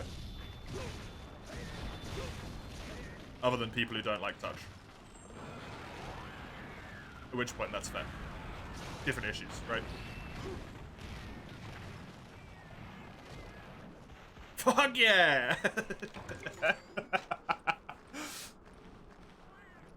Hey, Mace, you can't get away with that one because I put an asterisk after my answer, which was people who don't like touch. I beat you to it.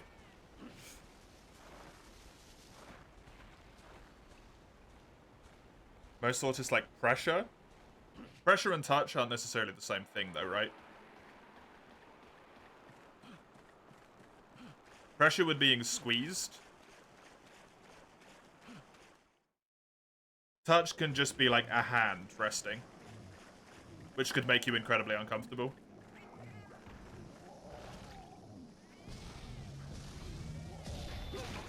Isn't cuddling just hugging?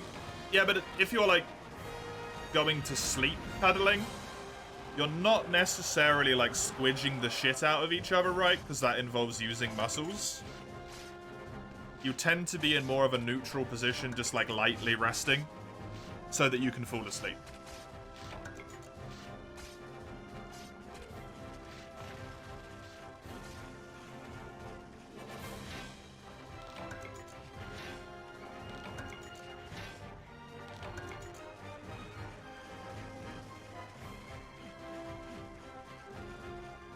Kick it? Kick the Jim Saros? Why?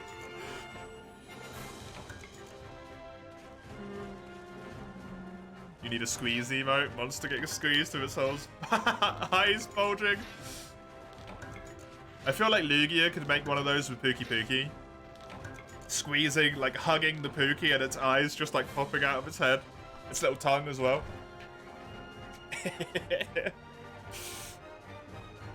Squeeze the Pookie.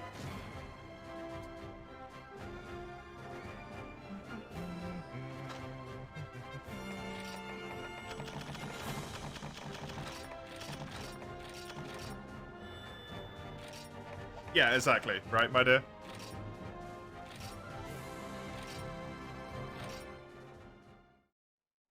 You saw a vid? It was a guy holding up a list. These are all wonderful reasons to live. Wholesome content. Cut to a woman holding up a post with boobs written on it. You immediately thought of Lugia. Nice. Nice. That seems about right. Shit costs money and Harvey already gets restricted by your plushies. Yeah, weighted blankets cost a lot, unfortunately. That is not the stream over, but it is me done with 4U for now. I will be switching over to Freedom Unite. If you want to see one man slowly lose his sanity in pure unadulterated suffering, stick around. If you were just here for you, thank you very much for coming by. I appreciate it a great deal. I will be playing more next week. You can see when on the first those links there. That's the schedule. Tells you when, what, and where I'm playing it. The second one's the Discord server. The third one's the YouTube channel. It's Discord server. It's YouTube VODs. Know what you expect. I will be back in around 5 minutes or so. Just gonna switch the game, switch the title, switch over to Freedom Unite, and begin crying. I'll be back in just a moment. See you in a sec.